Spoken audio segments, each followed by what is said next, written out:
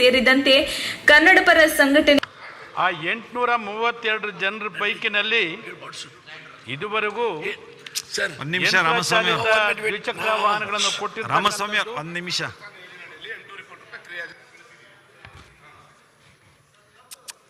ಇಲ್ರಿ, ಈಗ ಭೀಮಾನಾಯ್ಕ ಈಗ ಮತ್ತೆ ನೋಡ್ರಿ, ಒಂದು ನಿಮಿಷ ತೋ ನ್ಯಾಯ ಇಲ್ಲ ನೋಡ್ರಿ.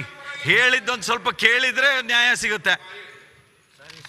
ಒಳ್ಳೆ ಕತೆ. ನೀವು ಮೊದಲನೇದು ಇದು ತಪ್ಪು. ನೀವು ಮೊದಲು ಹೋಗಿ ನಿಮ್ಮ ಜಾಗಕ್ಕೆ ಕೂತ್ಕೊಳ್ರಿ. ಮೊದಲನೇದು ಹೇಳೋದು ಕೇಳ್ರಿ. ಒಳ್ಳೆ ಇವ್ರು ಯಾವ ಭಾಷೆಯಲ್ಲಿ ಹೇಳಿದ್ರಿ ಇನ್ನೇನು ತಿಳಿಯುತ್ತೆ ಕೇಳ್ರಿ ಮೊದಲು. ಇವ್ರು ಎಲ್ಲಿ ಇವರು ಯಾರಿಗೆ ಹೇಳ್ತೀರಿ? ನಿಮಗೆ ಹಿಂಗೆ ಹೇಳೋದಕ್ಕೆ ನಿಮಗೆ ನ್ಯಾಯ ಇಲ್ಲ, ಪಾಯ ಇಲ್ಲ. ಹೋಗ್ರಿ, ನೀವೇನು ಬೇಕೋ ಅದು ಮಾಡ್ಕೊಳ್ರಿ. ನಿಮಗೆ ನ್ಯಾಯ ಇನ್ನೇನು ಸಿಗುತ್ತೆ ಮಾಡ್ಕೊಳ್ರಿ. ಹೇಳ್ರಿ ರಾಮಸ್ವಾಮಿ, ಇದು ಬಗೆಹರಿಯೋದಿಲ್ಲ. ಇದು ಸನ್ಮಾನ್ಯ ಹೇಳ್ರಿ, ಅದು ಏನಂತ ಸರಿ ಮಾಡಲಿಲ್ಲ ಅಂತ ಹೇಳಿದ್ರೆ ನಿಮಗೆ ಕೇಳೋ ತಾಳ್ಮೆ ಇಲ್ಲ, ವ್ಯವಧಾನ ಇಲ್ಲ. ಬರ್ರಿ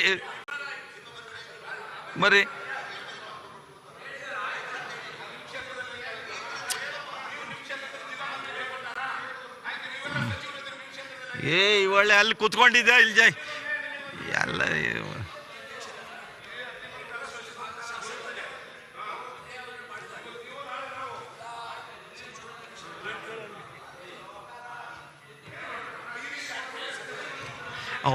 ಅವರದೇ. ಭೀಮಾನಾಯ್ಕ ಕೂತ್ಕೊಳ್ರಿ, ಅಲ್ಲಿ ಜಾಗದಲ್ಲಿ ಕೂತ್ಕೊಳ್ರಿ. ಏನು ಒಳ್ಳೆ ಇದು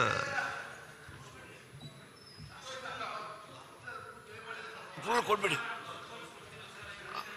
ಜಿಲ್ಲಾ ಉಸ್ತುವಾರಿ ಮಂತ್ರಿಗಳು ಕರೆದು ಮಾತನಾಡ್ತೇನೆ. ಅವ್ರ ಜೊತೆಯಲ್ಲಿ ಬೇಕಾದ್ರೆ ಚರ್ಚೆ ಮಾಡಿ ಅದು ಸರಿಪಡಿಸ್ಕೊಡ್ತೇನೆ. ಓಕೆ, ಸರಿ ಆಯ್ತು. ರಾಮಸ್ವಾಮಿ ಅವರು ಮುಂದುವರಿಸಿ. ಅರಸೀಕೆರೆ ವಿಧಾನಸಭಾ ಕ್ಷೇತ್ರದಲ್ಲಿ 75% ಅಂಗವಿಕಲತೆಯನ್ನು ಹೊಂದಿರತಕ್ಕಂತಹ ದಿವ್ಯಾಂಗರ ಒಟ್ಟು ಸಂಖ್ಯೆ 832. ಇದುವರೆಗೂ ಕೊಟ್ಟಿರ್ತಕ್ಕಂಥ ಯಂತ್ರಚಾಲಿತ ದ್ವಿಚಕ್ರ ವಾಹನಗಳು ಕೇವಲ 32. ಅಂದರೆ 4% ಜನಕ್ಕೂ ಕೂಡ ಯಂತ್ರಚಾಲಿತ ದ್ವಿಚಕ್ರ ವಾಹನಗಳನ್ನು ಕೊಟ್ಟಿಲ್ಲ. ಸನ್ಮಾನ್ಯ ಸಚಿವರು, ಈ ವಿಕಲಚೇತನರು ಅಶಕ್ತರು, ಶಕ್ತರಲ್ಲ. ಅವರ ಪರವಾಗಿ ಇಲಾಖೆ ಮತ್ತು ಸರ್ಕಾರ ಇರಲೇಬೇಕು. ಇನ್ನೆಷ್ಟು ವರ್ಷಗಳಲ್ಲಿ ಅಥವಾ ದಿವಸಗಳಲ್ಲಿ ಆ ಯಂತ್ರಚಾಲಿತ ವಾಹನಗಳನ್ನು, ದ್ವಿಚಕ್ರ ವಾಹನಗಳನ್ನು ಈ ದಿವ್ಯಾಂಗರಿಗೆ ನೀಡ್ತೀರಿ ಅಂತೇಳಿ ನಾನು ನಿಮ್ಮನ್ನು ಕೇಳಲಿಕ್ಕೆ ಬಯಸ್ತೀನಿ. ಅರಸೀಕೆರೆ ಕ್ಷೇತ್ರದಲ್ಲಿ 75% ಅಂಗವಿಕಲತೆ ಹೊಂದಿರೋದವರು ಇವತ್ತು 832. ಅದರೊಳಗೆ ಏನಂತಂದರೆ ನಮ್ಗೆ ಈಗಾಗಲೇ 32 ಜನಕ್ಕೆ ಇವತ್ತು 75 ಜನರೊಳಗೆ 43 ದೈಹಿಕ ವಿಕಲಚೇತರಿಗೆ ದೊರೆತಿಲ್ಲ ಅಂತ ಹೇಳಿದ್ರಿ. ಅದರೊಳಗೆ 32 ಜನಕ್ಕೆ ಇವತ್ತು ಈಗಾಗಲೇ ಕೊಟ್ಟಿದ್ದಾರೆ. ಇಲಾಖೆಯಿಂದ 21, ಶಾಸಕರಿಂದ 2, ಜಿಲ್ಲಾ ಪಂಚಾಯತಿಯಿಂದ 9 ಮತ್ತು ಒಟ್ಟು 32 ಯಂತ್ರಚಾಲಿತ ದ್ವಿಚಕ್ರವನ್ನು ಕೊಟ್ಟಾರೆ. ಮತ್ತು ಇನ್ನುಳಿದಂಥ 48 ಜನರು ಅರ್ಜಿ ಕೊಟ್ಟಿದ್ದರು ಸಾದಾ ತ್ರಿಚಕ್ರ ವಾಹನಗಳನ್ನು ಕೊಡಲಿಕ್ಕೆ. ಅವ್ರಿಗೂ ಕೂಡ 48 ಜನರಿಗೂ ಇವತ್ತೇನೆಂದರೆ ಸಾದಾ ತ್ರಿಚಕ್ರ ವಾಹನವನ್ನು ಕೊಡಲಾಗಿದೆ. ಈ ವರ್ಷದೊಂದು ಕೇಳಿದ್ರು ಅವರು, ಈ ವರ್ಷ ಎಷ್ಟು ಹಣ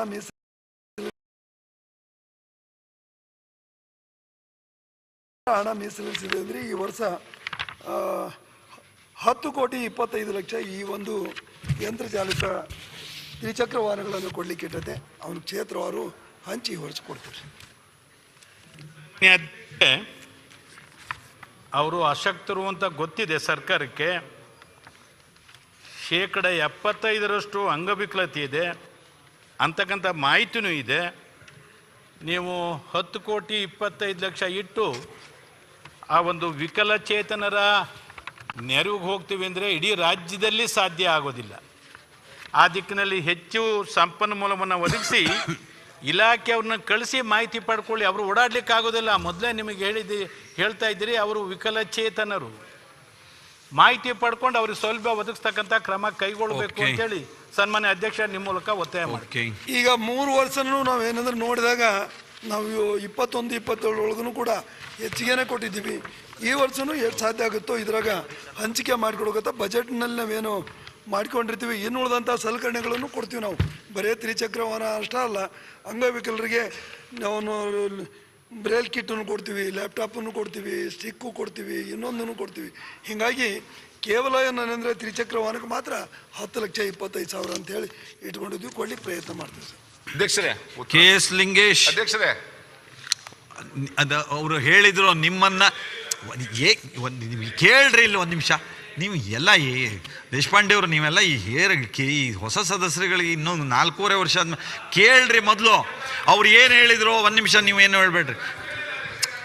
ಆಯ್ತು, ಅವರು ನಿಮ್ಮನ್ನ ಉಸ್ತುವಾರಿ ಸಚಿವರನ್ನ ಕೂಡಿಸ್ಕೊಂಡು ಮಾತುಕತೆ ಮಾಡಿ ಇದನ್ನು ಬಗೆಹರಿಸ್ತೀವಿ ಅಂತ ಹೇಳಿದರು. ಮುಗೀತು ಅಲ್ಲಿಗೆ. ಮತ್ತೆ ಇನ್ನೇನಾರು ಹೇಳ್ಬೇಡ್ರಿ. Lingesh, K S Lingesh. ಮಾನ್ಯ ಅಧ್ಯಕ್ಷರೇ, ಮಾನ್ಯ ಲಿಂಗೇಶ್ ಸಚಿವರನ್ನ 1076ನೇ ಚುಕ್ಕೆ ಗುರುತಿನ ಪ್ರಶ್ನೆಗೆ ಉತ್ತರ ಬಯಸ್ತೇನೆ. ಮಾನ್ಯ ಅಧ್ಯಕ್ಷ ಬಸವರಾಜ್ ಅವರು. ಅಧ್ಯಕ್ಷರೇ, ಉತ್ತರ ಒದಗಿಸಲಾಗಿದೆ. ಯಾರು ಎಷ್ಟು ಸಲ ಹೇಳೋದ್ರಿ? ಯಾವ ಭಾಷೆಯಲ್ಲಿ ಹೇಳೋದು? ನೀವೇ ನಿಮ್ಮ ಹೊಸದೇನಾರು ನಿಮ್ದೇನಾರು ನಿಯಮಾವಳಿಗಳಲ್ಲಿ ನಮ್ಗೇನಾರು ಅವಕಾಶ ಕೊಟ್ಟರೆ ಇನ್ನೇನಾರು ಹೇಳ್ಬೋದು. ಈಗ ಏನು ಮತ್ತೆ ಇನ್ನೇನು ಹೇಳೋದು? ನೀವು ನಮ್ಗೆ ಸಹಾಯಕ್ಕೆ ಬರ್ರಿ ನೀವು ಅಷ್ಟೇ. ಇಲ್ಲ ಲಿಂಗೇಶ್ ಲಿಂಗೇಶ್ ಲಿಂಗೇಶ್ ಅಧ್ಯಕ್ಷರೇ, ನೀವೇ ಮಾಡ್ರಲ್ಲ, ನಾವೇನ್ ಬೇಡ ಅಂತೀವ? ಸರ್ಕಾರ ಆದೇಶ ಹೊರಡಿಸಿ. ಅಲ್ಲ, ಈಗ ಆಯ್ತಲ್ಲ, ಪ್ರಶ್ನೆ ಕೇಳಾಯ್ತು, ನಾವು ಉತ್ತರ ಹೇಳಾಯ್ತಲ್ಲ. ಬಸವರಾಜ್ ಅಧ್ಯಕ್ಷರೇ, ಬಸವರಾಜ್ ಉತ್ತರ ಹೇಳಾಯ್ತಲ್ಲ.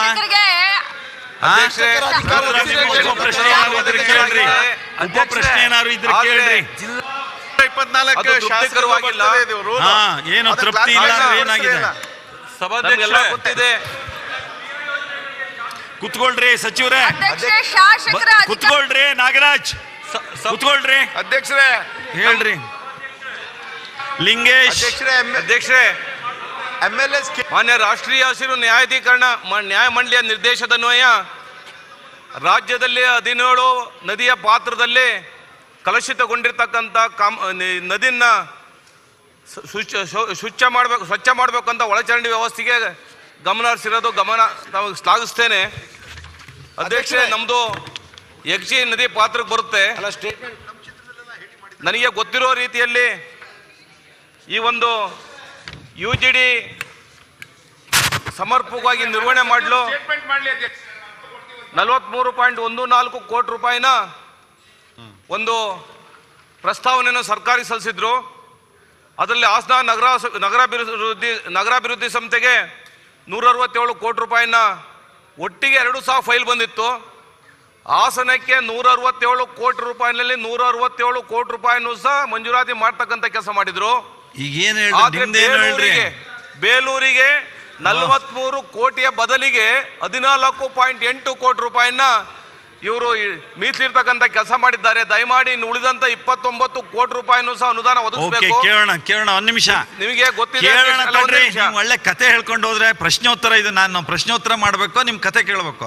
ಕೇಳ್ರಿ, ಉಳಿದ 19 ಕೋಟಿ ಯಾವಾಗ ಕೊಡ್ತಾರೆ? ಅಧ್ಯಕ್ಷರೇ, ಅವರು ಕೇಳಿರ್ತಕ್ಕಂಥ ಪ್ರಶ್ನೆ ಏನಿದೆ ಅಂತಂದ್ರೆ, ರಾಜ್ಯದಲ್ಲಿ ಎಷ್ಟು ಪುರಸಭೆಗಳಿವೆ ಅನ್ನೋ ಮಾತನ್ನು ಕೇಳಿದ್ದಾರೆ. ಅದಕ್ಕೆ ಉತ್ತರವನ್ನು ಒದಗಿಸಿದೀವಿ. ಎಷ್ಟಿದೆ ಅಂತ ಹೇಳಿದ್ರೆ 125 ಪುರಸಭೆಗಳು ರಾಜ್ಯದಲ್ಲಿದೆ ಅಂತ ಮಾತನ್ನ ಹೇಳಿದೀವಿ. ಅದಾದ್ಮೇಲೆ ಏನ್ ಹೇಳಿದ್ದಾರೆ, ರಾಜ್ಯದಲ್ಲಿ ಎಲ್ಲಾ ಪುರಸಭೆಗಳಿಗೆ ಒಳಚರಂಡಿ ಉತ್ತರ ಕಲ್ಪಿಸಲಾಗಿದೆ ಅಂತ ಕೇಳಿದ್ದಾರೆ. ಅದಕ್ಕೆ ಉತ್ತರವನ್ನು ಒದಗಿಸಿದೀವಿ. ಇಲ್ಲಿ 39 ನಗರಸಭೆಗಳಲ್ಲಿ ಪುರಸಭೆಗಳಲ್ಲಿ ನಾವು ಒಳಚರಂಡಿ ವ್ಯವಸ್ಥೆ ಮತ್ತೆ KUDFC ಇಂದ ಒಂದು ಪುರಸಭೆಯಲ್ಲಿ ಕೆಲಸ ಮಾಡಿದ್ದೀವಿ ಅಂತ ಹೇಳಿ ಒಟ್ಟು 40 ಪುರಸಭೆಗಳಲ್ಲಿ ಕೆಲಸ ಮಾಡಿದ್ದೀವಿ ಅಂತ ಹೇಳಿ ಉತ್ತರ ಕೊಟ್ಟಿದ್ದೀನಿ. ಅದಾದ್ಮೇಲೆ ಇವರೇನು ಹೇಳಿದ್ದಾರೆ, ನಮ್ಮ ಬೇಲೂರು ಪಟ್ಟಣಕ್ಕೆ ಏನು ಮಾಡಿದ್ದಾರೆ ಅಂತ ಕೇಳಿದ್ದಾರೆ. ಬೇಲೂರು ಪಟ್ಟಣಕ್ಕೆ ನಾವು ಪ್ರಸ್ತುತ ಏನು ನಮ್ಮ ಇದರಿಂದ ಬೇಲೂರು NGT ಇಂದ ಏನು ಮಾಡಿದ್ವಿ, ಇದಕ್ಕೆ ಅಲ್ಲಿ ಕಲುಷಿತ ನೀರು ಕೆರೆಗೆ ನದಿಗೆ ಹೋಗ್ತಕ್ಕಂಥ ಸಂದರ್ಭದಲ್ಲಿ ಇದಕ್ಕೆ 14.84 ಲಕ್ಷ ರೂಪಾಯಿ ವೆಚ್ಚದಲ್ಲಿ ಆ ಕಾಮಗಾರಿಯನ್ನು ಕೈಗೆತ್ಕೊಂಡಿದ್ವಿ. ಕಾಮಗಾರಿ ಚಾಲನೆಯಲ್ಲಿದೆ. ಸೊ ಕಾಮಗಾರಿಯನ್ನ ಇನ್ನು ಜನವರಿ ಅಷ್ಟೊತ್ತಿಗೆ ಪೂರ್ಣಗೊಳಿಸುವಂತ ಕೆಲಸ ಖಂಡಿತವಾಗಿ ಮಾಡ್ತೇವೆ. ಈಗ ಹಣ ಇನ್ನೂ ಹೆಚ್ಚು ಅಗತ್ಯ ಇದೆ ಅಂತ ಅವರು ಇಲ್ಲ ಅಧ್ಯಕ್ಷ, ಈಗ ಇದನ್ನೆಲ್ಲವನ್ನು ಕೂಡ ನಾವು ಪರಿಶೀಲನೆ ಮಾಡಿ ಎಲ್ಲೆಲ್ಲಿ ಈ ರೀತಿಯಾಗಿ ನದಿಗೆ ಕಲುಷಿತ ನೀರು ಹೋಗ್ತಾ ಇದೆ, NGT ನಮಗೆ ಹಸಿರು ನ್ಯಾಯಾಧೀಕರಣ ಏನು ನಮಗೆ ಆದೇಶ ಕೊಟ್ಟಿದ್ದಾರೆ ಅದರ ಪ್ರಕಾರ ಎಲ್ಲ ಭಾಗದಲ್ಲಿ ಕೂಡ ತೆಗೆದುಕೊಂಡಿದೆ. ಈಗ ಹುಣಸೂರು, ನಂಜನಗೂಡು, ಆಮೇಲೆ ಬನ್ನೂರು, ಈ ತರ ಬೇರೆ ಬೇರೆ ಭಾಗದಲ್ಲಿ ಎಲ್ಲೆಲ್ಲಿ ಕುಲುಷಿತ ನೀರು ನದಿಗೆ ಹೋಗ್ತಾ ಇದ್ದ ಅದನ್ನ ತೆಗೆದುಕೊಂಡಂತ ಕೆಲಸ ಮಾಡಿದ್ವಿ. 84 ಲಕ್ಷ ಇವ್ರು ಕೊಟ್ಟಿದ್ದೀವಿ.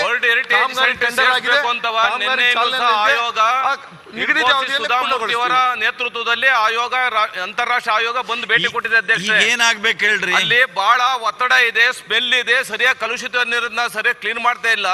ಪ್ರಸ್ತಾವನೆ ಇರ್ತಿರ್ತಕ್ಕಂಥದ್ದು 47 ಕೋಟಿ ರೂಪಾಯಿ, ಇವರು ಕೊಟ್ಟಿರ್ತಕ್ಕಂಥ 14 ಕೋಟಿ ರೂಪಾಯಿ. ದಯಮಾಡಿ 2 ಸಹ ಒಟ್ಟಿಗೆ ಪ್ರಸ್ತಾವನೆ ಬಂದಿದೆ, ನಾನು ನೋಡಿದ್ದೇನೆ ಪ್ರಸ್ತಾವನೆಯನ್ನು. ಬೇಲೂರಿಗೆ ಸಂಪೂರ್ಣವಾಗಿ ನಿಮಿಷ ನಿಮ್ ಸಹಾಯಕ್ಕೆ ಬರ್ತೀನಿ ತಡ್ರಿ. ಈಗ ಅವ್ರು ಹೇಳೋದು 43 ಕೋಟಿ ರೂಪಾಯಿ ಪ್ರಸ್ತಾವನೆ ಇತ್ತು, ನೀವು 14 ಕೋಟಿ. ಇವ್ರು ಕ್ವಶನ್ ಕೇಳಿಲ್ಲ ಸನ್ಮಾನ್ಯ ಅಧ್ಯಕ್ಷರೇ, ನಾವು ಏನು ಕೆಲಸ ಮಾಡ್ತಾ ಇದ್ದೀರಾ ಅಂತ ಕೇಳಿದ್ದಾರೆ ಅಧ್ಯಕ್ಷ. 14 ಕೋಟಿ 84 ಲಕ್ಷ ರೂಪಾಯಿ ವೆಚ್ಚದಲ್ಲಿ ನಾವು ಈ ಕಲುಷಿತ ನೀರನ್ನ ನಿರ್ವಹಣೆ ಮಾಡ್ಲಿಕ್ಕೆ ಕಾಮಗಾರಿಯನ್ನು ಕೈಗೆತ್ತಿಕೊಳ್ಳಿ. ಅದು ಶುದ್ಧ ಆಗ್ತಾ ಇಲ್ಲ, ವಾಸನೆ ಮಾಡಿಲ್ಲ, ಇನ್ನ ಕೆಲಸ ನಾವು ಮಾಡ್ತಾ ಇದ್ದೀವಿ. ಕೆಲಸ ಈಗ ಚಾಲನೆ ಆಗಿ ಕೇವಲ ಒಂದು 30-40% ಕೆಲಸ ಮಾತ್ರ ಆಗಿದೆ. ಕೆಲಸ ಪೂರ್ಣಗೊಳ್ಬೇಕಲ್ಲ, ಪೂರ್ಣಗೊಳ್ಳೋದಕ್ಕೆ ಇನ್ನ ಜನವರಿ ಗಂಟೆ ನಮ್ಗೆ ಟೈಮ್ ಇದೆ. ಜನವರಿ ಅಂತ್ಯದೊಳಗೆ ನಾವು ಪೂರ್ಣಗೊಳಿಸಿ ಕಲುಷಿತ ನೀರನ್ನ ಸರಿಪಡಿಸೋ ಕೆಲಸ ಮಾಡ್ತೇವೆ. ಆಯ್ತು. ನಿಮಗೆ ಒಂದ್ ನಿಮಿಷ, ಒಂದ್ ಸೆಕೆಂಡ್, ನಾನು ಕ್ಲಾರಿಫಿಕೇಶನ್ ಮಾನ್ಯ ಮಂತ್ರಿಗಳಲ್ಲಿ ಕೇಳ್ಕೊಡ್ತೇನೆ. ಹಾಸನಕ್ಕೆ 167 ಕೋಟಿ ನಮಗೆ 47 ಕೋಟಿ, ನೀವು ಯಾಕೆ 14 ಕೋಟಿ ಮಾಡಿ ಕಡ್ತಾ ಮಾಡಿರಿ ಅಂತ. ಇದು ಪೂರ್ಣ ಆಗಲ್ಲ 14 ಕೋಟಿಲಿ. ಬರೀ ಇವರು ಯುಜಿಡಿ ಪ್ಲಾಂಟ್ ಇದು ಕೊಟ್ಟಿದ್ದಾರೆ ಅಷ್ಟೇನೆ. ಲೈನ್ ಗಿನ್ ಎಲ್ಲ ಅಪೂರ್ಣವಾಗುತ್ತೆ. ದಯಮಾಡಿ ಉಳಿದಂತ 29 ಕೋಟಿನೂ ಸಹ ಬಿಡುಗಡೆ ಮಾಡಿ. ವರ್ಲ್ಡ್ ಹೆರಿಟೇಜ್ ಸೆಂಟರ್ ಸೇರ್ತಾ ಇದೆ, ದೇವಸ್ಥಾನ ಇದೆ, ಅಲ್ಲಿರ್ತಕ್ಕಂಥದ್ದು 2 ಉದ್ದಕ್ಕೆ. ನಾನು ಚಿಕ್ಕಮಗಳೂರು ಜಿಲ್ಲಾ ಉಸ್ತುವಾರಿ ಸಚಿವನಾಗೂ ಕೂಡ ಇದ್ದೇನೆ. ರಸ್ತೆಯಲ್ಲಿ ಹೋಗ್ಬೇಕಾದ್ರೆ ಸನ್ಮಾನ್ಯ ಶಾಸಕ ಕೂಡ ನಾನು ಗಮನಕ್ಕೆ ತಂದು ಒಂದು ದಿವಸ ಆ ಕ್ಷೇತ್ರಕ್ಕೆ ಹೋಗಿ ಎಲ್ಲಿ ಕಲುಷಿತ ನೀರು ಆ ಭಾಗಕ್ಕೆ ಹೋಗ್ತಾ ಇದೆ ನಮ್ಮೆಲ್ಲ ಅಧಿಕಾರಿಗಳನ್ನ ಕೂಡ ಬರಮಾಡ್ಕೊತೀನಿ. ಅಲ್ಲಿ ಬರಮಾಡ್ಕೊಂಡು ಏನು 14 ಕೋಟಿ 84 ಲಕ್ಷ ರೂಪಾಯಿ ಏನು ಕೊಟ್ಟಿದ್ದೀವಿ, ಇದರಲ್ಲಿ ಕಾಮಗಾರಿ ಪೂರ್ಣಗೊಳ್ತದೆ ಇಲ್ಲ ಅನ್ನೋದನ್ನ ನಾನು ಅಲ್ಲಿ ತಿಳ್ಕೊಂಡು ತದನಂತರ ಅವ್ರಿಗೆ ಇದನ್ನ ಮಾಹಿತಿಯನ್ನು ತಿಳಿಸ್ತೀನಿ. Very good. ರೂಪಕಲಾ ಮಾನ್ಯ ಸಭಾಧ್ಯಕ್ಷರೇ, ಪ್ರಶ್ನೆ ಸಂಖ್ಯೆ 763 ಮಾನ್ಯ ಬೃಹತ್ ಮತ್ತು ಮಧ್ಯಮ ಕೈಗಾರಿಕೆ ಸಚಿವರನ್ನ ಕೇಳ ಬಯಸ್ತೀನಿ. ನಿರಾಣಿ ಅವರು. ಸನ್ಮಾನ್ಯ ಸಭಾಪತಿಗಳೇ, ಉತ್ತರವನ್ನು ಒದಗಿಸಲಾಗಿದೆ. ಮಾನ್ಯ ಸಭಾಧ್ಯಕ್ಷರೇ, ಬಹಳ ಅನುಭವ ಇರುವಂಥ ಮಂತ್ರಿಗಳು, ಸ್ವತಃ ತಾನೇ ಉದ್ಯಮಿ ಆಗಿರುವಂಥವರು ನನಗೆ ಒಂದು ಉತ್ತರವನ್ನು ಕೊಟ್ಟಿದ್ದಾರೆ. ಅವರು ಹಿಂದೆ ಸರ್ಕಾರದ ಹಂತದಲ್ಲಿ ಮುಖ್ಯ ಕಾರ್ಯದರ್ಶಿಗಳು 18/9/2021 ಒಂದು ಮೀಟಿಂಗನ್ನು ಮಾಡ್ತಾರೆ. ಜಮೀನು ಕೈಗಾರಿಕಾ ಹಬ್ಬನ್ನು ಅಭಿವೃದ್ಧಿಪಡಿಸಲು KEDBಗೆ ಹಸ್ತಾಂತರಿಸಲು ತೀರ್ಮಾನಿಸಲಾಗಿದೆ ಅಂತ. ಅದಾದಮೇಲೆ ಕೈಗಾರಿಕಾ ಟೌನ್ಶಿಪ್ ನಿರ್ಮಾಣ ಮಾಡುವ ಕುರಿತಂತೆ 30/11/2021 ಸನ್ಮಾನ್ಯ ಬೃಹತ್ ಮತ್ತು ಮಧ್ಯಮ ಕೈಗಾರಿಕಾ ಸಚಿವರ ಅಧ್ಯಕ್ಷತೆಯಲ್ಲಿ ಆ ಸಭೆಯಲ್ಲಿ ತೀರ್ಮಾನಗೊಳಿಸಿದ್ದೀವಿ ಅಂತ ಕೂಡ ಒಂದು ಸಭೆಯಲ್ಲಿ ಅವರೇ ಹೇಳ್ತಾರೆ. ನನ್ನ ಕ್ಷೇತ್ರದಲ್ಲಿ BEMLಗೆ ಕೊಟ್ಟಿದ್ದ ರಾಜ್ಯ ಸರ್ಕಾರದ ಜಾಗದಲ್ಲಿ 1870 ಎಕರೆಯಲ್ಲಿ ಉಳಿಕೆ ಇದ್ದ 973 ಎಕರೆ ಜಾಗವನ್ನು ಸರ್ಕಾರಕ್ಕೆ ವಾಪಸ್ ತಗೊಳ್ಳುವಂಥ ಪ್ರಕ್ರಿಯೆನ 3 ವರ್ಷದಿಂದ ಮಾಡ್ತಾನೇ ಇದ್ದರೆ ನನ್ನ ಭಾಗದಲ್ಲಿರುವಂಥ, ನನ್ನ ಕ್ಷೇತ್ರದಲ್ಲಿರುವಂಥ ಜನರ ಗತಿ ಏನಾಗಬೇಕು? ಅದಾದಮೇಲೆ ಸರ್ಕಾರದ ಹಂತದಲ್ಲಿ KEDBಯಲ್ಲಿ ಎಷ್ಟೊಂದು ಸಾವಿರಾರು ಎಕರೆ, 80,000 ಎಕರೆ ಜಮೀನನ್ನು ಅಭಿವೃದ್ಧಿ ಮಾಡಿದ್ದೀವಿ ಅಂತ ಹೇಳ್ತಾರೆ. 180 ಕೈಗಾರಿಕಾ ಪ್ರದೇಶವನ್ನು ಅಂದರೆ ನ್ಯಾಷನಲ್ ಮತ್ತು ಇಂಟರ್ನ್ಯಾಷನಲ್ ಕಂಪನೀಸ್ಗೆ ಅಭಿವೃದ್ಧಿ ಮಾಡಿ ಹಸ್ತಾಂತರ ಮಾಡಿದ್ದೀವಿ ಅಂತ ಹೇಳ್ತಾರೆ. ನನ್ನ ಕ್ಷೇತ್ರಕ್ಕೆ ಅವರು ಪ್ರವಾಸ ಮಾಡಿದಾಗ ಮಂತ್ರಿಗಳು ಆ ಜಾಗದಲ್ಲಿ 50,000ದಿಂದ 1,00,000 ಕುಟುಂಬಗಳಿಗೆ ಉದ್ಯೋಗ ಸೃಷ್ಟಿ ಮಾಡುವಂಥ ಎಲ್ಲ ರಿಸೋರ್ಸಸ್ಸು ನಿನ್ನ ಕ್ಷೇತ್ರದಲ್ಲಿ ಇದೆ ಅಂತ ಅವರೇ ಪ್ರವಾಸ ಮಾಡಿದಾಗ ಸಭೆಯಲ್ಲೂ ಕೂಡ ಅದನ್ನು ವೈಯಕ್ತಿಕವಾಗಿ ವ್ಯಕ್ತಪಡಿಸಿದ್ದಾರೆ. ನನಗೆ ನೋವಿನ ಸಂಗತಿ ಏನಂದ್ರೆ ಈವರೆಗೂ ಯಾವುದೇ ಒಂದು ಕ್ರಮ ವಹಿಸಿಲ್ಲ. ಕೇಳೋಣ ಸರ್ಕಾರದ ಉತ್ತರ ಕೇಳೋಣ. ಸನ್ಮಾನ್ಯ ಸಭಾಪತಿಗಳೇ, ಅದು KGFದ ಲ್ಯಾಂಡು ರೆವಿನ್ಯೂ ಇಲಾಖೆಯಿಂದ ನಮ್ಮ ಇಲಾಖೆಗೆ ಅದು ಹಸ್ತಾಂತರ ಆಗಬೇಕಾಗಿತ್ತು. 18 ತಿಂಗಳಿಂದ ಅದು ರೆವಿನ್ಯೂ ಡಿಪಾರ್ಟ್ಮೆಂಟ್ದಲ್ಲೇ ಇರ್ತಾ ಇರೋದ್ರಿಂದ ನಾವು KEDBಯಿಂದ ಸಾಕಷ್ಟೆಲ್ಲ ಅವ್ರಿಗೆ ಪತ್ರಗಳ ವ್ಯವಹಾರಗಳನ್ನು ಮಾಡಿದ್ದೀವಿ. ಅವರು ನಮಗೆ ಲ್ಯಾಂಡನ್ನು ಬಿಟ್ಟುಕೊಟ್ಟಿಲ್ಲ, ಹಸ್ತಾಂತರ ಮಾಡಿಲ್ಲ. ರೆವಿನ್ಯೂ ಡಿಪಾರ್ಟ್ಮೆಂಟ್ ಕಂದಾಯ ಇಲಾಖೆಯಿಂದ KDBಗೆ. ಅದು ಬಂದ ತಕ್ಷಣ ನೆಕ್ಸ್ಟ್ ಏನೇ ಅದನ್ನ ಕೆಲಸ ಪ್ರಾರಂಭ ಮಾಡ್ತಾರೆ. ಅದನ್ನೇ ಕೇಳಿರೋದು ಅವರು 3 ವರ್ಷ ಆಯ್ತು ಇನ್ನೂ ಆಗಲಿಲ್ಲ ಅಂತ. ಈ 60 ವರ್ಷಗಳಲ್ಲಿ ಆಗ್ತಾ ಇಲ್ಲ. ಮುಖ್ಯಮಂತ್ರಿಗಳ ಗಮನಕ್ಕೂ ತಂದಿದ್ದೀವಿ, ರೆವಿನ್ಯೂ ಮಿನಿಸ್ಟರ್ ಗಮನಕ್ಕೂ. ಅಲ್ಲ, ಅದು ಸರಿ ಮಾಡ್ಲಿಕ್ಕೆ ಎಷ್ಟು ದಿವಸ ಬೇಕು ಅಂತ ಅವ್ರು ಕೇಳ್ತಾ ಈಗ ಶ್ರೀನಿವಾಸ್ ಗೌಡ್ರೆ 6 ತಿಂಗಳಲ್ಲಿ ಮಾಡ್ತೀರಾ ಅಥವಾ 5 ವರ್ಷದಾಗ ಮಾಡ್ತೀರಾ? ಇವ್ರ ಹತ್ರ ಇಲ್ಲ, ಅದು ಕಂದಾಯದವ್ರ ಹತ್ರ ಇದೆ. ಕಂದಾಯದವ್ರು ಹೇಳ್ಬೇಕು ಈ ಉತ್ತರ. ಒಂದು ಮಿನಿಟ್. ಜಮೀನು ಕಂದಾಯ ಇಲಾಖೆದೆ ಅದೇ ಅಂದರೆ ಅದೇನು ಬೇರೆಯವ್ರ ಕಡೆ ಇಲ್ಲ, ನಿಮ್ಮ ಸಿಸ್ಟರ್ ಡಿಪಾರ್ಟ್ಮೆಂಟ್ ಅದು. ನಾನೇ ಕೈಗಾರಿಕಾ ಮಂತ್ರಿ ಇದ್ದಾಗ ಸಾವಿರಾರು ಎಕರೆ ತೆಗೆದು ನೋಡ್ರಿ, ಸಾವಿರಾರು ಎಕರೆ ಕಂದಾಯ ಭೂಮಿ KIDBಗೆ ಟ್ರಾನ್ಸ್ಫರ್ ಮಾಡಿದ್ದೆ. ಯಾಕಂದರೆ ಈಗ ಲ್ಯಾಂಡ್ ಅಕ್ವಿಷನ್ ಕಾಸ್ಟ್ ಏನು ಹೋಗಿದೆ? 3 ಕೋಟಿ, 2 ಕೋಟಿ, 4 ಕೋಟಿ, 1.5 ಕೋಟಿ. ಬೆಂಗಳೂರು ಸುತ್ತಮುತ್ತಲು ಧಾರವಾಡ ಹೋಗ್ರಿ, ಯಾರು ಕೈಗಾರಿಕೆ ಬರ್ತಾರೆ ಹಾಕಲಿಕ್ಕೆ? ನೀವು 1.5 ಕೋಟಿಗೆ ಲ್ಯಾಂಡ್ ಅಕ್ವೈರ್ ಮಾಡಿದರೆ ಅದು ಡೆವಲಪ್ ಆದಾಗ ಅದು ಕಾಸ್ಟ್ 3 ಕೋಟಿ ಆಗ್ತದಲ್ಲ? ಯಾರು 3 ಕೋಟಿ ಕೊಟ್ಟು ಜಮೀನು ಹಾಕ್ತಾರೆ ಕೈಗಾರಿಕೆ? ಹಾಗಾಗಿ KGF 67-70 ಕಿಲೋಮೀಟರ್ ಇಲ್ಲ ಇಲ್ಲಿಂದ. 1,000 ಎಕರೆ ಜಮೀನು ರೆವಿನ್ಯೂ ಡಿಪಾರ್ಟ್ಮೆಂಟ್ ಕೈಯಲ್ಲಿದೆ. ಅದು ಟ್ರಾನ್ಸ್ಫರ್ ಮಾಡಿಕೊಂಡು ಅಲ್ಲಿ ಒಂದು ಇಂಡಸ್ಟ್ರಿಯಲ್ ಎಸ್ಟೇಟು ಡೆವಲಪ್ ಮಾಡಿದರೆ ಕೈಗಾರಿಕೆ ಬರಲಿಕ್ಕೆ ಸಾಧ್ಯ. ಶಾಸಕ ಹೇಳಿದಾಗ ಸಾಕಷ್ಟು ಉದ್ಯೋಗ ಸೃಷ್ಟಿಯಾಗಲಿಕ್ಕೆ ಸಾಧ್ಯ. ಮತ್ತು ಹೋಗ್ತಾರೆ. ಜನರಿಗೇನಾಗಿದೆ, ಆದಷ್ಟು ಮಟ್ಟಿಗೆ ಬೆಂಗಳೂರು ಸುತ್ತಮುತ್ತ ಬರಬೇಕಂತ 60-70 ಕಿಲೋಮೀಟರ್ ಅಂದರೆ ಭಾಳ ದೂರ ಅಲ್ಲ ಈಗ. ಹಾಗೆ ಆ ದಿಕ್ಕಿನಲ್ಲಿ ಸ್ವಲ್ಪ ಕಂದಾಯ ಸಚಿವರ ಜೊತೆ ಮಾತಾಡಿ, ಮಾನ್ಯ ಮುಖ್ಯಮಂತ್ರಿ ಇಲ್ಲೇ ಇದ್ದಾರೆ, ನಮ್ಮ ಮುಖ್ಯಮಂತ್ರಿಗಳು ನಾವು ವಿನಂತಿ ಮಾಡ್ತಾ ಇದ್ದೇನೆ, 1,000 ಎಕರೆ ಜಮೀನು ಕಂದಾಯ ಇಲಾಖೆಗೆ ಖಾಲಿ ಬಿದ್ದಿದೆ. ಅದು ನೀವು ಇಂಡಸ್ಟ್ರಿ ಡಿಪಾರ್ಟ್ಮೆಂಟ್ಗೆ ಟ್ರಾನ್ಸ್ಫರ್ ಮಾಡಿದರೆ ಅಲ್ಲೇ ಕೈಗಾರಿಕೆಗೆ ಸಾಕಷ್ಟು ಅವಕಾಶ ಇದೆ. It's just 60-70 kilometres. ತಾವು ಸ್ವಲ್ಪ ಪರಿಶೀಲನೆ ಮಾಡಬೇಕಂತ ತಮಗೂ ಸಭಾಪತಿ ಮುಖಾಂತರ ವಿನಂತಿ ಮಾಡ್ತಾ ಇದ್ದೇನೆ. ಸಭಾಧ್ಯಕ್ಷರೇ, ನನ್ನ ಕ್ಷೇತ್ರ 100 ಕಿಲೋಮೀಟರ್, ಬೆಂಗಳೂರಿಂದ 100 ಕಿಲೋಮೀಟರ್ ಕೂಡ ಇಲ್ಲ, ಅಷ್ಟು ಹತ್ತಿರದಲ್ಲಿದ್ದಾರೆ. ಇಡೀ ರಾಜ್ಯದಲ್ಲಿ ಜಾಸ್ತಿ ಕಾರ್ಮಿಕರು ನನ್ನ ಕ್ಷೇತ್ರದಲ್ಲಿದ್ದಾರೆ.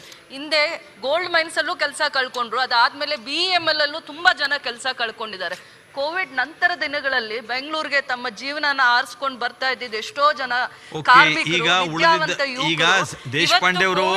ತದನಂತರ ದಿನಗಳಲ್ಲಿ ಬಹಳ ಕಷ್ಟದ ಪರಿಸ್ಥಿತಿಯನ್ನ ನನ್ನ ಕ್ಷೇತ್ರದ ಜನ, ವಿದ್ಯಾವಂತ ಯುವಕರು ಕಾರ್ಮಿಕರು ಅನುಭವಿಸ್ತಾ ಇದ್ದಾರೆ.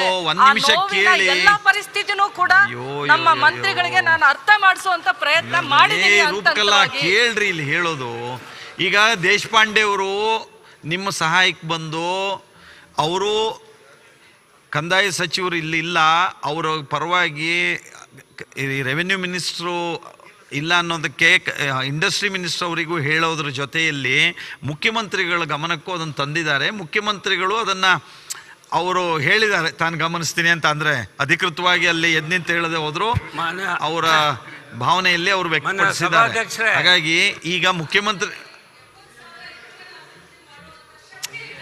ಆಯ್ತಮ್ಮ, ಈಗ ಅದೆಲ್ಲ ಉಳಿದಿದ್ದು ಅದಲ್ಲ.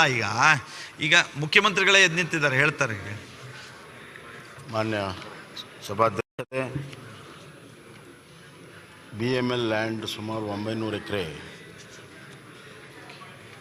ಕಂದಾಯದಿಂದ ಕೈಗಾರಿಕೆ ಇಲಾಖೆಗೆ ತೆಗೆದುಕೊಂಡು ಅದನ್ನು KIDB ಮುಖಾಂತರ ಡೆವಲಪ್ ಮಾಡಬೇಕು ಅನ್ನುವಂಥ ಒಂದು ಪ್ರಸ್ತಾವನೆ. ಖಂಡಿತವಾಗೂ ಬೆಂಗಳೂರು ಸುತ್ತಮುತ್ತಲೂ ಜಮೀನು ಸಿಗೋದು ಕಷ್ಟ. ನಾವು ಸೆಕ್ಷನ್ 15 KIDBಯಲ್ಲಿ ಏನೋ ಅಕ್ವೈರ್ ಮಾಡೋಕ್ಕೆ ಹೋದರೆ ಭಾಳ ಕಾಸ್ಟ್ಲಿ ಇದೆ. ಕೈಗಾರಿಕೆ ಸ್ಥಾಪನೆ ಮಾಡೋರಿಗೆ ಆ ಕಾಸ್ಟ್ ಎಲ್ಲ ಅವ್ರ ಮೇಲೆ ಬೀಳ್ತಿದೆ.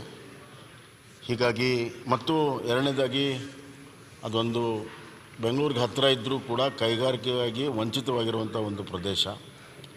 ಮತ್ತು ಅಲ್ಲಿ ಕೋಲಾರ ಗೋಲ್ಡ್ ಫೀಲ್ಡ್ ಮೈನ್ಸ್ ಎಲ್ಲ ನಿಂತ ಮೇಲೆ ಅಲ್ಲಿ ಎಂಪ್ಲಾಯ್ಮೆಂಟ್ಗೂ ಕೂಡ ಸ್ವಲ್ಪ ತೊಂದರೆ ಆಗಿದೆ. ಆ ಎಲ್ಲ ಹಿನ್ನೆಲೆಯಲ್ಲಿ ಈಗಾಗಲೇ ಕೈಗಾರಿಕಾ ಸಚಿವರು ನನ್ನ ಗಮನಕ್ಕೆ ತಂದಿದ್ದಾರೆ, ಶಾಸಕರು ಕೂಡ ಗಮನಕ್ಕೆ ತಂದಿದ್ದಾರೆ. ಖಂಡಿತವಾಗೂ ಕಂದಾಯದಿಂದ ಟ್ರಾನ್ಸ್ಫರ್ ಮಾಡಿ ಕೈಗಾರಿಕೆಯಾಗಿ ಡೆವಲಪ್ಮೆಂಟ್ನ ಖಂಡಿತವಾಗಿ ನಾವು ಮಾಡ್ತೀವಿ. ಮತ್ತು ಈಗಾಗಲೇ ಬಜೆಟಲ್ಲಿ ಕೂಡ ನಾನು ಹೇಳಿದ್ದೀನಿ, ಇಂಡಸ್ಟ್ರಿಯಲ್ ಟೌನ್ಶಿಪ್ಸನ್ನು ನಾವು ಮಾಡ್ತೀವಿ ಅಂತ.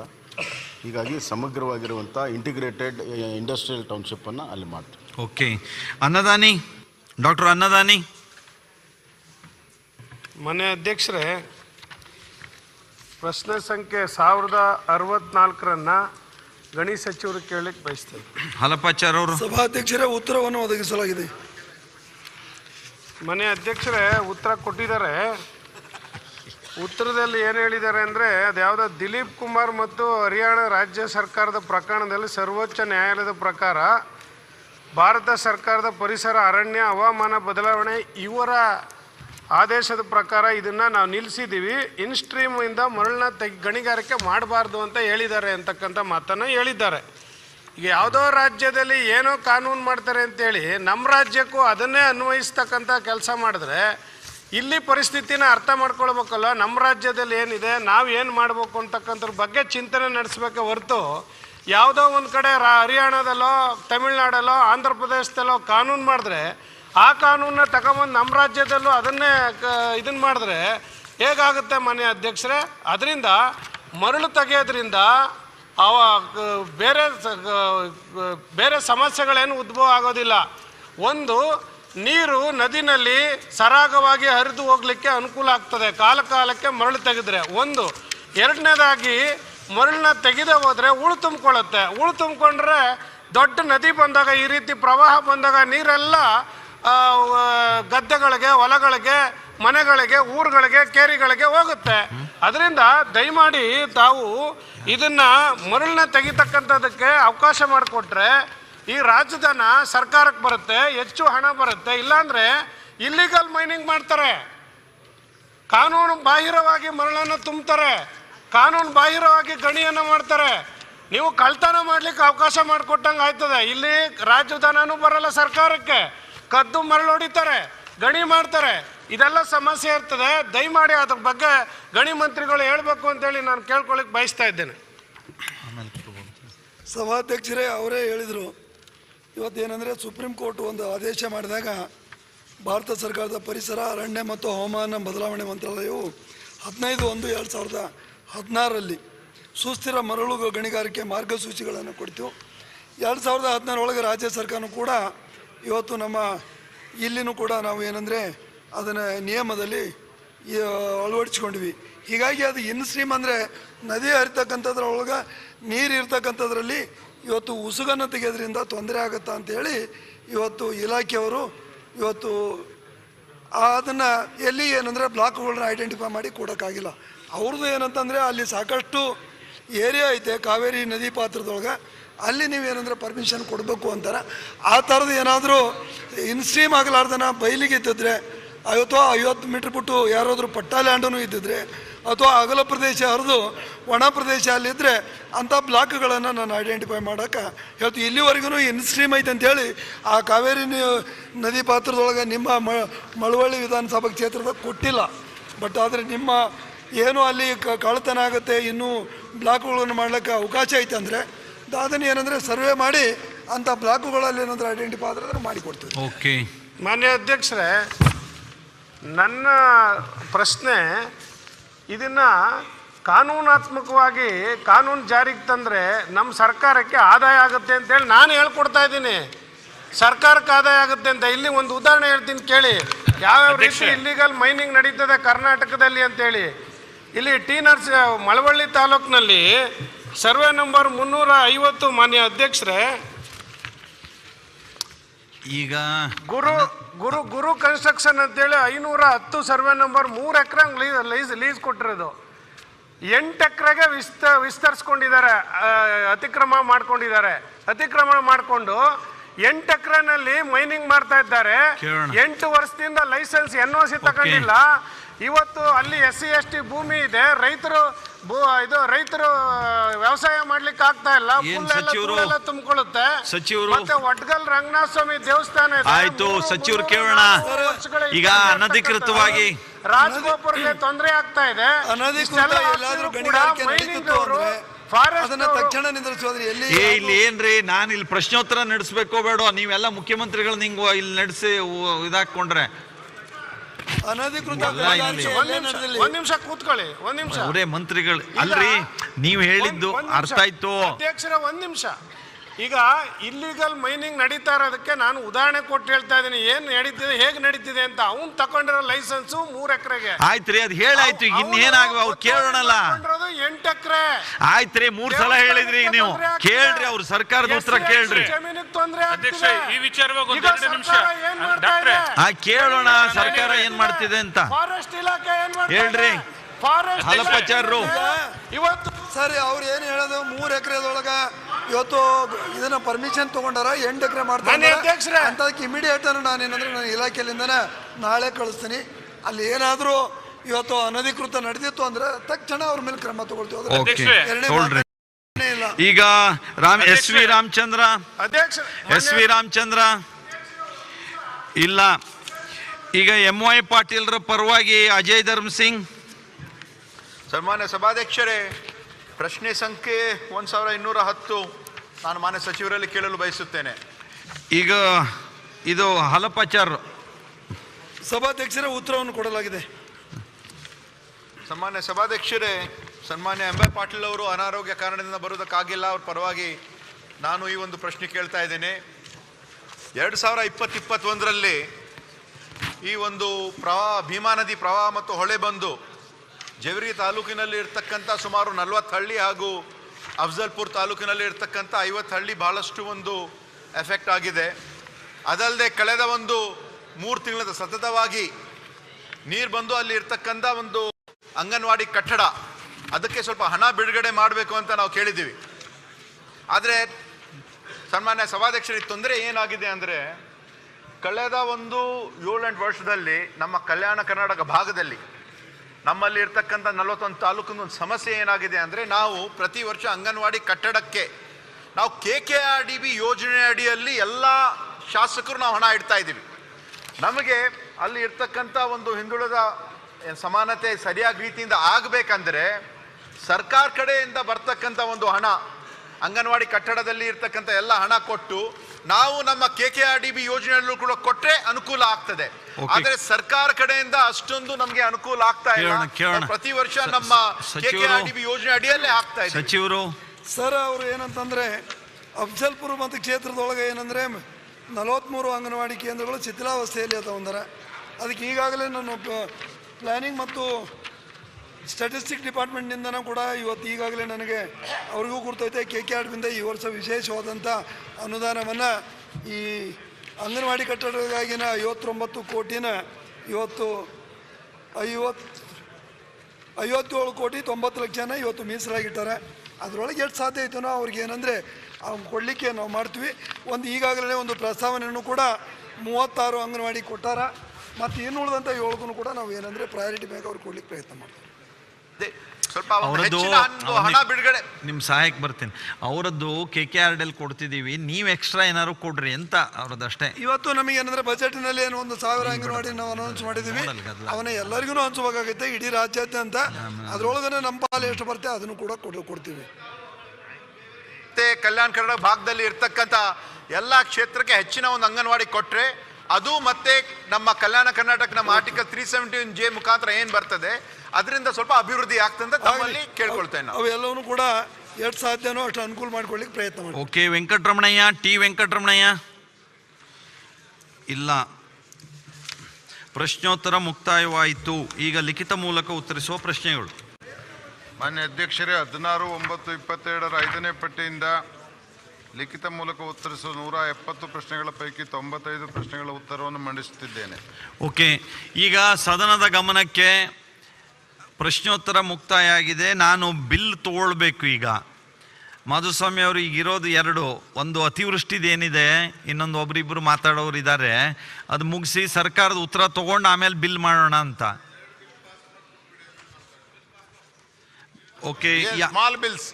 ಓಕೆ, ಯಾವುದು ಮೊದಲನೇದೇ ತಗೊಳ್ಳ? ಸನ್ಮಾನ್ಯ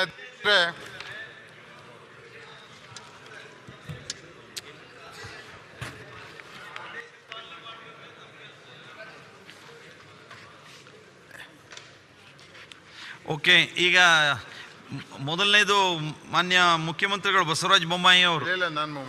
ನೀವು ಹೇಳ್ತೀರಾ? ಅವ್ರ ಪರವಾಗಿ ಮಾಧುಸ್ವಾಮಿ ಅವರು.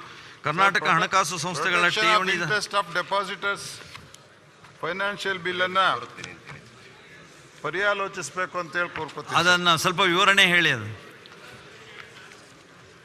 ಸರ್, ಈ ಬಿಲ್ಲಲ್ಲಿ ಭಾಳ ಏನಿಲ್ಲ ಸರ್. ಈ ಡಿಪಾಸಿಟರ್ಸ್ ಇಂಟ್ರೆಸ್ಟ್ ಪ್ರೊಟೆಕ್ಟ್ ಮಾಡಬೇಕಂದ್ರೆ ಅಲ್ಲಿ ಬರೋ ಅಫೆನ್ಸಸ್ಸನ್ನು ಕಾಗ್ನೈಸಬಲ್ ಆ್ಯಂಡ್ ನಾನ್ ಬೇಲಬಲ್ ಅಂತ ಮಾಡಬೇಕು ಅಂತ ಮಾಡಿದ್ದೀವಿ. ಅದೇ ಒಂದೇ ವ್ಯಕ್ತಿ ಅಥವಾ ಒಂದೇ ಇನ್ಸ್ಟಿಟ್ಯೂಷನ್ಸ್ ಮೇಲೆ ಬೇರೆ ಬೇರೆ FIRಗಳಾಗಿದ್ದರೆ ಅದನ್ನೆಲ್ಲ ಕ್ಲಬ್ ಮಾಡಿಕೊಂಡು ಒಟ್ಟಿಗೆ ಕೇಸ್ ನಡೆಸ್ಬೋದು ಅಂತ ಹೇಳಿ ಅವಕಾಶ ಕೇಳಕ್ಕೆ ಮಾಡಿದ್ದೀವಿ. ಮತ್ತು ಸ್ಪೆಷಲ್ ಕೋರ್ಟ್ಸ್ ಮುಂದೆ ಆ ಕೇಸಸ್ಸನ್ನು ನಡೆಸುವಾಗ ಅದೇ ವ್ಯಕ್ತಿ ಅದೇ ಸಮಾನಾಂತರವಾದ ಯಾವ್ದಾರ ಅಫೆನ್ಸಲ್ಲಿ ಅವನು ಅಕ್ಯೂಸ್ ಆಗಿದ್ದರೆ ಅದನ್ನು ಸೇರಿಸ್ಕೊಂಡು ಈ ಸ್ಪೆಷಲ್ ಕೋರ್ಟ್ಸು ಅವನ ಮೇಲೆ ಕೇಸ್ ನಡೆಸ್ಬೋದು. 3 ಅವಕಾಶನ ಕೋರಿದ್ದೀವಿ. ಭಾಳ ಏನಿಲ್ಲ ಸರ್. ಯಾರಾದರೂ ಏನೋ ಶಿವಾನಂದ್ ಪಾಟೀಲ್ ಏನೋ ಒಂದು ಶಿವಾನಂದ್ ಪಾಟೀಲ್ ಟೈಮ್ ಬಾಂಡ್ ಒಂದು ಹಾಕಬೇಕು. ಯಾಕಂದರೆ ಕೆಲವು ಕೇಸ್ ರೆಫರ್ ಆಗಿ COD ಹೋಗಿ 10 ವರ್ಷ ಆಯಿತು, ಇನ್ನೂವರೆಗೆ ಡಿಸಿಷನ್ಸು ಆಗ್ತಾ ಇಲ್ಲ. COD ಅವರು ಮಾಡ್ತಾ ಇಲ್ಲ, ಬ್ಯಾಂಕ್ ಈ ಕಡೆ ಡಿಪಾರ್ಟ್ಮೆಂಟ್ದವರು ಎನ್ಕ್ವೈರಿ ಮಾಡ್ತಾ ಇಲ್ಲ. 10 ವರ್ಷ ನಾನು ನಿಮ್ಗೆ ಹೇಳ್ಬೇಕು. ಅಶೋಕ್ ಅವ್ರದ್ದು ಬಿಲ್ CODನಲ್ಲಿ ಬೇಕಾದ್ರೆ ನೀವು ತರಿಸಿ ನೋಡಿ. ಒಂದು ಸರ್ತಿ CODಗೆ ರೆಫರ್ ಮಾಡಿದರೆ ಅವು ಏನು ಡಿಸಿಷನ್ನೇ ಹೊರಗೆ ಬರ್ತಾ ಇಲ್ಲ ಅಂದರೆ ನಾವು ಡಿಪಾಸಿಟ್ ಇಂಟ್ರೆಸ್ಟ್ ಅವ್ರ ಇಂಟ್ರೆಸ್ಟ್ ಹ್ಯಾಕ್ ಪ್ರೊಟೆಕ್ಟ್ ಮಾಡಬೇಕು. ನೀವು ಸ್ವಲ್ಪ ದಯಮಾಡಿ ಟೈಮ್ ಬಾಂಡ್ ಫ್ರೇಮ್ ಒಂದು ಹಾಕಿ ಅಷ್ಟೇ. ಪರಿಶೀಲನೆ ಮಾಡ್ತೀವಿ ಸರ್ ಅದನ್ನು. ಅದೇ ಈಗ ನಮ್ಮ ಮುಂದಿರೋದನ್ನು ನಾವು ಹೇಳಿದ್ದು ಬಿಲ್ಲು, ನೀವು ಹೇಳಿದ್ದನ್ನು ಪರಿಶೀಲನೆ ಮಾಡೋಕ್ಕೆ ಹೇಳ್ತೀನಿ. ಅಂದರೆ ಟೈಮ್ ಬಾಂಡ್ ಹಾಕಿದರೆ ಏನು ಹಣದಲ್ಲಾದರೂ ಹೊಳಿ ಬರುತ್ತೆ ಅನ್ನೋದು ಒಂದು. ಈಗ ಸ್ಪೆಷಲ್ ಕೋರ್ಟ್ಸ್ ಮಾಡಿದ್ದೆ ನಾವು ಸ್ಪೀಡಿ ಡಿಸ್ಪೋಸಲ್ ಆಗಲಿ ಅಂತ. ಸ್ಪೆಷಲ್ ಕೋರ್ಟ್ಸ್ ಮುಂದಿದೆ ಅವು ಕೇಸ್ಗಳು. ಕೇಸು ಆ ಕೋರ್ಟ್ ನಡೀಲೇ ಇಲ್ಲ 5 ವರ್ಷ. ಕೊನೆಗೆ ಅವ್ರು ಏನು ಮಾಡಿದ್ರು, ಮತ್ತೆ ಡಿಸ್ಟ್ರಿಕ್ಟ್ ಕೋರ್ಟ್ನಲ್ಲೇ ಒಂದು ಅಡಿಷನಲ್ ಬೆಂಚ್ ಕ್ರಿಯೇಟ್ ಮಾಡಿ ಅಲ್ಲಿ ಮಾಡಿದ್ವಿ. ಹೌದು. ಮತ್ತೆ ಏನು ಅಲ್ಲಿ ಆಗ್ತಾ ಇಲ್ಲ, ಅಲ್ಲಿ 5 ವರ್ಷ ಹೋಗ್ಬಿಟ್ಟು ಎಕನಾಮಿಕ್ ಅಫೆನ್ಸ್ ಕೋರ್ಟ್ನಲ್ಲಿ. ಇಲ್ಲ, ಇದು ಡಿಸ್ಪೋಸಲ್ ಬೇಗ ಆಗ್ಲಿಕ್ಕೆ ಏನಾದ್ರು ಒಂದು ಕ್ರಮ ಕಮೆಂಟ್ ಅದಕ್ಕೆ ಮಾಡಿ. ಓಕೆ, ಏನು ಪ್ರಿಯಾಂಕ್? ಮಾನ್ಯ ಸಚಿವರೇ, ಇದು ರೆಟ್ರೋಸ್ಪೆಕ್ಟಿವ್ಲಿನೂ ಅಪ್ಲೈ ಆಗುತ್ತಾ ಅಂತ ಅಷ್ಟೇ. ರೆಟ್ರೋಸ್ಪೆಕ್ಟಿವ್ ಇದಾಗಲೇ ನಾವು ಆರ್ಡಿನೆನ್ಸಲ್ಲಿ ತಂದುಬಿಟ್ಟಿದ್ದೀವಿ. ರೀಪ್ಲೇಸ್ಮೆಂಟ್ ಬಿಲ್ ಇದು. ಅದೇ ಅಲ್ಲ, ರೀಪ್ಲೇಸ್ಮೆಂಟ್ ಬಿಲ್ಲು ಖರ್ಗೆ ಅವರೇ. ಅಲ್ಲ, ರಿಪ್ಲೇಸ್ಮೆಂಟ್ ಬಿಲ್ಲು, ಬಟ್ ಹಿಂದಿನ ಕೇಸ್ಗಳಿಗೂ ಇದೆಲ್ಲ ಅನ್ವಯ ಆಗುತ್ತೆ. ಕೇಸ್ಗಳಿಗೂ ಅನ್ವಯ ಆಗುತ್ತೆ. ರೆಟ್ರೋಸ್ಪೆಕ್ಟಿವ್ಲಿನ ಇಲ್ಲ, ನೀವು ಒಂದು ಸ್ವಲ್ಪ ವೆರಿಫೈ ಮಾಡಿ ಹೇಳಿ, ನೀವು ಚೆಕ್ ಮಾಡಿ ಹೇಳಿ. ಇಲ್ಲ, ಪ್ರಾಸ್ಪೆಕ್ಟಿವ್ ಆಗಿ ಆರ್ಡಿನೆನ್ಸ್ ಆಗಿರೋದು ಅನ್ವಯ ಆಗುತ್ತೆ. ನನ್ನ ಪ್ರಶ್ನೆ ಏನಂದ್ರೆ ಸರ್, ಈಗ ಎಕ್ಸಾಂಪಲ್ ಯಾವುದೋ ಒಂದು ಹಳೆ 2.5 ವರ್ಷ ಹಿಂದೆ ಪ್ರಕರಣ ಇರುತ್ತೆ, ಈಗ ಅದು ಇಲ್ಲ ಇನ್ನೊಂದು ಪ್ರಕರಣ prospective from the day of ordinance, from the day of ordinance ಅಷ್ಟೇ. ಅದೇ. ಓಕೆ, ಮತ್ತಾರು ಇಲ್ಲ. ಪರ್ಯಾಲೋಚನಾ ಪ್ರಸ್ತಾವವನ್ನು ಈಗ ಸಭೆಯ ಮತಕ್ಕೆ ಹಾಕುತ್ತೇನೆ. 2022ನೇ ಸಾಲಿನ ಕರ್ನಾಟಕ ಹಣಕಾಸು ಸಂಸ್ಥೆಗಳಲ್ಲಿ ಠೇವಣಿದಾರರ ಹಿತಾಸಕ್ತಿ ಸಂರಕ್ಷಣೆ ತಿದ್ದುಪಡಿ ವಿಧೇಯಕವನ್ನು ಪರ್ಯಾಲೋಚಿಸುತ್ತದೆ ಎಂಬ ವಿಷಯ ಸಭೆಯ ಮುಂದೆ ಇದೆ. ಪ್ರಸ್ತಾವದ ಪರವಾಗಿರೋರು ಹೌದು ಎಂದು ಸೂಚಿಸಬೇಕು. ಪ್ರಸ್ತಾವದ ವಿರೋಧವಾಗಿರುವವರು ಇಲ್ಲ ಎಂದು ಸೂಚಿಸಬೇಕು. ಪ್ರಸ್ತಾವ ಹೌದು ಎನ್ನುವರು ಪರವಾಗಿದೆ ಎಂದು ಭಾವಿಸುತ್ತೇನೆ. ಪ್ರಸ್ತಾವ ಹೌದು ಎನ್ನುವರು ಪರವಾಗಿದೆ. ಪ್ರಸ್ತಾಪಕ್ಕೆ ಅನುಮೋದನೆ ದೊರಕಿದೆ. 2 ರಿಂದ 4ರವರೆಗಿನ ಖಂಡಗಳು ವಿಧೇಯಕದ ಅಂಗವಾಗಿರಬೇಕು ಎನ್ನುವುದು ಸಭೆಯ ಮುಂದಿರುವ ವಿಷಯ. ಪ್ರಸ್ತಾವದ ಪರವಾಗಿರೋರು ಹೌದು ಎಂದು ಸೂಚಿಸಬೇಕು. ಪ್ರಸ್ತಾವದ ವಿರೋಧವಾಗಿರುವವರು ಇಲ್ಲ ಎಂದು ಸೂಚಿಸಬೇಕು. ಪ್ರಸ್ತಾವ ಹೌದು ಎನ್ನುವರು ಪರವಾಗಿದೆ ಎಂದು ಭಾವಿಸುತ್ತೇನೆ. ಪ್ರಸ್ತಾವ ಹೌದು ಎನ್ನುವರು ಪರವಾಗಿದೆ. ಪ್ರಸ್ತಾಪಕ್ಕೆ ಒಪ್ಪಿಗೆ.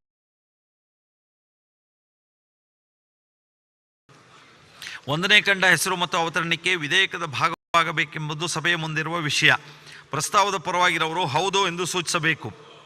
ಪ್ರಸ್ತಾವದ ವಿರೋಧವಾಗಿರುವವರು ಇಲ್ಲ ಎಂದು ಸೂಚಿಸಬೇಕು. ಪ್ರಸ್ತಾವ ಹೌದು ಎನ್ನುವರ ಪರವಾಗಿದೆ ಎಂದು ಭಾವಿಸುತ್ತೇನೆ. ಪ್ರಸ್ತಾವ ಹೌದು ಎನ್ನುವರ ಪರವಾಗಿದೆ. ಪ್ರಸ್ತಾವ ಅಂಗೀಕರಿಸಲ್ಪಟ್ಟಿದೆ. 1ನೇ ಖಂಡ ಹೆಸರು ಮತ್ತು ಅವತರಣಿಕೆ ವಿಧೇಯಕದ ಅಂಗವಾಗಿದೆ. ಮಾನ್ಯ ಮಂತ್ರಿಗಳು ಅಂಗೀಕಾರ ಪ್ರಸ್ತಾವವನ್ನು ಮಂಡಿಸಬಹುದು. ಅಧ್ಯಕ್ಷೆ, ಪ್ರಸ್ತಾವವನ್ನು ಅಂಗೀಕರಿಸಬೇಕೆಂದು ಕೋರುತ್ತೇನೆ. ಪ್ರಸ್ತಾವನೆಯನ್ನು ಮಂಡಿಸಲಾಗಿದೆ, ಅದನ್ನು ಈಗ ಸಭೆಯ ಮತಕ್ಕೆ ಹಾಕುತ್ತೇನೆ. 2022ನೇ ಸಾಲಿನ ಕರ್ನಾಟಕ ಹಣಕಾಸು ಸಂಸ್ಥೆಗಳಲ್ಲಿ ಠೇವಣಿದಾರರ ಹಿತಾಸಕ್ತಿ ಸಂರಕ್ಷಣೆ ತಿದ್ದುಪಡಿ ವಿಧೇಯಕವನ್ನು ಈ ಸಭೆಯು ಅಂಗೀಕರಿಸಬೇಕು. ಪ್ರಸ್ತಾವದ ಪರವಾಗಿರೋರು ಹೌದು ಎಂದು ಸೂಚಿಸಬೇಕು. ಹೌದು. ಪ್ರಸ್ತಾವದ ವಿರೋಧವಾಗಿರುವವರು ಇಲ್ಲ ಎಂದು ಸೂಚಿಸಬೇಕು. ಪ್ರಸ್ತಾವ ಹೌದು ಎನ್ನುವರ ಪರವಾಗಿದೆ ಎಂದು ಭಾವಿಸುತ್ತೇನೆ. ಪ್ರಸ್ತಾವ ಹೌದು ಎನ್ನುವರ ಪರವಾಗಿದೆ. ಪ್ರಸ್ತಾವ ಅಂಗೀಕರಿಸಲ್ಪಟ್ಟಿದೆ ಮತ್ತು ವಿಧೇಯಕಕ್ಕೆ ಅನುಮೋದನೆ ದೊರಕಿದೆ. ಈಗ ಆರ್ ಅಶೋಕ್ ಅವರು.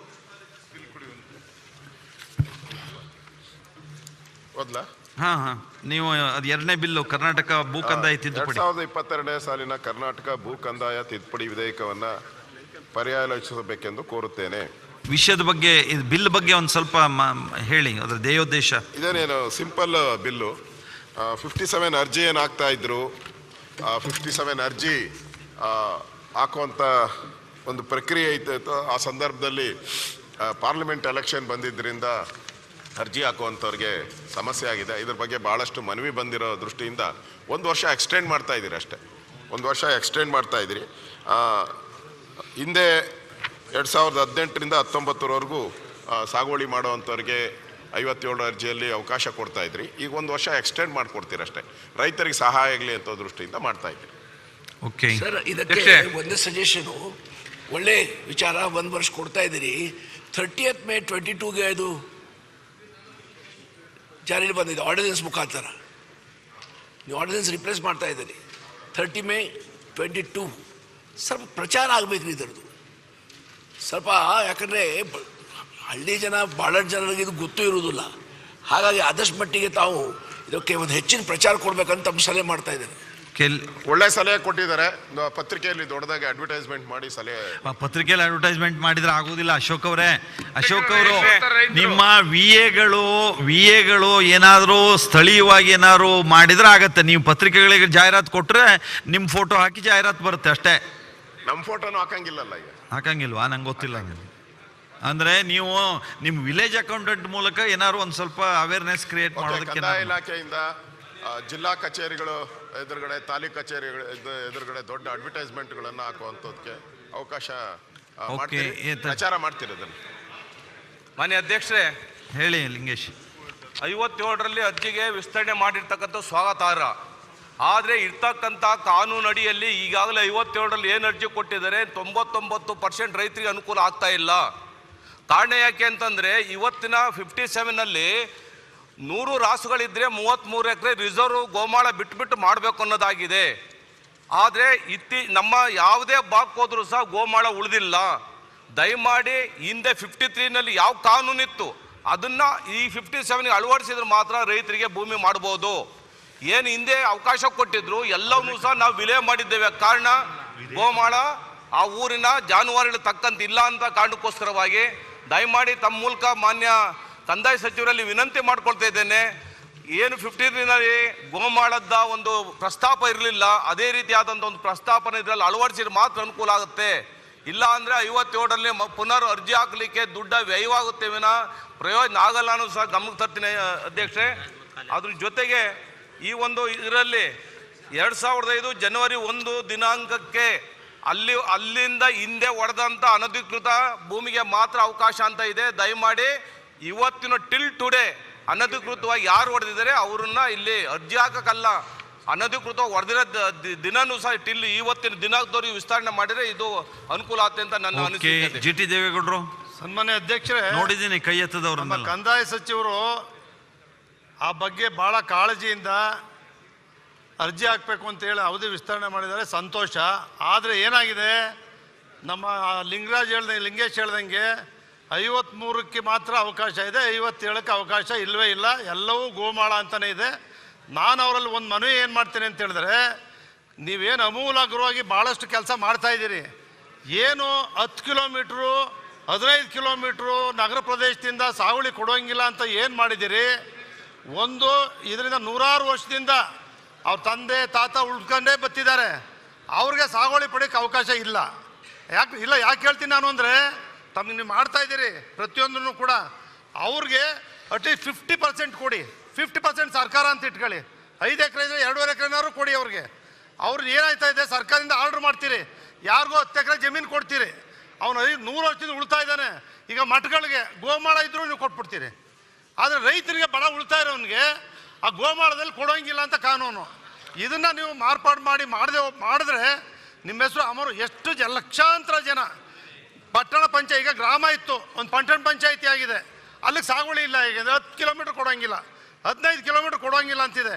ಇದನ್ನು ಕರೆಕ್ಟಾಗಿ ನೀವು ಮಾಡಿ ಅವ್ರಿಗೆಲ್ರಿಗೂ ಉಳ್ತಾ ಇರೋನಿಗೆ, ಅವ್ರ ತಂದೆ ತಾತನ ಕಾಲದಿಂದ ಉಳ್ತಾ ಇರೋನಿಗೆ ಒಂದು ಸಾಗುವಳಿ ಕೊಡಬೇಕು. ಮತ್ತು ಫಾರೆಸ್ಟ್ನವ್ರು ಬರ್ತಾರೆ, ಫಾರೆಸ್ಟ್ನವ್ರು ಬಂದು ಬಾರ್ಡರ್ ಹಾಕೊಂಡಿದ್ದಾರೆ, ಅವ್ರು ಸಾಗುವಳಿ ಕೊಡೋಕೆ ಬಿಡ್ತಾ ಇಲ್ಲ. ಅವರು 1924ರಲ್ಲಿ ಆಗಿರ್ತಕ್ಕಂಥದ್ದನ್ನು ಅವ್ರು ಬಾರ್ಡರ್ ಹಾಕೊಂಡ್ಮೇಲೂ ಅಧ್ಯಕ್ಷರೇ ಈ ಫಾರೆಸ್ಟ್ ಅವರು ಸಾಗುವಳಿ ಕೊಡೋಕೆ ಬಿಡ್ತಾ ಇಲ್ಲ ಜಮೀನಿಗೆ.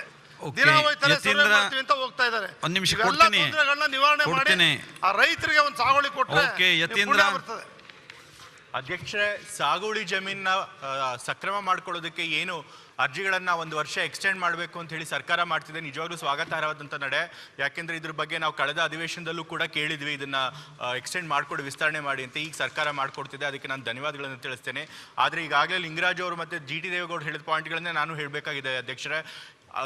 ಈ ಹೊಸದಾಗಿ ಕರೆಯೋ ಅರ್ಜಿಗಳು ಅಲ್ಲದೆ ಹೋದರು, ಅಟ್ಲೀಸ್ಟ್ 50 ಮತ್ತು 53ನೇ ಅರ್ಜಿ ಏನು ಕರೆದಿದ್ರು ಅದರೊಳಗೆ ಗೋಮಾಳದಲ್ಲಿ ಸಾಗುವಳಿ ಮಾಡ್ತಿರೋರಿಗೆ ಸಕ್ರಮ ಮಾಡ್ಕೊಳಕ್ಕೆ ಅವಕಾಶ ಮಾಡಿಕೊಡ್ಬೇಕು ಅಧ್ಯಕ್ಷರೇ. ಯಾಕೆಂತಂದ್ರೆ ಈಗ ನಾನು ಬಗರ್ಹುಕ್ಕಂ ಅಧ್ಯಕ್ಷನಾಗಿದ್ದೀನಿ, ನೋಡ್ತಾ ಇದ್ದೀನಿ ಬಹುತೇಕ ಅರ್ಜಿಗಳು ಬಂದಿರೋದು ಗೋಮಾಳದಲ್ಲಿ ಅವರು ಅಗ್ರಿಕಲ್ಚರ್ ಮಾಡ್ತಿದ್ದಾರೆ. ಹಿಂದೆ ಗೋಮಾಳ ಕೊಡ್ಬೋದಾಗಿತ್ತು, ಆದರೆ ಈಗ ಗೋಮಾಳದಲ್ಲಿ ಕೊಡಬಾರ್ದು ಅಂತ ಹೇಳಿದ್ದಾರೆ. ಅದರಿಂದ ನಾವು ಯಾರಿಗೆ ರೈತರಿಗೂ ಕೂಡ ಕೊಡೋಕ್ಕೆ ಸಾಧ್ಯ ಆಗ್ತಾ ಇಲ್ಲ. ಬಗರ್ಹುಕ್ಕಂ ಕಮಿಟಿ ಮೀಟಿಂಗ್ ಮಾಡ್ತಿರೋದೇ ವೇಸ್ಟ್ ಆಗ್ತಾ ಇದೆ.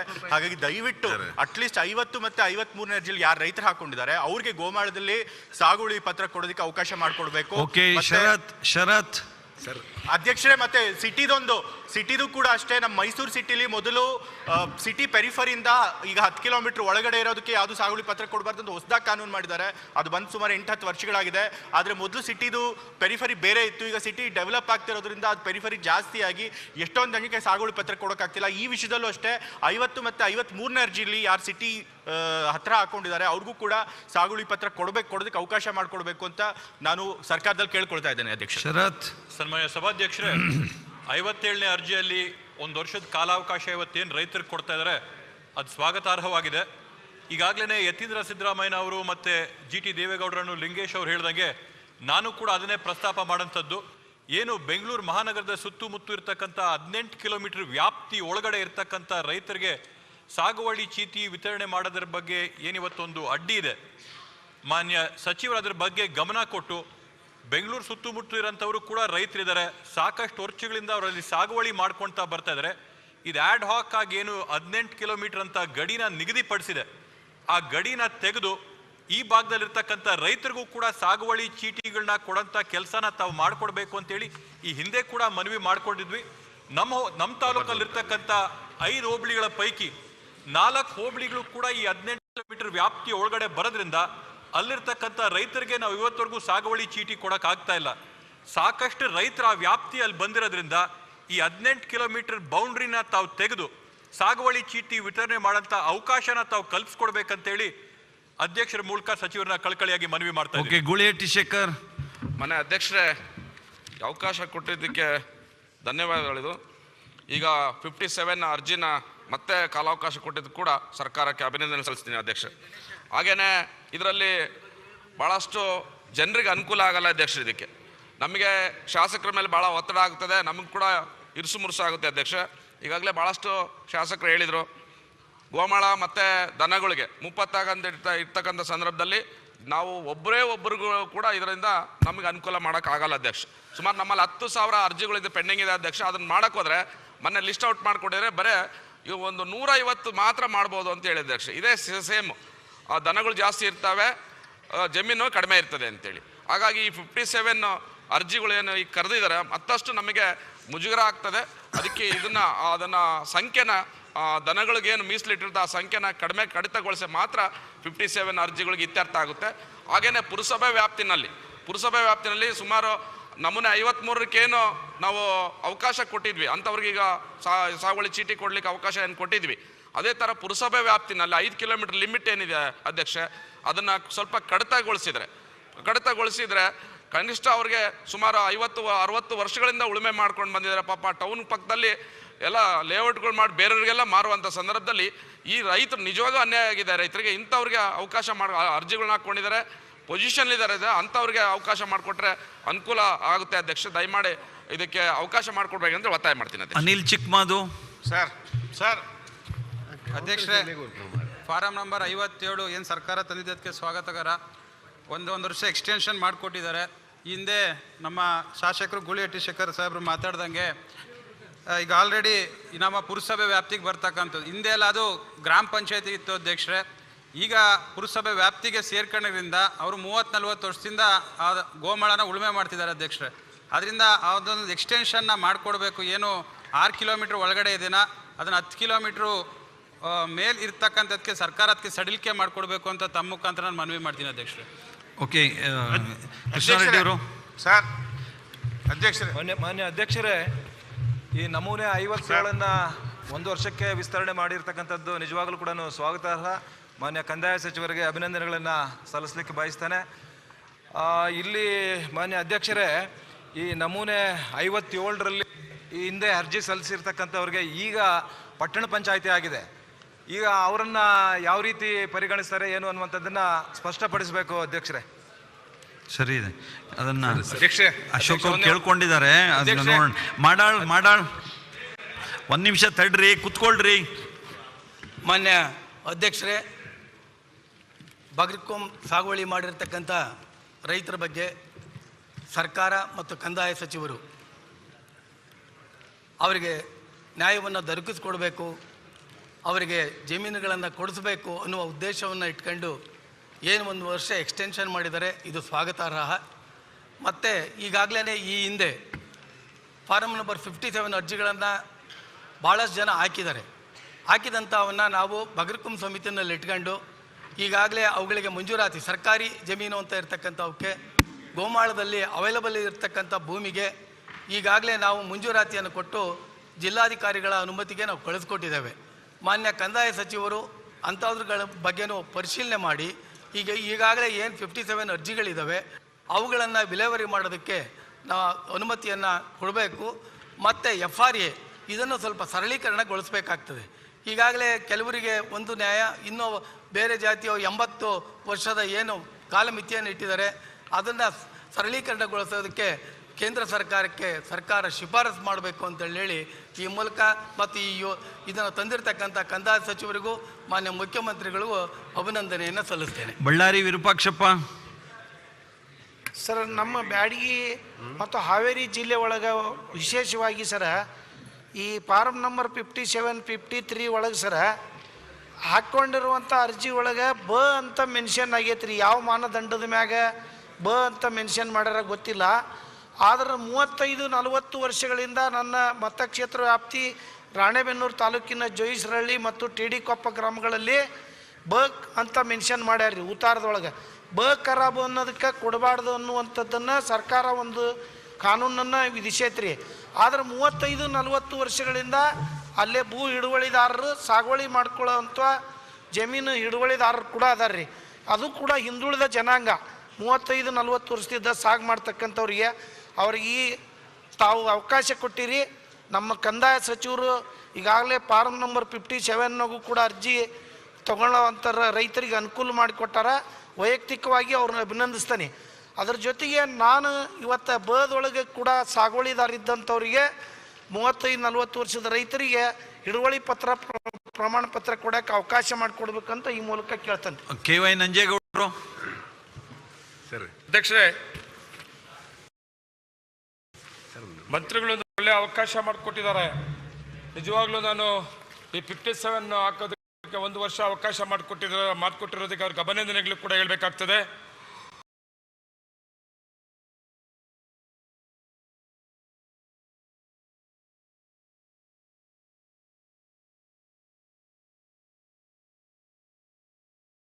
ಅದರ ಜೊತೆಯಲ್ಲಿ ಗ್ರಾಮಾಂತರ ಪ್ರದೇಶದ ಜನತೆಯ ರೈತರ ಅರ್ಥವನ್ನು ಮಾಡ್ಕೊಂಡಿದ್ದಾರೆ ಅಂತ ಹೇಳಬೇಕಾಗ್ತದೆ. ಯಾಕೆ ಹೇಳ್ತೀನಿ ಮಾತಂದರೆ, ಮೊದಲು 94C ಮತ್ತು 94CCಗೆ ಒಂದು ಪ್ರಸ್ತಾಪ ಆದಾಗ ಅವಕಾಶ ಮಾಡಿಕೊಟ್ಟಿದ್ದು, ಮತ್ತೆ 57ಗೂ ಮತ್ತೆ ಪ್ರಸ್ತಾಪ ಆಯಿತು ಹೋದ ಅಧಿವೇಶನದಲ್ಲಿ. ಈಗ ಅದಕ್ಕೆ ಅವಕಾಶ ಮಾಡಿಕೊಟ್ಟಿದ್ವಿ ಅಂತೇಳಿ ಮಂತ್ರಿಗಳು ಇವತ್ತು ತೀರ್ಮಾನ ತಗೊಂಡಿರೋದು. ಅದ್ರ ಜೊತೆಯಲ್ಲಿ ನೀವು ಇನ್ನೊಂದು ತೀರ್ಮಾನ ತಗೊಬೇಕಾಗ್ತದೆ, ಒಂದು ಟಾರ್ಗೆಟನ್ನು ಕೊಡಬೇಕಾಗ್ತದೆ. ನೀವು 53, 57 ಎಷ್ಟೆಷ್ಟು ಅಪ್ಲಿಕೇಶನ್ಸ್ ಇದೆ.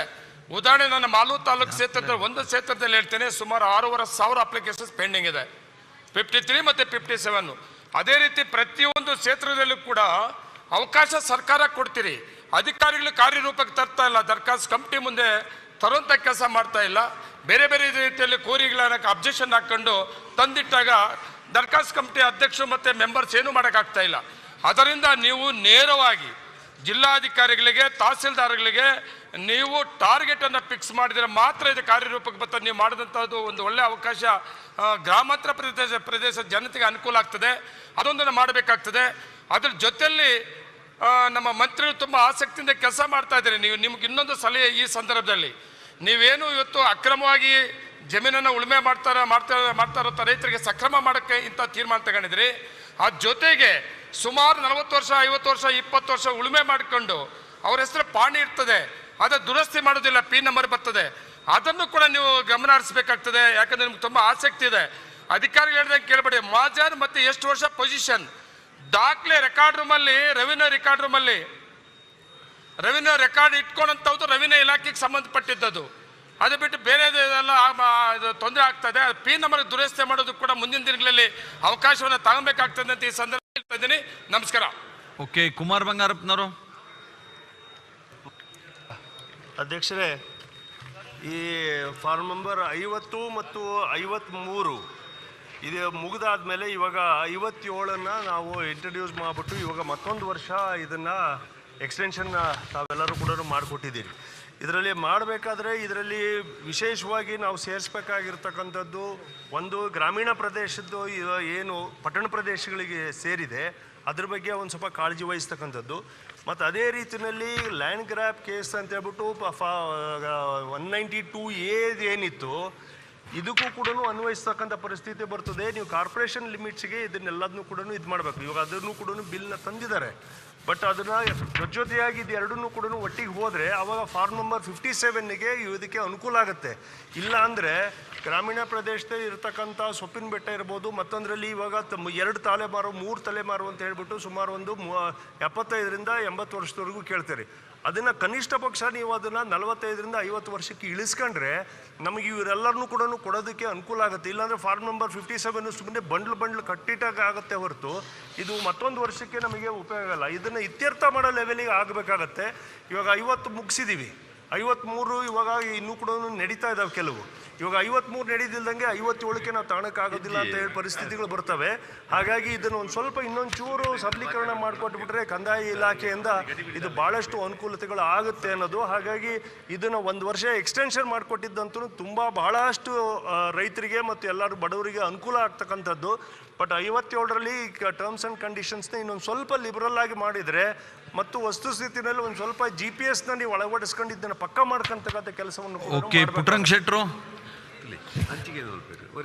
ಸನ್ಮಾನ್ಯ ಸಭಾಧ್ಯಕ್ಷರೇ, ಇವತ್ತು ಏನು ಸರ್ಕಾರ ಕಂದಾಯ ಸಚಿವರು ಈ 57ನೇ ನಮೂನೆಯನ್ನು 1 ವರ್ಷ ಮಟ್ಟಿಗೆ ಮುಂದೂಡಿದರೆ ನಾನು ಸ್ವಾಗತವನ್ನು ಬಯಸ್ತಾ, ಬಹುಶಃ ಇವತ್ತು ನಮ್ಮ ಜಿಲ್ಲೆಗಳಲ್ಲಿ ಕೆಲವು ಜಿಲ್ಲೆಗಳಲ್ಲಿ ಈಗ ಬಗರ್ ಕುಂಸಾಗುಳಿಗೆ ಹುಲ್ಲು ಬನ್ನಿ ಗೋಮಾಳಗಳು ಮತ್ತು ಸೇಂದಿವನ ಅಂತ ನಮ್ಮಲ್ಲಿ 3 ಥರ ಇದೆ. ಆಗಲೇ ಅವರು ಅನೇಕ ವರ್ಷಗಳಿಂದ ಅದನ್ನು ಉಳುಮೆ ಮಾಡ್ಕೊಂಡು ಅಲ್ಲಿ ಮನೆಗಳನ್ನೂ ಕಟ್ಕೊಂಡಿದ್ದಾರೆ. ನೀವು ಗೋಮಾಳಗಳಿಗೆ ಕೊಡಲೇಬೇಡಿ ಅಂತ ಹೇಳ್ಬಿಟ್ರೆ ಭಾಳ ಕಷ್ಟ ಆಗ್ತದೆ ಬಹುಶಃ. ಯಾಕಂದರೆ ನಮ್ಮಲ್ಲಿ ಗೋಮಾಳಗಳ ಅವಶ್ಯಕತೆ ಇಲ್ಲ ಅಂತ ಅಂದ್ಕೊಂಡಿದ್ದೀವಿ. ನಮ್ಮಲ್ಲಿ ಕೆರೆ ಕಟ್ಟೆಗಳೇ ಜಾಸ್ತಿ. ಎಲ್ಲಿ ದನಕರುಗಳು ಯಾರು ಹೆಚ್ಚಿಗೆ ಕಾಡಲು ಬಿಡ್ತಕ್ಕಂಥದ್ದು ಕಡಿಮೆ, ಅಕ್ಕಪಕ್ಕದ ಕಾಡೆಲ್ಲ. ಹಾಗಾಗಿ ತಾವು ಈ ಗೋಮಾಳಗಳನ್ನ ಆದ್ಯತೆ ಮೇಲೆ ಪರಿಶೀಲನೆ ಮಾಡಿ ಕೊಡ್ತಕ್ಕಂಥದ್ದನ್ನ ಮಾಡಿಕೊಡ್ಬೇಕು ಅಂತ ಕೇಳ್ತಾ, ಅದರ ಜೊತೆಯಲ್ಲಿ ಇವತ್ತು ಅರ್ಜಿಗಳೇನೋ ನಮ್ಮಲ್ಲಿ ಹಿಂದೇನೂ ಇದ್ದಾವೆ ಸಾಕಾಗಟ್ಟು ಅರ್ಜಿ. ಈಗ ಹೊಸದಾಗಿ ಅರ್ಜಿಗಳು ಬಂದಿದ್ದಾವೆ. ಮತ್ತು ಮುಂದೇನೂ ಕೊಡಿ ಅಂತ ಹೇಳ್ಬಿಟ್ಟಿದ್ದಾರೆ. ನಾವು ಅರ್ಜಿಗಳು ಬಂದರೆ ಅದನ್ನು ವಿಲೇವರಿ ಮಾಡೋದು ಹೇಗೆ? ಸಭೆಗಳನ್ನೇ ಕರೆಯಲ್ಲ, DC ನಮ್ಮ ಸಭೆಗಳು ಅಂತ ಹೋಗಿ 1 ತಿಂಗಳಿಗೆ 1 ಮೀಟಿಂಗು ಆಗಲ್ಲ. ಹಾಗಾಗಿ ನಾವು 1 ವರ್ಷದಲ್ಲಿ 1-2 ಮೀಟಿಂಗ್ಗಳನ್ನು ಮಾಡೋಕ್ಕಲ್ಲ, ಆ ಪರಿಸ್ಥಿತಿ ಆಗಿದೆ. ಅದಕ್ಕೆ ಒಂದು ಬೌಂಡ್ರಿ 1 ತಿಂಗಳಲ್ಲಿ 2-3 ಮೀಟಿಂಗ್ಗಳನ್ನ ಮಾಡಬೇಕು ಅಧಿಕಾರಿಗಳು ಅಂತ ಒಂದು ನೇಮಕ ಮಾಡಿಕೊಟ್ರೆ ಆದಷ್ಟು ಬೇಗನೆ ಇದು ವಿಲೇವಾರಿ ಮಾಡೋಕ್ಕೆ ಸಾಧ್ಯ ಆಗ್ತದೆ. ಇನ್ನೊಂದಾಗಿದೆ ನಮ್ಮಲ್ಲಿ ಇಲ್ಲಿ ಮೊನ್ನೆ ಒಂದೇ 1 ನಿಮಿಷ. ಇಲ್ಲಿ ಏನಾಗಿದೆ, ನಮ್ಮಲ್ಲಿ DC ಅವರು ಆ ಜಾಗಗಳಿಗೆ ಹೋಗೇ ಇಲ್ಲ. ಇಲ್ಲೆಲ್ಲ ಗಣಿ ಇದೆ, ಕರಿಕಲ್ಲು ಮತ್ತು ಬೇರೆ ಬೇರೆ ಇದೆ ಅಂತೇಳಿ ಈ ಏರಿಯಾದಲ್ಲಿ ಕೊಡಲೇಬಾರ್ದು ಅಂತ ತೀರ್ಮಾನ ಮಾಡಿಬಿಟ್ಟಿದ್ದಾರೆ. ಅಲ್ಲಿ ಇವತ್ತು ಉಳುಮೆ ಮಾಡ್ಕೊಂಡು ರೈತರು ನಾನು ಮೊದಲೇ ಹೇಳಿದಾಗ ಮನೆಗಳನ್ನ ಕಟ್ಕೊಂಡಿದ್ದಾರೆ ಅಂತೆಲ್ಲ ಕೊಡುವಂಥ ಪರಿಸ್ಥಿತಿ ತಾವು ಮಾಡಿಕೊಡ್ಬೇಕು ಅಂತ ತಮ್ಮಲ್ಲಿ ಪ್ರಾರ್ಥನೆ ಮಾಡಿ. ಹಾಲಪ್ಪ, ಫಾರ್ಮ್ ನಂಬರ್ 57ಕ್ಕೆ ಅವಕಾಶ ಮಾಡಿಕೊಟ್ಟಿದ್ದಾರೆ ಇನ್ನೊಂದು ವರ್ಷ. ತುಂಬ ಸಂತೋಷ ಮತ್ತು ಅಭಿನಂದನೆಗಳು. ಈಗ ಫಾರ್ಮ್ ನಂಬರ್ 53ರಲ್ಲೇ ಒಂದಿಷ್ಟು ಪೆಂಡಿಂಗ್ ಇದ್ದಾವೆ. ಯಾಕೆ ಅಂತ ಹೇಳಿದ್ರೆ ಅರಣ್ಯ ಇಲಾಖೆಯವರು ಒಪಿನಿಯನ್ ಕೇಳ್ತಾರೆ. ಅವ್ರ ಒಪಿನಿಯನ್ ಯಾಕೆ ಬೇಕು? ಒಂದು, ಅರಣ್ಯ ಇಲಾಖೆಯಿಂದ 100 ಮೀಟ್ರ್ ಬಫರ್ ಝೋನ್ ಕೇಳ್ತಾರೆ. ಆ ಬಫರ್ ಝೋನ್ ತೆಗೆದೇ ಇದ್ದರೆ ನಾವು ಮಲೆನಾಡಿನಲ್ಲಿ ಭಾಳ ಜನಕ್ಕೆ ಕೊಡೋಕ್ಕೆ ಆಗ್ತಾಯಿಲ್ಲ. ಪ್ರತಿ ವಾರ ನಾವು ಮೀಟಿಂಗ್ ಸೇರ್ತೇವೆ. ಅದು ಬಫರ್ ಝೋನ್ನಲ್ಲಿ ಡಿಸ್ಕ್ರಿಷನರಿ ಪವರ್ ಕೊಟ್ಟಿದ್ದಾರೆ. ಯಾರಿಗೆ? ಅಲ್ಲಿಯ ಅರಣ್ಯಾಧಿಕಾರಿಗಳಿಗೆ.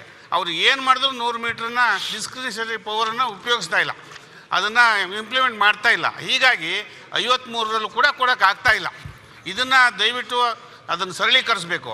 ಈ 57ರಲ್ಲೂ ಅಷ್ಟೇ ಸರ್ಕಾರಿ ಕಾನು ಮತ್ತು ರೆವಿನ್ಯೂ ಭೂಮಿ ಏನಿದೆ, ಸೊಪ್ಪಿನ ಬೆಟ್ಟ 2 ಥರ ಇದೆ. ಒಂದು ಫಾರೆಸ್ಟ್ ಇಲಾಖೆಯಲ್ಲಿ ಇದೆ, ಸೊಪ್ಪಿನ ಬೆಟ್ಟ ರೆವಿನ್ಯೂ ಇಲಾಖೆಯಲ್ಲೂ ಇದೆ.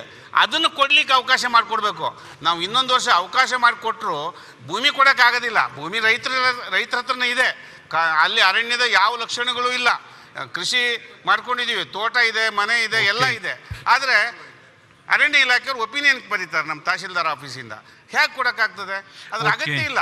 ಓಕೆ, ಬಾಲಕೃಷ್ಣ ಅಲ್ಲ, ದಯವಿಟ್ಟು ಇದನ್ನು ಸರಳೀಕರಿಸಬೇಕು. ಇಲ್ದಿದ್ರೆ ನಾವು ಕಮಿಟಿ ಮಾಡಿ ಕೊಡ್ಲಿಕ್ಕೆ ಸಾಧ್ಯ ಇಲ್ಲ ಅಧ್ಯಕ್ಷರೇ. ಇದು ನಿಮ್ಮ ಕ್ಷೇತ್ರದಲ್ಲೂ ಇದೆ, ನನ್ನ ಕ್ಷೇತ್ರದಲ್ಲೂ ಇದೆ. Same problem. ಅವ್ರಿಗೆ ಗೊತ್ತಾಯ್ತು. ದಯವಿಟ್ಟು ತಾವು ಸನ್ಮಾನ್ಯ ಸಭಾಧ್ಯಕ್ಷರೇ, ಲಾಸ್ಟ್ ಇದು ಬಾಲಕೃಷ್ಣ. ಆಯ್ತು, ಮಾನ್ಯ ಸಭಾಧ್ಯಕ್ಷರೇ, ಮಾನ್ಯ ಕಂದಾಯ ಸಚಿವರು 57 ಅಡಿನಲ್ಲಿ ಅವಕಾಶ ಕೊಟ್ಟಿದೆ, ಸ್ವಾಗತ. ರೈತರು ಕೂಡ ಗ್ರಾಮಾಂತರ ಪ್ರದೇಶದಲ್ಲಿ ತುಂಬ ಸಂತೋಷ ಪಟ್ಟಿದ್ದಾರೆ ಸರ್. ಏಕೆಂದರೆ ಈ 57ರ ಅರ್ಜಿ ಅವಕಾಶ ಕೊಟ್ಟಿರೋದು ನಮಗೆ ಭೂಮಿ ಗ್ರ್ಯಾಂಟ್ ಆಗುತ್ತೆ ಅನ್ನೋ ಒಂದು ಭಾವನೆಯಲ್ಲಿ ಇದ್ದಾರೆ. ತಾವು ಜಾನುವಾರದ ಲೆಕ್ಕದಲ್ಲಿ ಪುನಃ ನೀವು ಲೆಕ್ಕ ಇಟ್ಟರೆ ಖಂಡಿತ ಗ್ರ್ಯಾಂಟ್ ಮಾಡಲಿಕ್ಕಾಗಲ್ಲ. ಈಗ ಅದನ್ನು ಖಾಲಿ ಬಿಟ್ಟರು ಕೂಡ ಈಗಾಗಲೇ ತೆಂಗಿನ ಮರಗಳು ನೆಟ್ಕೊಂಡಿದ್ದಾರೆ, ಮನೆ ನಿರ್ಮಾಣ ಮಾಡಿದ್ದಾರೆ, ಎಲ್ಲ ಬೆಳೆಗಳು ಬೆಳ್ಕೊಂಡಿದ್ದಾರೆ. ಅದೇನು ಗೋಮಾಳಕ್ಕೆ ಅಂತ ಜಾನುವಾರುಗಳಿಗೂ ಕೂಡ ಏನು ಅನುಕೂಲ ಆಗಲ್ಲ. ಈಗಾಗಲೇ 20, 25, 30 ವರ್ಷಗಳಿಂದ ಸಾಗುವಳಿ ಮಾಡ್ಕೊಬತ್ತಾ ಇದ್ದಾರೆ. ದಯಮಾಡಿ 57ರಲ್ಲಿ ಏನು ಅವಕಾಶ ಮಾಡಿಕೊಟ್ಟಿದ್ದೀರಿ, ದಯಮಾಡಿ ಗ್ರ್ಯಾಂಟ್ ಮಾಡಲಿಕ್ಕೆ ಅವಕಾಶ ಮಾಡಿಕೊಡ್ಬೇಕು ಅಂತ ಮಾನ್ಯ ಸಭಾಧ್ಯಕ್ಷರ ಮೂಲಕ ಕಂದಾಯ ಸಚಿವರಿಗೆ ಒತ್ತಾಯ ಮಾಡ್ತಾ ಇದ್ದೀನಿ. ದಯಮಾಡಿ ಅಶೋಕಣ್ಣರೇ, ಈಗ ಅಲ್ಲಲ್ಲ ಒಂದು ನಿಮಿಷ, ಈಗ ಅಲ್ಲ ಒಂದು ಈಗ ನಗರದಿಂದ 3 ಕಿಲೋಮೀಟ್ರು ದೂರದಲ್ಲಿ 20 ವರ್ಷದ ಹಿಂದೆ ಮಾನ್ಯ ಸಭಾಧ್ಯಕ್ಷರೇ 20 ವರ್ಷದ ಹಿಂದೆ 45 ಜನಕ್ಕೆ ಮಂಜೂರಾತಿ ಮಾಡಿದ್ದಾರೆ, ಕೊಟ್ಟಿಲ್ಲ. ಸರಳ ರೇಖೆ ಅಂತಾರೆ 3 ಕಿಲೋಮೀಟ್ರು, ದೂರದಿಂದ ಹೋದ್ರೆ 4 ಕಿಲೋಮೀಟರ್ ಆಗುತ್ತೆ. ಕಾನೂನು ಸಚಿವರಿಗೆ, ಕಂದಾಯ ಸಚಿವರಿಗೆ ಮನವಿ, ದಯಮಾಡಿ ಅದನ್ನು ಕೂಡ ಗಮನ ಹರಿಸಬೇಕು. 57 ಅರ್ಜಿನ ಪುರಸ್ಕಾರ ಮಾಡ್ಲಿಕ್ಕೆ ಅವಕಾಶ ಮಾಡಿಕೊಡ್ಬೇಕು, ಒತ್ತಾಯ ಮಾಡ್ತೀವಿ. ಈಗ ಒಂದೇ ನಿಮಿಷ ಎಲ್ಲ ಒಂದು ನಿಮಿಷ ಕೇಳ್ರಿ. ನಾನು ಇಷ್ಟು ಜನಕ್ಕೆ ಅವಕಾಶ ಕೊಟ್ಟಿದ್ದೀನಿ, 1 ನಿಮಿಷ ಕೇಳಿ. ಯಾಕೆ ಆಗ್ತಿದೆ ಅಂದ್ರೆ ಉದ್ದೇಶ ಈಡೇರ್ತಾ ಇಲ್ಲ. ಮಾನ್ಯ ಕಂದಾಯ ಸಚಿವರು ಒಳ್ಳೆ ಮಸೂದೆ ತಂದಿದ್ದಾರೆ, 57 ವಿಸ್ತರಣೆ ಮಾಡಿದ್ದಾರೆ, ಸ್ವಾಗತ. ಆದ್ರೆ ನೀವು ಗೋಮಾಳದಲ್ಲಿ ಮಾಡಬೇಡಿ ಅಂತ ಹೇಳಿದ್ರೆ ಏನು ಪ್ರಯೋಜನ ಆಗುತ್ತೆ ಅದರಿಂದ? ಮಾನ್ಯ ಸಭಾಧ್ಯಕ್ಷರು ಅದನ್ನ ಹಿಂದೆ 100 ರಾಸಿಗೆ 30 ಸಭಾಧ್ಯಕ್ಷರೇ, ಅದನ್ನಾದ್ರೂ ಕಂಡೀಷನ್ ಹಾಕಿ. ಸಭಾಧ್ಯಕ್ಷರೇ ಏನು ಪ್ರಯೋಜನ? ಸಭಾಧ್ಯಕ್ಷರೇ, ಯುಟಿ ಖಾದರ್, ನಮ್ಮ ಸಭಾಧ್ಯಕ್ಷರೇ, ನಮ್ಗೊಂದು ಅವಕಾಶ ಒಂದು ಅವಕಾಶ ಕೊಡಿ. ನಾನು 1 ವರ್ಷ ಈಗ ಅದನ್ನು ಎಕ್ಸ್ಟೆನ್ಷನ್ ಮಾಡೋದ್ರಲ್ಲಿ ನಮ್ದೇನು ಅಭ್ಯಂತರ ಇಲ್ಲ.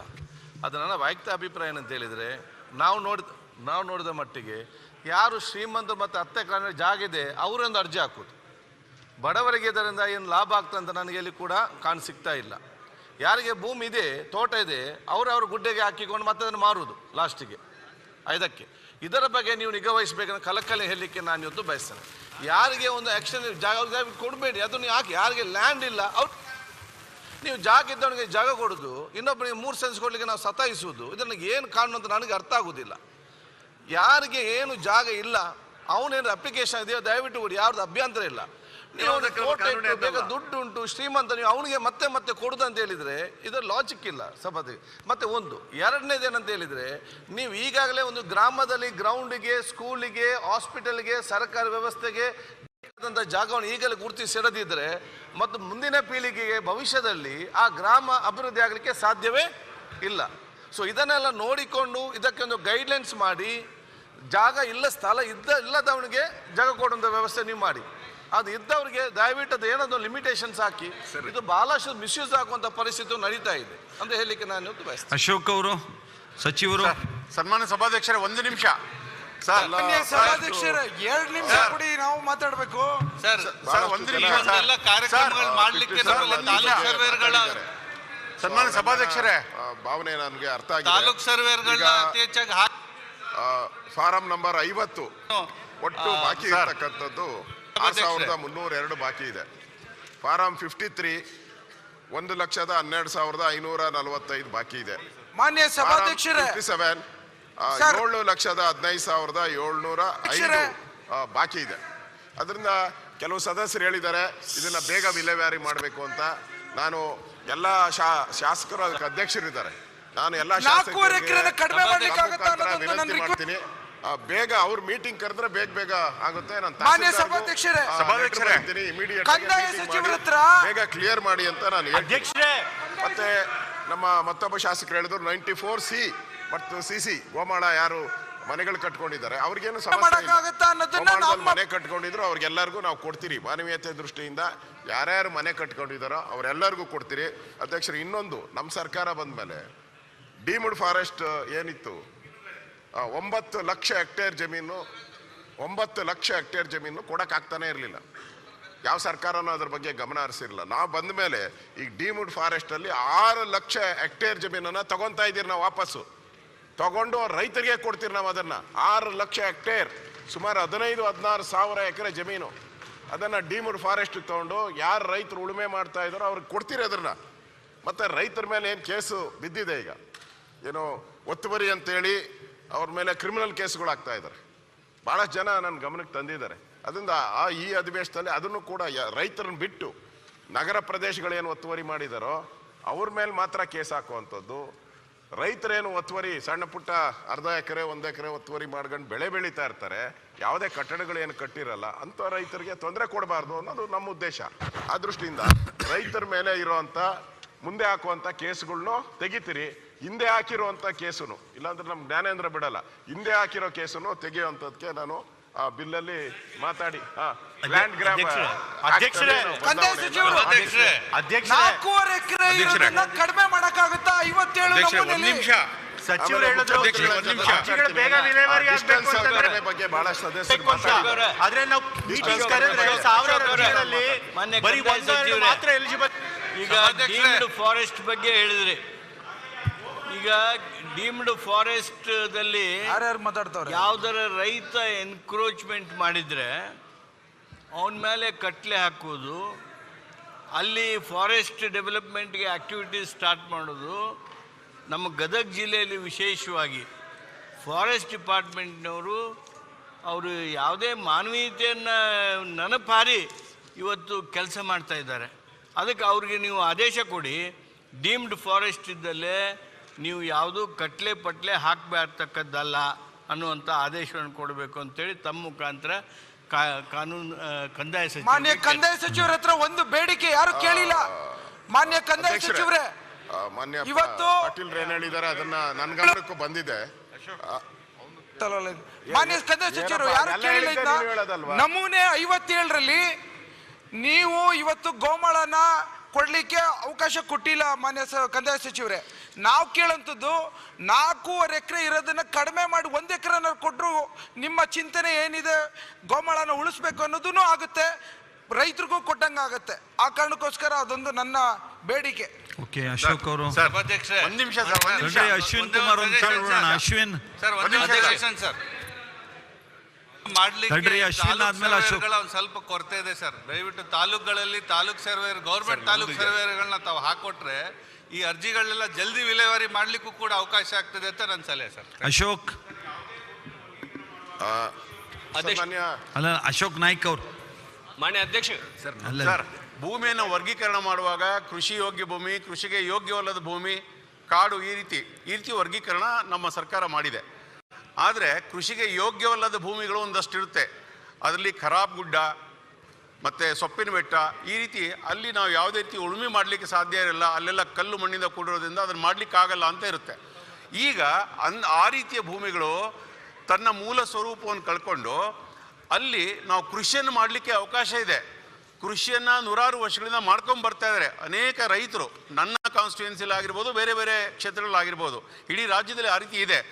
ಆದರೆ ಅಲ್ಲಿ ನಾವು ಖರಾಬ್ ಗುಡ್ಡ, ಸೊಪ್ಪಿನ ಬೆಟ್ಟ ಅಂತ ಏನು ಹಾಕ್ಕೊಂಡಿದ್ದೀವಿ, ಈ ಭಾಗಗಳಲ್ಲಿ ನಾವು ಯಾವುದೇ ಕಾರಣಕ್ಕೂ ಅವರಿಗೆ ಹಕ್ಕನ್ನು ಕೊಡಲಿಕ್ಕೆ ಅವಕಾಶ ಆಗ್ತಾ ಇಲ್ಲ.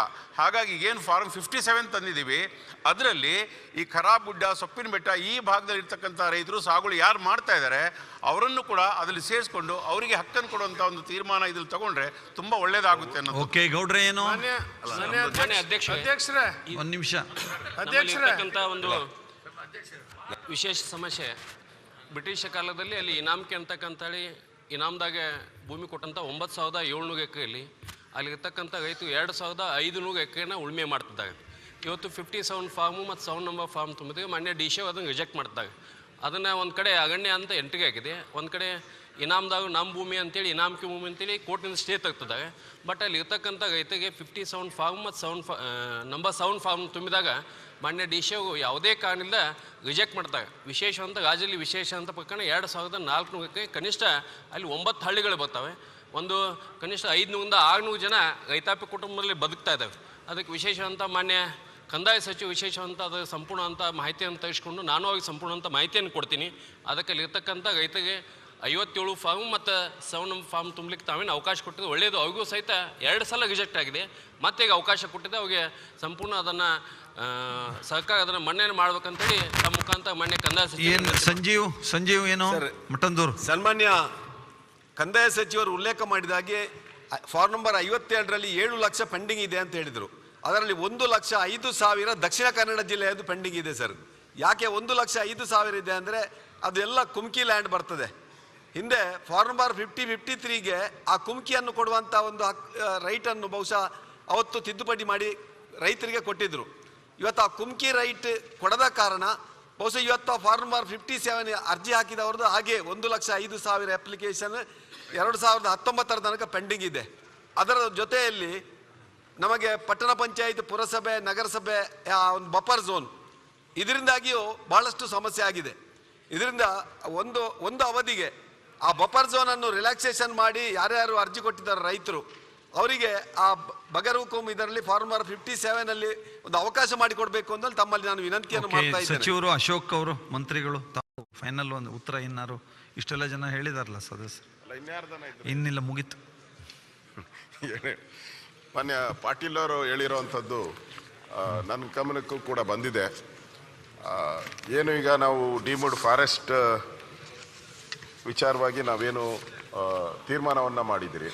ಕೆಲವು ಜಮೀನು ಏನಾಗಿದೆ, ಒಂದು 100 ಎಕರೆ ಇದ್ರೆ 50 ಎಕರೆ ಫಾರೆಸ್ಟ್ಗೆ ಬರುತ್ತೆ, 50 ಎಕರೆ ರೆವಿನ್ಯೂಗೆ ಟ್ರಾನ್ಸ್ಫರ್ ಮಾಡಿದ್ದಾರೆ. ಸೊ ಈ ಒಂದು ಸ್ವಲ್ಪ ದಿನದಲ್ಲೇ ಒಂದು ವಾರ ಅಥವಾ 15 ದಿನದೊಳಗಡೆ ಒಂದು ಮೀಟಿಂಗ್ ಕರೆದ್ಬಿಟ್ಟು ಫಾರೆಸ್ಟು ಮತ್ತು ನಮ್ಮ ಕಂದಾಯ ಇಲಾಖೆ ನಾವು ಇದನ್ನು ಗಡಿ ತೀರ್ಮಾನ ಮಾಡೋವರೆಗೂ ಯಾರ ಮೇಲೂ ಏನು ಕೇಸ್ ಹಾಕೋದಾಗಲಿ ಅವ್ರ ಮೇಲೆ ತೊಂದರೆ ಕೊಡೋದಾಗಲಿ ಮಾಡಬಾರ್ದು ಅಂತ ಇನ್ಸ್ಟ್ರಕ್ಷನ್ಸ್ ಕೊಡ್ತೀನಿ.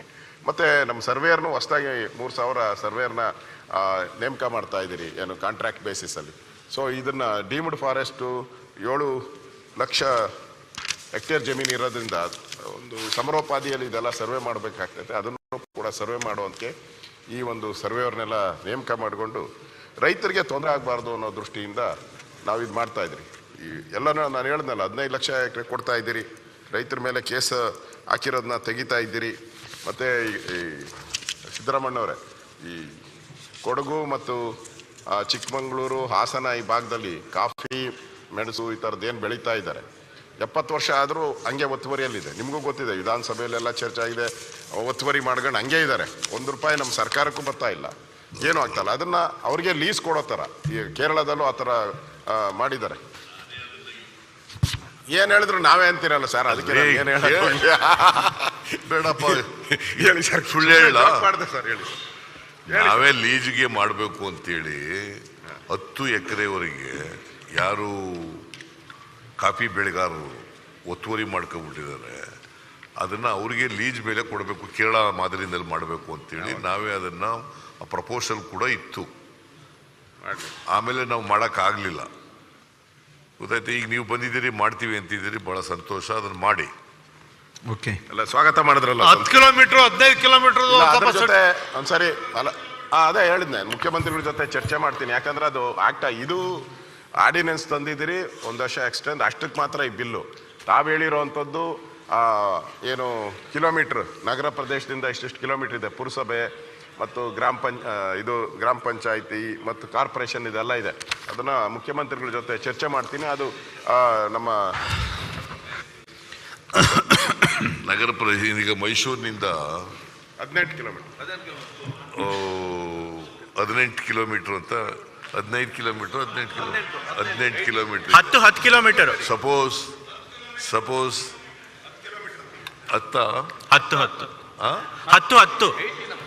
ಸರ್, ನಗರಸಭೆಗೆ ಬೇರೆ, ಪುರಸಭೆಗೆ ಬೇರೆ, ಮಹಾನಗರ ಪಾಲಿಕೆಗೆ ಬೇರೆ, ಏನಾಗಿದೆ ಒಂದೊಂದು ಎಕ್ಸ್ಟೆನ್ಷನ್ ಸರ್. ಗಡಿಯಿಂದ ಗಡಿಗೆ 10 ಕಿಲೋಮೀಟರ್ ಅಂದ್ರೆ ಈ ಬಹಳ ವರ್ಷಗಳಿಂದ ಸರ್ಕಾರಿ ಜಮೀನನ್ನು ಮಾಡ್ಕೊ ಬರ್ತಾ ಇದ್ದಾರೆ. ಭಾಳ ವರ್ಷಗಳಿಂದ 50 ವರ್ಷ 60 ವರ್ಷದಿಂದ ಇದ್ದಾರೆ. ಬೇರೆ ಅಕ್ವೈರ್ ಮಾಡಿಬಿಡ್ತಾರೆ, ಮೂಡಾದವ್ರು ಅಕ್ವೈರ್ ಮಾಡಿಬಿಡ್ತಾರೆ, ಅಥವಾ KBB ಅವರು ಅಕ್ವೈರ್ ಮಾಡಿಬಿಡ್ತಾರೆ. ಅಕ್ವೈರ್ ಮಾಡಿಬಿಟ್ರೆ ದೇ ಆರ್ ನಾಟ್ ದಿ, ಯಾರು ಅನಾಥ್ರೆಡ್ ಆಕ್ಯುಪೆಂಟ್ಸ್ ಇದಾರಲ್ಲ, they are not the owners. ಅವ್ರಿಗೆ ಕಾಂಪನ್ಸೇಷನ್ ಕೊಡಲ್ಲ, ಬಿಕಾಸ್ ಆ ಜಮೀನುಗಳು ಸರ್ಕಾರಿ ಜಮೀನುಗಳು ಅಂತ ಡಿಕ್ಲೇರ್ ಆಗಿಬಿಡ್ತವೆ. ಅವ್ರು ಪಾಪ 50-60 ವರ್ಷದಿಂದ ಸ್ವಾಧೀನದಲ್ಲಿದ್ದಾರೆ. ನಾವು because of this condition 10 kilometre ಒಳಗಡೆ ಮಾಡೋಕ್ಕೆ ಬರಲ್ಲ ಅಂತ ಇರೋದ್ರಿಂದ ಮಾಡೋಕ್ಕಾಗಿಲ್ಲ. But they are in position, they have been in position, they have been in continuously cultivating the land. So ಅವ್ರಿಗೆ ಏನೂ ಸಿಗೋದಿಲ್ಲ. ಆಗ ಅದಕ್ಕೆ ಏನಾದ್ರು ಒಂದು ಯೋಚನೆ ಮಾಡಬೇಕಾಗತ್ತೆ. ಅವ್ರಿಗೆ ಎಕ್ಸ್ಗ್ರೇಷಿಯಾ ಕೊಡ್ತಕ್ಕಂಥದ್ದು, ಇನ್ನೇನೋ ಮಾಡ್ತಕ್ಕಂಥದ್ದನ್ನು ಏನಾದ್ರು ಮಾಡಬೇಕಾಗತ್ತೆ. ಇಲ್ಲಿ ಅವ್ರ ಪಾಪ 60 ವರ್ಷದಿಂದ ಇರ್ತಕ್ಕಂಥವ್ರಿಗೆ, ಎಂಜಾಯ್ಮೆಂಟ್ನಲ್ಲಿ ಇರ್ತಕ್ಕಂಥವ್ರಿಗೆ, ಕಲ್ಟಿವೇಷನಲ್ಲಿ ಇರ್ತಕ್ಕಂಥವ್ರಿಗೆ ಅವ್ರಿಗೆ ಅನ್ಯಾಯ ಆಗ್ತದೆ, ದೊಡ್ಡ ಅನ್ಯಾಯ ಆಗ್ತದೆ. ಅದಕ್ಕೆ ಈ ಥರದವು ಅನೇಕ ಕಡೆ, ಈಗ ಬೆಂಗಳೂರಿಂದ 18 ಕಿಲೋಮೀಟರ್ ಎಷ್ಟೇ ಇರಬೇಕು, ಎಷ್ಟು 18 ಕಿಲೋಮೀಟರ್ ಇರಬೇಕು ಅನ್ನೋ ಕಾಣಿಸುತ್ತೆ. ಬೆಂಗಳೂರಿನಿಂದ 18, ಮೈಸೂರಿಂದ 10 ಕಿಲೋಮೀಟರ್, ಬೇರೆ ಬೇರೆ ಪಟ್ಟಣಗಳಿಂದ. ಬೆಂಗಳೂರು ಮಹಾನಗರ ಪಾಲಿಕೆ 18 ಸರ್. 18 ಸಿಟಿ ಬೆಳಗಾವಿ, ಕಲಬುರಗಿ, ಹುಬ್ಬಳ್ಳಿ, ಧಾರವಾಡ ಇವೆಲ್ಲ, ಮೈಸೂರು ಇವೆಲ್ಲ 10. ಅದನ್ನೇ ನಾನು ಹೇಗೆ ಹೇಳ್ತಾ ಇದ್ದೀನಿ, ದೇವೇಗೌಡ ನಿನಗೂ ಗೊತ್ತಿದೆ, ಮೈಸೂರು 3 ಕಿಲೋಮೀಟರ್ ಬಹಳ ಜನಕ್ಕೆ ಇದಾಗಿದೆ. ಅದಕ್ಕೆಪ್ಪ, ಅದಕ್ಕೆ ನಾನೇನು ಹೇಳ್ತೀನಿ ಅಂತಂದ್ರೆ, ಯಾರು ಅನ್ಆಥರೈಸ್ಡ್ ಆಕ್ಯುಪೆಂಟ್ಸ್ ಇದ್ದಾರೆ, ಆ ಜಮೀನನ್ನು ಸರ್ಕಾರ ಮೂಡಾದವರು ಅಥವಾ ಡೆವಲಪ್ಮೆಂಟ್ ಅಥಾರಿಟಿಗಳು ಯಾರು ಅಕ್ವೈರ್ ಮಾಡ್ಕೊಬಿಡ್ತಾರೆ, ಈಗ BDA ಅಕ್ವೈರ್ ಮಾಡ್ಕೊತಾರೆ ಅಥವಾ ಇನ್ಯಾರು ಅಕ್ವೈರ್ ಮಾಡ್ಕೊತಾರೆ. But because of this condition ಇಷ್ಟೊಳಗಡೆ ಇರೋದನ್ನು ಮಾಡಬಾರ್ದು ಅಂತ ಇದೆಯಲ್ಲ, ಅಂಥ ರೈತರಿಗೆ ಭಾಳ ಅನ್ಯಾಯ ಆಗ್ತದೆ. ಅದಕ್ಕೆ ನಾನೇನು ಹೇಳ್ತೀನಿ ಅಂದರೆ, ನೀವು ನೋಡಿ ಅದಕ್ಕೆ ಏನಾದ್ರು ಎಕ್ಸ್ಗ್ರೇಷಿಯಾ ಕೊಡಲೇಬೇಕು ಅಂತರ ಮಾಡಬೇಕು, ಮ್ಯಾಂಡೇಟ್ರಿ ಮಾಡಬೇಕು. ಅಕ್ವಿಷನ್ ಆದರೆ ಮ್ಯಾಂಡೇಟ್ರಿ ಮಾಡಬೇಕು. ಅದರ್ವೈಸ್ ಇದನ್ನು ಈ 10 ಕಿಲೋಮೀಟ್ರು 18 ಕಿಲೋಮೀಟ್ರ್ ಇದೆಯಲ್ಲ, ಇದನ್ನು ಇನ್ನೊಂದಷ್ಟು ದೂರ ಎಕ್ಸ್ಟೆಂಡ್ ಮಾಡ್ತಕ್ಕಂಥದ್ದನ್ನು ಮಾಡಬೇಕಾಗ್ತದೆ. ಇಲ್ಲಿ ಹೋದ್ರೆ ಭಾರಿ ಕಷ್ಟ ಕಡಿಮೆ ಒಳಗಡೆ. ಅದಕ್ಕೆ ನಾನು ಏನು ಹೇಳ್ತೀನಿ ಅಂದರೆ, ಈಗ ನಾನು 50 ವರ್ಷದಿಂದ ಇದ್ದೀನಿ, ನನ್ನ ಜಮೀನು ಅಕ್ವೈರ್ ಆಗಿಬಿಡ್ತದೆ ಮೂಡೋದ್ರಿಂದ ಅಥವಾ ಇನ್ಯಾವುದೋ ಇದರಿಂದ. ನಾನು ಮೈಸೂರಿಗೆ ಗಮನದಲ್ಲಿ ಇಟ್ಕೊಂಡು ಹೇಳ್ತಾ ಇದ್ದೀನಿ, ಮೂಡೋದ್ರಿಂದ ಆಗ್ಬಿಡ್ತದೆ. ನಾನು ಏನು ಮಾಡಬೇಕು? ನನಗೇನು ಕೊಡಲ್ಲ. 50 ವರ್ಷದಿಂದ ನಾನು ಕಲ್ಟಿವೇಷನ್ ಮಾಡ್ಕೊಂಬಂದಿದ್ದೀನಿ. ಆ ಕಂಡೀಷನ್ ಇಲ್ಲದೆ ನನಗೆ ಆಯ್ತಿತ್ತು, ಜಮೀನು ನನ್ನ ಪರವಾಗಿ ಆಯ್ತಿತ್ತು, ನನಗೆ ಹಕ್ಕುಪತ್ರ ಬರ್ತಿತ್ತು. ಈಗ ಹಕ್ಕುಪತ್ರ ಹೊರಟೋಗ್ಬಿಟ್ಟದೆ. ಅದಕ್ಕೆ ಇದ್ರ ಬಗ್ಗೆ ಸ್ವಲ್ಪ ಗಂಭೀರವಾಗಿ ಲೀಗಲ್ ಡಿಪಾರ್ಟ್ಮೆಂಟ್ ಜೊತೆ ಕೂತ್ಕೊಂಡು ಚರ್ಚೆ ಮಾಡಿ ಅವ್ರಿಗೆ ಎಕ್ಸ್ಗ್ರೇಷಿಯಾ ಕೊಡಬೇಕು ಅಥವಾ ಕಾಂಪನ್ಸೇಷನ್ ಕೊಡಬೇಕು, ಯಾವ ರೀತಿ ಮಾಡಬೇಕು ಅನ್ನೋದನ್ನ ಯೋಚನೆ ಮಾಡಿ. ಓಕೆ ಸಚಿವರು, ಅಧ್ಯಕ್ಷರೇ ಇಲ್ಲ ಅಂದ್ರೆ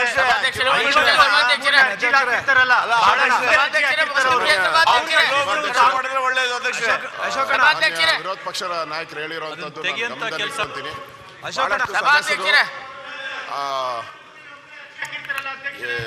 ಏನೋ ಡಿಸ್ಟೆನ್ಸ್ ಅನ್ನ ಕಡಿಮೆ ಮಾಡಬೇಕು ಅಂತ ಬಹಳಷ್ಟು ಸದಸ್ಯರು ಕೇಳಿದ್ದಾರೆ. ಇದನ್ನೆಲ್ಲ ನಾನು ಮುಖ್ಯಮಂತ್ರಿಗಳ ಜೊತೆ ಚರ್ಚೆ ಮಾಡ್ತೀನಿ. ಈ ಬಿಲ್ಗೆ ಸಂಬಂಧಪಟ್ಟಂತೆ ಈ ಬಿಲ್ ಇರುವಂಥದ್ದು ಈಗಾಗಲೇ ಆರ್ಡಿನೆನ್ಸ್ ಆಗಿದೆ, ಎಕ್ಸ್ಟೆನ್ಷನ್ ಮಾತ್ರ ಇರ್ತಕ್ಕಂಥದ್ದು. ಬೇರೆ ಸಂದರ್ಭದಲ್ಲಿ ಮಾನ್ಯ ಗೌರವಾನ್ವಿತ ವಿರೋಧ ಪಕ್ಷದ ನಾಯಕರು ಹೇಳಿರುವಂಥದ್ದು, ಪಾಟೀಲ್ ಹೇಳಿರುವಂಥದ್ದು ಮಾಡ್ತಾ ಇದ್ದೀರಿ ಅಲ್ವಾ? ಇಲ್ಲ, 1 year ಎಕ್ಸ್ಟೆಂಟ್ ಅಷ್ಟೇ. ಎಕ್ಸ್ಟೆನ್ಷನ್ ಆರ್ಡಿನೆನ್ಸ್ ಅನ್ನ ರಿಪ್ಲೇಸ್ಮೆಂಟ್ ಮಾಡಿ 1 year ಎಕ್ಸ್ಟೆನ್ಷನ್ ಅಷ್ಟೇ.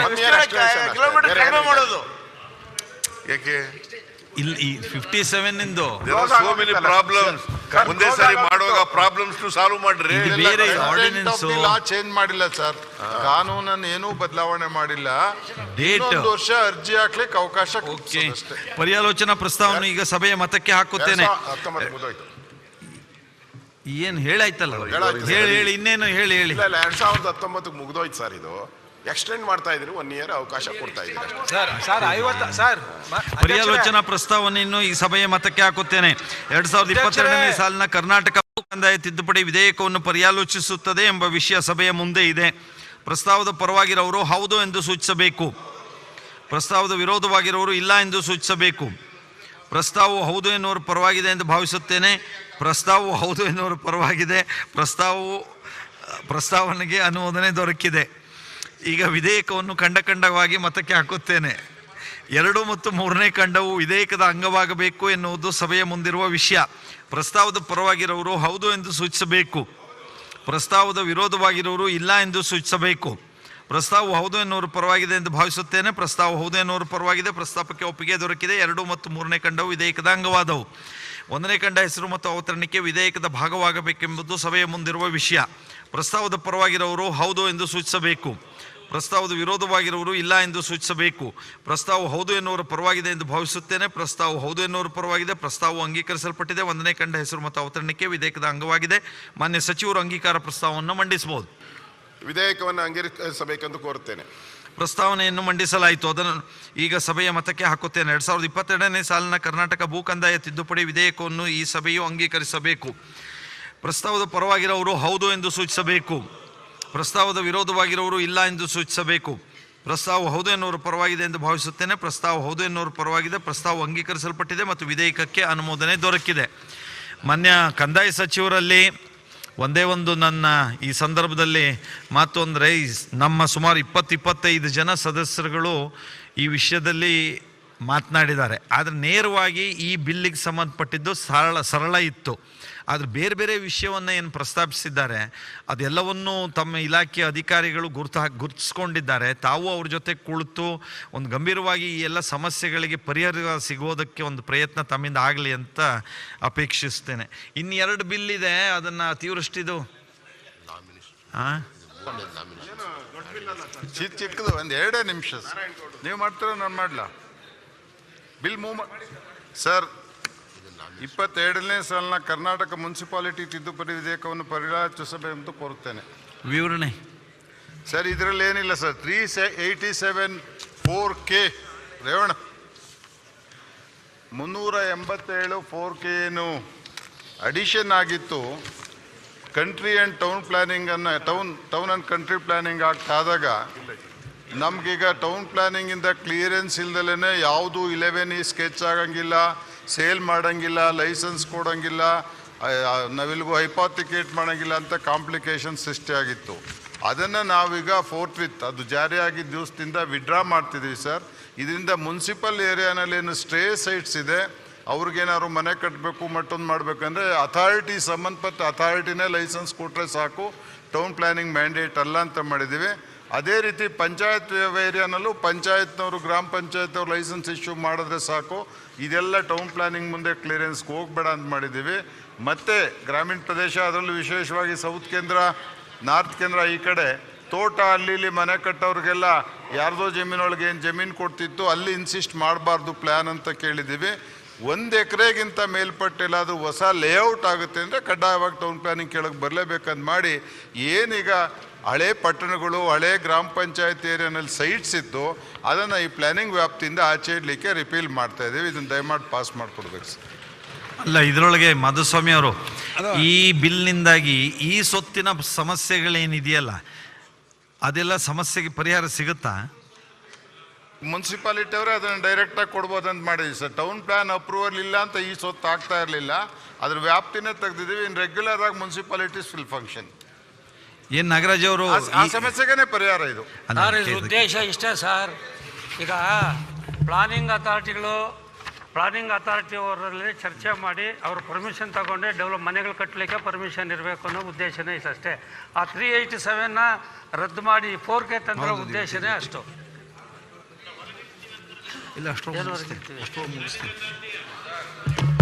ಇಲ್ಲ ಪ್ಲಾನಿಂಗ್ ಅಥಾರಿಟಿಯವರು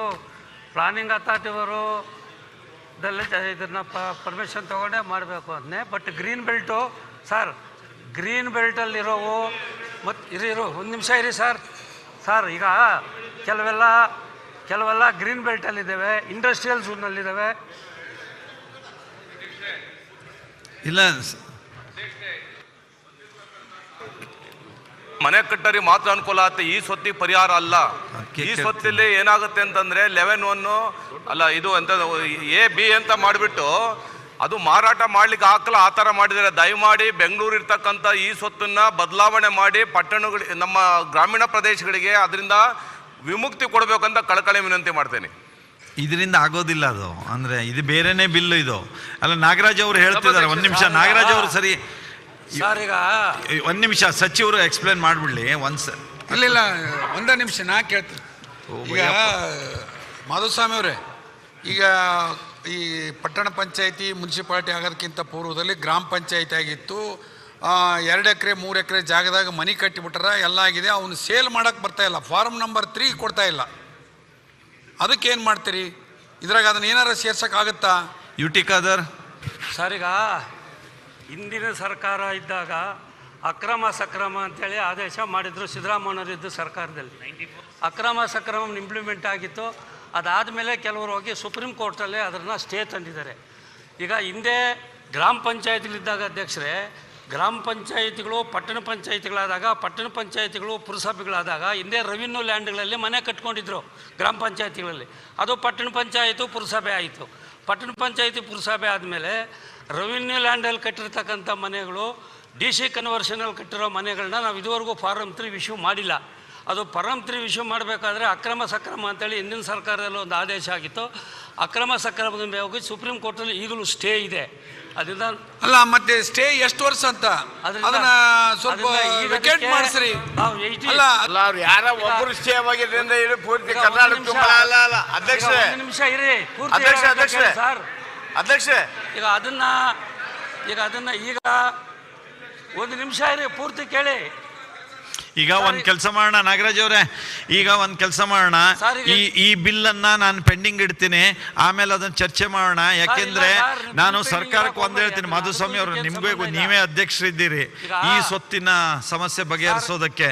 ಹಿಂದೆ ಈಶ್ವರಪ್ಪನವ್ರು 2 ವರ್ಷ ಅಧ್ಯಕ್ಷರಿದ್ರು, ಅದು ಬಗೆಹರಿದಿರ್ಲಿಲ್ಲ. ಈಗ ನಿಮ್ಮನ್ನ ಅಧ್ಯಕ್ಷರು ಮಾಡಿ ಈಗ 6 ತಿಂಗಳಾಗಿದೆ. ದಯವಿಟ್ಟು ನೀವು, ನಾನು ಇದನ್ನು ಮುಂದಿನ ವಾರ ತೊಗೊಳ್ತೀನಿ ಈ ಬಿಲ್ಲು. ಇವತ್ತಾಯ್ತಲ್ಲ, ಸೋಮವಾರ ಮಂಗಳವಾರ ಒಳಗೆ ತೊಗೊಳ್ಳೋಣ. ನೀವು ಒಟ್ಟಾರೆಯಾಗಿ ಈ ಬಿಲ್ ಬಗ್ಗೆ ಅಂತಲ್ಲ ನಾನು ಹೇಳೋದು, ಈ ಸ್ವತ್ತಿನ ವಿಷಯ ಫಾರ್ಮ್ ನಂಬರ್ 3 ವಿಷಯಗಳ ಬಗ್ಗೆ ನಾನು ಹಿಂದೂ 2 ಸಲ ಬಹಳ ಖಾರವಾಗಿ ಇಲ್ಲಿ ಮಾತನಾಡಿದ್ದೀನಿ. ನಾನು ಇನ್ನೂ ಒಂದು ಸಲ ಹೇಳ್ತೀನಿ, ಇನ್ನೂ ಯಾವುದೂ ಬಗೆಹರಿದಿಲ್ಲ, ಇನ್ನೂ ಎಲ್ಲವೂ ಹಾಗೇ ಇದೆ. ನೀವು ಸುಪ್ರೀಂ ಕೋರ್ಟ್ನಲ್ಲಿ ಬಗೆಹರಿಸದೆ ಹೋದರೆ, ನಿಮ್ಮ ಬೇರೆ ಬೇರೆ ಇಲಾಖೆಗಳನ್ನು ಒಟ್ಟುಗೂಡಿಸಿ ಒಂದು ಅಭಿಪ್ರಾಯಕ್ಕೆ ಬರದೆ ಹೋದರೆ ಅದು ಬಗೆಹರಿಯೋದಿಲ್ಲ ನಿಮ್ಮ ಕ್ಯಾಬಿನೆಟ್ ಸಬ್ ಕಮಿಟಿದು. ಹಾಗಾಗಿ ನಾನು ಚೀಫ್ ಸೆಕ್ರೆಟರಿ ಕರೆದು ಹೇಳಿದ್ದೀನಿ, ತಮ್ಗೆ ಎಲ್ಲರ ಜೊತೆಗೂ ಮಾತಾಡಿದ್ದೀನಿ, ಅಧಿಕಾರಿಗಳ ಜೊತೆಗೆ. ನೀವು ಅಬ್ಜೆಕ್ಟಿವ್ ಓದಿ, ನಾನು ಕ್ಲಿಯರ್ ಇದ್ದೀನಿ. ನಾನು ಆ ಕ್ಯಾಬಿನೆಟ್ ಸಬ್ ಕಮಿಟಿಲಿ ಇದ್ದಿದ್ದಕ್ಕೆ ಮೂವ್ ಮಾಡಿದೆ. ಈ ಸೊತ್ತಿಗೆ ಅಡ್ಡಿ ಬರಬಾರ್ದು ಅಂತಲೇ ನಾವು ಇದನ್ನು ಮಾಡಿರೋದು. 387 4K ನಾವು ರಿಪೀಲೇ ಮಾಡ್ತಾ ಇದ್ದೀವಿ. ಆ್ಯಕ್ಟಿಂದ ಪ್ರಾವಿಷನ್ನೇ ತೆಗಿತಾ ಇರೋ ಉದ್ದೇಶ, ಇನ್ನು ಮುಂದೆ town planning is A must ಅನ್ನೋ ಏರಿಯಾನ ಡಿಲೀಟ್ ಮಾಡಬೇಕು ಗ್ರಾಮೀಣ ಪ್ರದೇಶದಲ್ಲಿ. ಬಟ್ ಅವ್ರು ಹೇಳೋದು ಬೇರೆ, ನೀವು ಹೇಳೋದು ಬೇರೆ, ಅದೆಲ್ಲ ಕನ್ಫ್ಯೂಷನ್ ಆಗ್ತಾ ಇದೆ. ಈಗ ಅದು ಬೇಡ, ಅದು ಈಗ ಅತಿವೃಷ್ಟಿ ಸಮಸ್ಯೆ ಬರ್ತದೆ. ಅದಕ್ಕೆ ಈಗ ನಾಗರಾಜ್ ಅವರು ಒಂದೇ ನಿಮಿಷ, ಮುಂದಿನ ವಾರ ಈ ಬಿಲ್ಲನ್ನ ಮುಂದಿನ ವಾರ ತಗೊಳ್ಳೋಣ. ಈಗ ನಾವು 7 ಗಂಟೆ 2 ನಿಮಿಷ ಟೈಮ್ ಕೊಡಿ. ಈಗ 387 ರದ್ದು ಮಾಡಿರೋ ಉದ್ದೇಶನೇ 4K ಅಂತಂದ್ರೆ ಉದ್ದೇಶನೇ ಅಷ್ಟು. ಅದಕ್ಕೇನಾದರೂ ಒಂದು ಕಾಂಪೌಂಡಿಂಗ್ ಫೀಸ್ ಅಂತ ಮಾಡಿ, ಹಿಂದೆ ರೆವಿನ್ಯೂನಲ್ಲಿ ಕಟ್ಟಿರೋ DC ಕನ್ವರ್ಷನಲ್ಲಿ ಕಟ್ಟಿರೋ ಮನೆಗಳಿಗೆ ಒಂದು ಕಾಂಪೌಂಡಿಂಗ್ ಫೀಸು ಅಂತೇಳಿ ಪೆನಾಲ್ಟಿ ತೊಗೊಂಡು ಅದನ್ನು ರೆಗ್ಯುಲರೈಸ್ ಮಾಡಿ ಫಾರ್ಮ್ ನಂಬರ್ 3 ಕೊಡೋಣ ಉದ್ದೇಶದಿಂದನೇ 387 ರದ್ದು ಮಾಡಿರೋದು. ಅದನ್ನ ಒಂದ್ಸಲ ಅದು ಈಗ ಬೇಡ ಬಿಡ್ರಿ, ಈಗ ಬೇಡ. ಈಗ ಅತಿವೃಷ್ಟಿ ಒಂದು ಮುಗಿಸ್ಕೊಳ್ಬೇಕಾಗಿದೆ. ನಾನು ಸರ್ಕಾರದ ಉತ್ತರ ಈ ಬಿಲ್ಲನ್ನ ಮುಂದೆ ಚರ್ಚೆಗೆ ತಗೊಳ್ಳೋಣ. ಈಗ ನಿಯಮ 69ರ ಅಡಿಯಲ್ಲಿ ಅತಿವೃಷ್ಟಿ ವಿಷಯದ ಬಗ್ಗೆ ಇನ್ನೊಂದು ಬೆಲ್ಲ ನಾಳೆ ಅತಿವೃಷ್ಟಿದ್ ಒಂದು ಮುಗಿಸ್ಬೇಕಲ್ರಿ. ಇಲ್ಲ ಚರ್ಚೆ ಇಲ್ಲ ಅಂದ್ರೂ ಚರ್ಚೆ ಆಗತ್ತೆ. ಅದು ಇಲ್ಲ ಚರ್ಚೆ ಆಗತ್ತೆ ರೀ, ಎಲ್ಲ ಬಗೆಹರಿಯೋದಿಲ್ಲ, ಅದೆಲ್ಲ ಆಗೋದಿಲ್ಲ. ಈಗ ಅತಿವೃಷ್ಟಿ ವಿಷಯದಲ್ಲಿ ಇನ್ನೊಂದು, ನಾನು ನಿನ್ನೆ ಇಬ್ಬರಿಗೆ ಮಾತು ಕೊಟ್ಟಿದ್ದೆ. ನಾನು ನಿನ್ನೆ ಸದನ ಮುಕ್ತಾಯ ಆಗುವಾಗ, ಒಂದು ನಮ್ಮ ಈ ಇವರು ಯಾರು ರಘುಮೂರ್ತಿ ಅಲ್ಲ ಅಧ್ಯಕ್ಷರೇ, ಸೆರಿಕಲ್ಚರ್ ಮಾರ್ಕೆಟ್ ಅಲ್ಲಿ ಮಾರಾಟ ಆಗಿರೋದಕ್ಕೆ ನೆಫ್ಟ್ ಅಲ್ಲಿ ಎಲೆಕ್ಟ್ರಾನಿಕ್ ಟ್ರಾನ್ಸ್ಫರ್ ಶಿಸ್ತಿನಲ್ಲಿ ಹಣ ವಾಪಸ್ ಕೊಡ್ಬೋದು ಅಂತ ಕೇಳಿರೋ ಒಂದು ಸಣ್ಣ ಬಿಲ್ ಪಾಸ್ ಮಾಡ್ಕೊಡಕ್ಕೆ ಯಾಕೆ ಮುಂದಕ್ಕಾಗ್ತೀರಿ ಸರ್? ಈಗ ಟೆಂಡರ್ ಆಗಬೇಕು, ಅದು ಮತ್ತೆ ನೆಕ್ಸ್ಟ್ ಡೇ ಸೋಮವಾರ ತಗೋತೀನಿ ಅಂತ ಸೋಮವಾರ ಈಗ ಆಯ್ತಲ್ಲ, ಈಗ ಎರಡಾಗಿದೆ, ಈಗ ಸೋಮವಾರ ಈ ಅತಿವೃಷ್ಟಿ ಒಂದು ಮುಗಿಸ್ಬಿಡ. ಸರಿ ರೀ, ಗೊತ್ತಾಯ್ತು. ಈಗ ರೇಷ್ಮೆ ಎಲ್ಲ ಬರುತ್ತೆ, ಸಮಯ ಇಲ್ಲ ಅಂತ ಹೇಳಿದ್ರು. ಈಗ ಅಷ್ಟೇ ಸೋಮವಾರ ತಗೊಳ್ಳೋಣ. ಈಗ 4 ದಿವಸ ನಾವು ಕೂತ್ಕೊಂಡು ಕೇಳಿದೆವು. 4 ಈಗ ನಾನು ಆಕ್ಚುಲಿ ಅತಿವೃಷ್ಟಿ ಮುಗಿಸಿದ ಮೇಲೆ ಬಿಲ್ ತಗೊಳ್ಬೇಕು ಅಂತಿದ್ದೆ. ತಾವು ಹೇಳಿದ್ರಿ ಅಂತ, ಮಾಧುಸ್ವಾಮಿ ಅವ್ರು ತಾವು ಹೇಳಿದ್ರಿ ಅಂತ 2 ಬಿಲ್ ತಗೊಂಡೆ.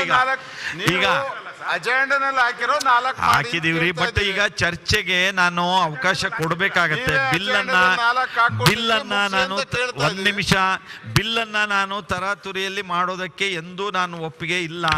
ನಾನು ಹಾಗಾಗಿ ಮುಕ್ತವಾದ ಅವಕಾಶ ಕೊಡಬೇಕಾಗತ್ತೆ. ಹಾಗಾಗಿ ಈಗ ನಮ್ಮ ಸಚಿವರು ಮಂಡಿಸಿರೋ ಬಿಲ್ ಬಗ್ಗೆ, ತಮ್ಮ ಬಿಲ್ ಬಗ್ಗೆ ಎರಡಕ್ಕೂ ಮುಂದಿನ ವಾರ ತೆಗೆದುಕೊಳ್ಳೋಣ. ಈಗ ತಗೊಳ್ಳೋದಿಲ್ಲ. ಈಗ ನಿಯಮ 69 ಮೇರೆಗೆ ಸಾರ್ವಜನಿಕ ಮಹತ್ವದ ವಿಷಯ ಚರ್ಚೆ. ನಿನ್ನೆ ನಾನು ಇಬ್ಬರಿಗೆ ಮಾತು ಹೇಳಿದ್ದೆ, ನಿನ್ನೆ ರಾತ್ರಿ ಮುಕ್ತಾಯ ಆಗುವಾಗ. ಒಂದು ಶ್ರೀಯುತ HK ಪಾಟೀಲ್ರು, ಮತ್ತೊಂದು ರಘುಮೂರ್ತಿ. ನಾನು ಅವರಿಬ್ಬರು ಮಾತಾಡಿದ್ಮೇಲೆ ಸರ್ಕಾರದ ಉತ್ತರ ಕೊಡ್ತಾರೆ. ಶ್ರೀಯುತ HK ಪಾಟೀಲ್ರು ಈಗ ಶ್ರೀಯುತ HK ಪಾಟೀಲ್ ಈಗ ನಮ್ದು ಹೆಸರು ಕೊಟ್ಟಿದೀವಿ ನಿನ್ನೆ. ಅಧ್ಯಕ್ಷರೇ, ಒಂದ್ 2 ನಿಮಿಷ ಕೊಡಿ. 2 ನಿಮಿಷ ಕೊಡಿ ಸಾಕು. 2 ನಿಮಿಷ ಅಧ್ಯಕ್ಷರೇ. ಪೂರ್ಣಿಮಾ ಒಂದು ಕೊಡ್ತೀನಿ. ಪೂರ್ಣಿಮಾ ಅಧ್ಯಕ್ಷರೇ, HK ಪಾಟೀಲ್, ನಾನು ನಿನ್ನೆ ರಾತ್ರಿ ಮುಕ್ತಾಯ ಆಗುವಾಗ ನಾನು ನೋಡಿದ್ದೀನಿ ಯಾರ್ಯಾರು ಇದ್ದಾರೆ ಯಾರ್ಯಾರು ಇಲ್ಲ ಅಂತ. ನಾನು ನೋಡಿ ಹೇಳ್ತೀನಿ. ಈಗ HK ಪಾಟೀಲ್ರು. ಅಧ್ಯಕ್ಷರೇ,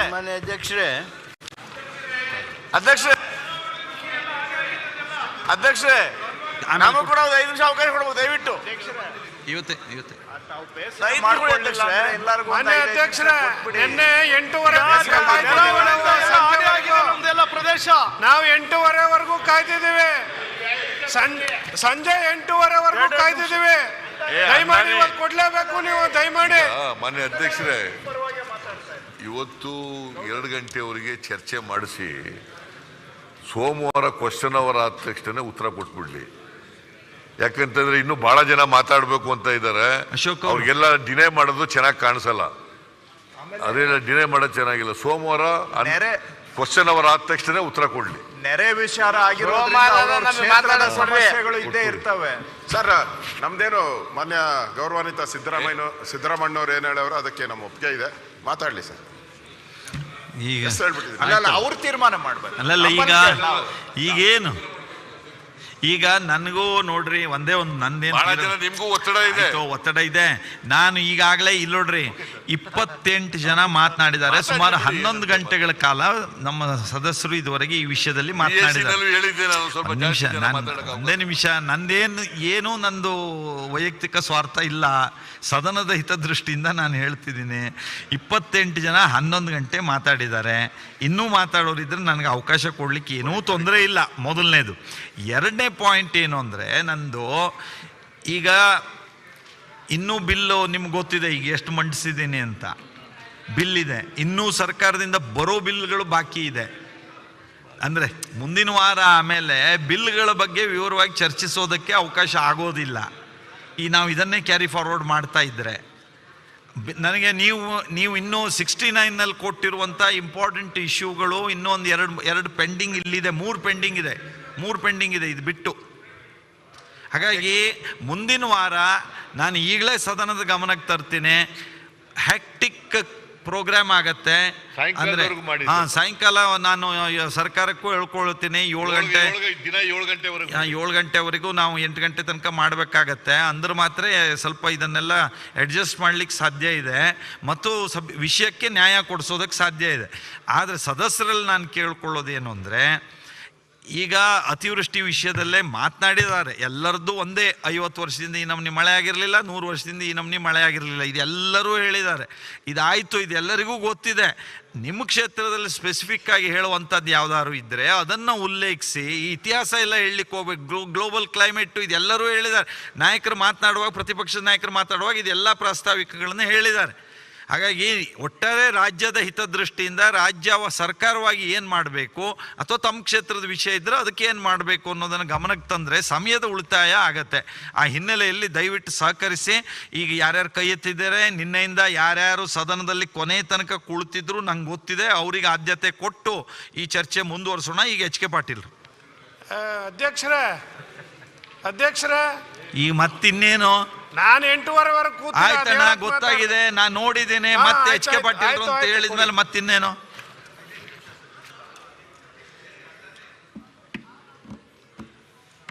ಸನ್ಮಾನ್ಯ ಅಧ್ಯಕ್ಷರೇ,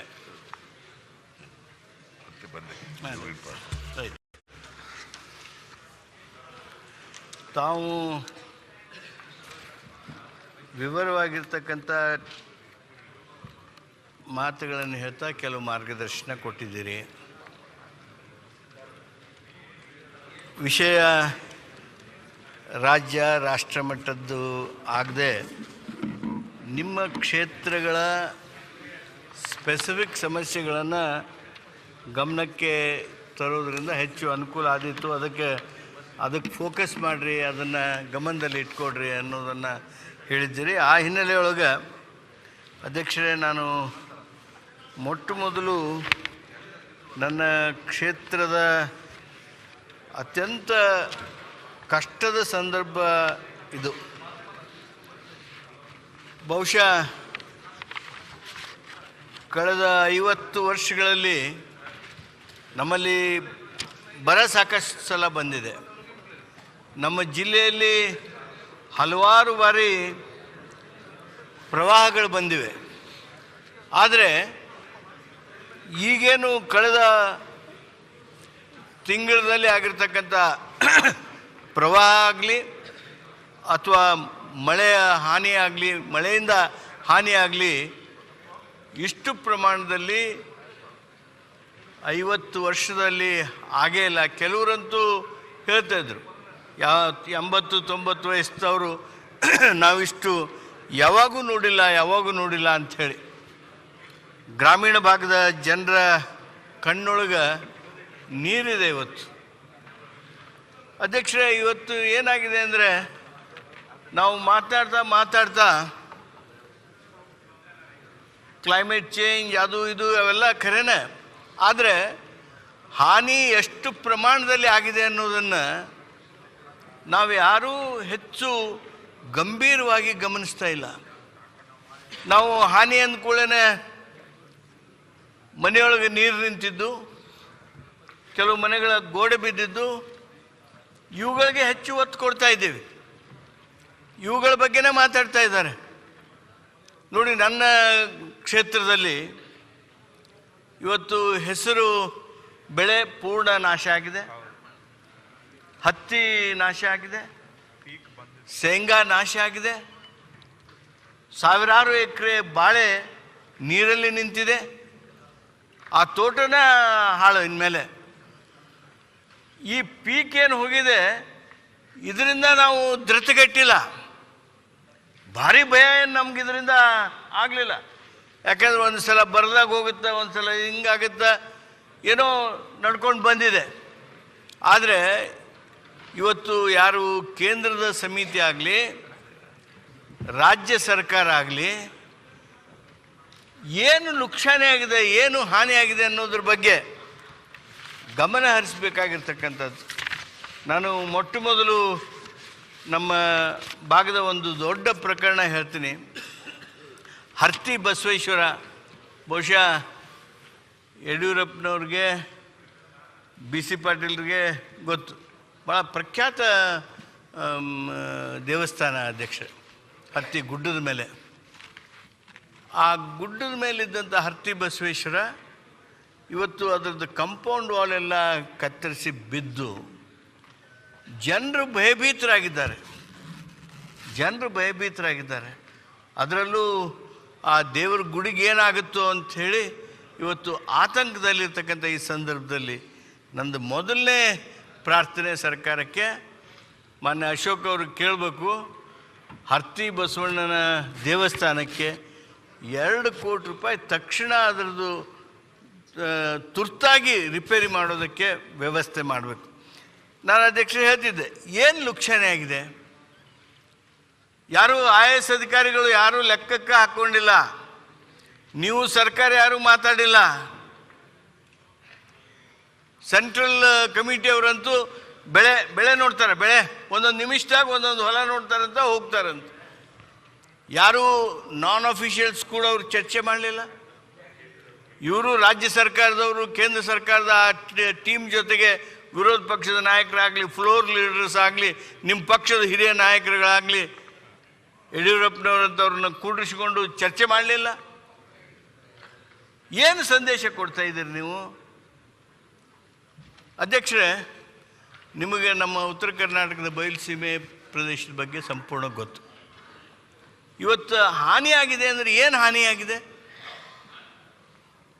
ಇಲ್ಲಿವರೆಗೆ ಏನಿತ್ತು ನಮ್ಮಲ್ಲಿ ಅಂದರೆ, ಯಾವಾಗ ಭಾರಿ ಹಳ್ಳ ಬಂದರೆ ಹೊಲ ಕೊರತೆ ಆಗ್ತಾಯಿತ್ತು.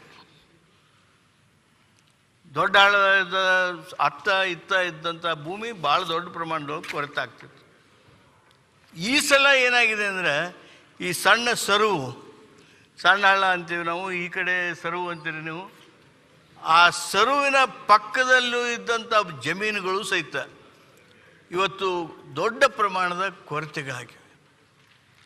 ನಮ್ಮ ತಾಲೂಕಿನಲ್ಲಿ, ನಮ್ಮ ಕ್ಷೇತ್ರದಲ್ಲಿ ಅಧ್ಯಕ್ಷ ಎಷ್ಟು ಹಾನಿಯಾಗಿದೆ ಅಂತಂದರೆ,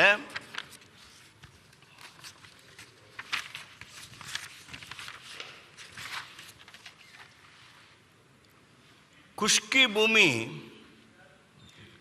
ಸುಮಾರು 63,000ಕ್ಕೂ ಹೆಚ್ಚು ಎಕರೆ ಭೂಮಿ ಭಾರಿ ತೊಂದರೆ ಆಗಿದೆ, ಹಾನಿಗೆ ಒಳಗಾಗಿದೆ.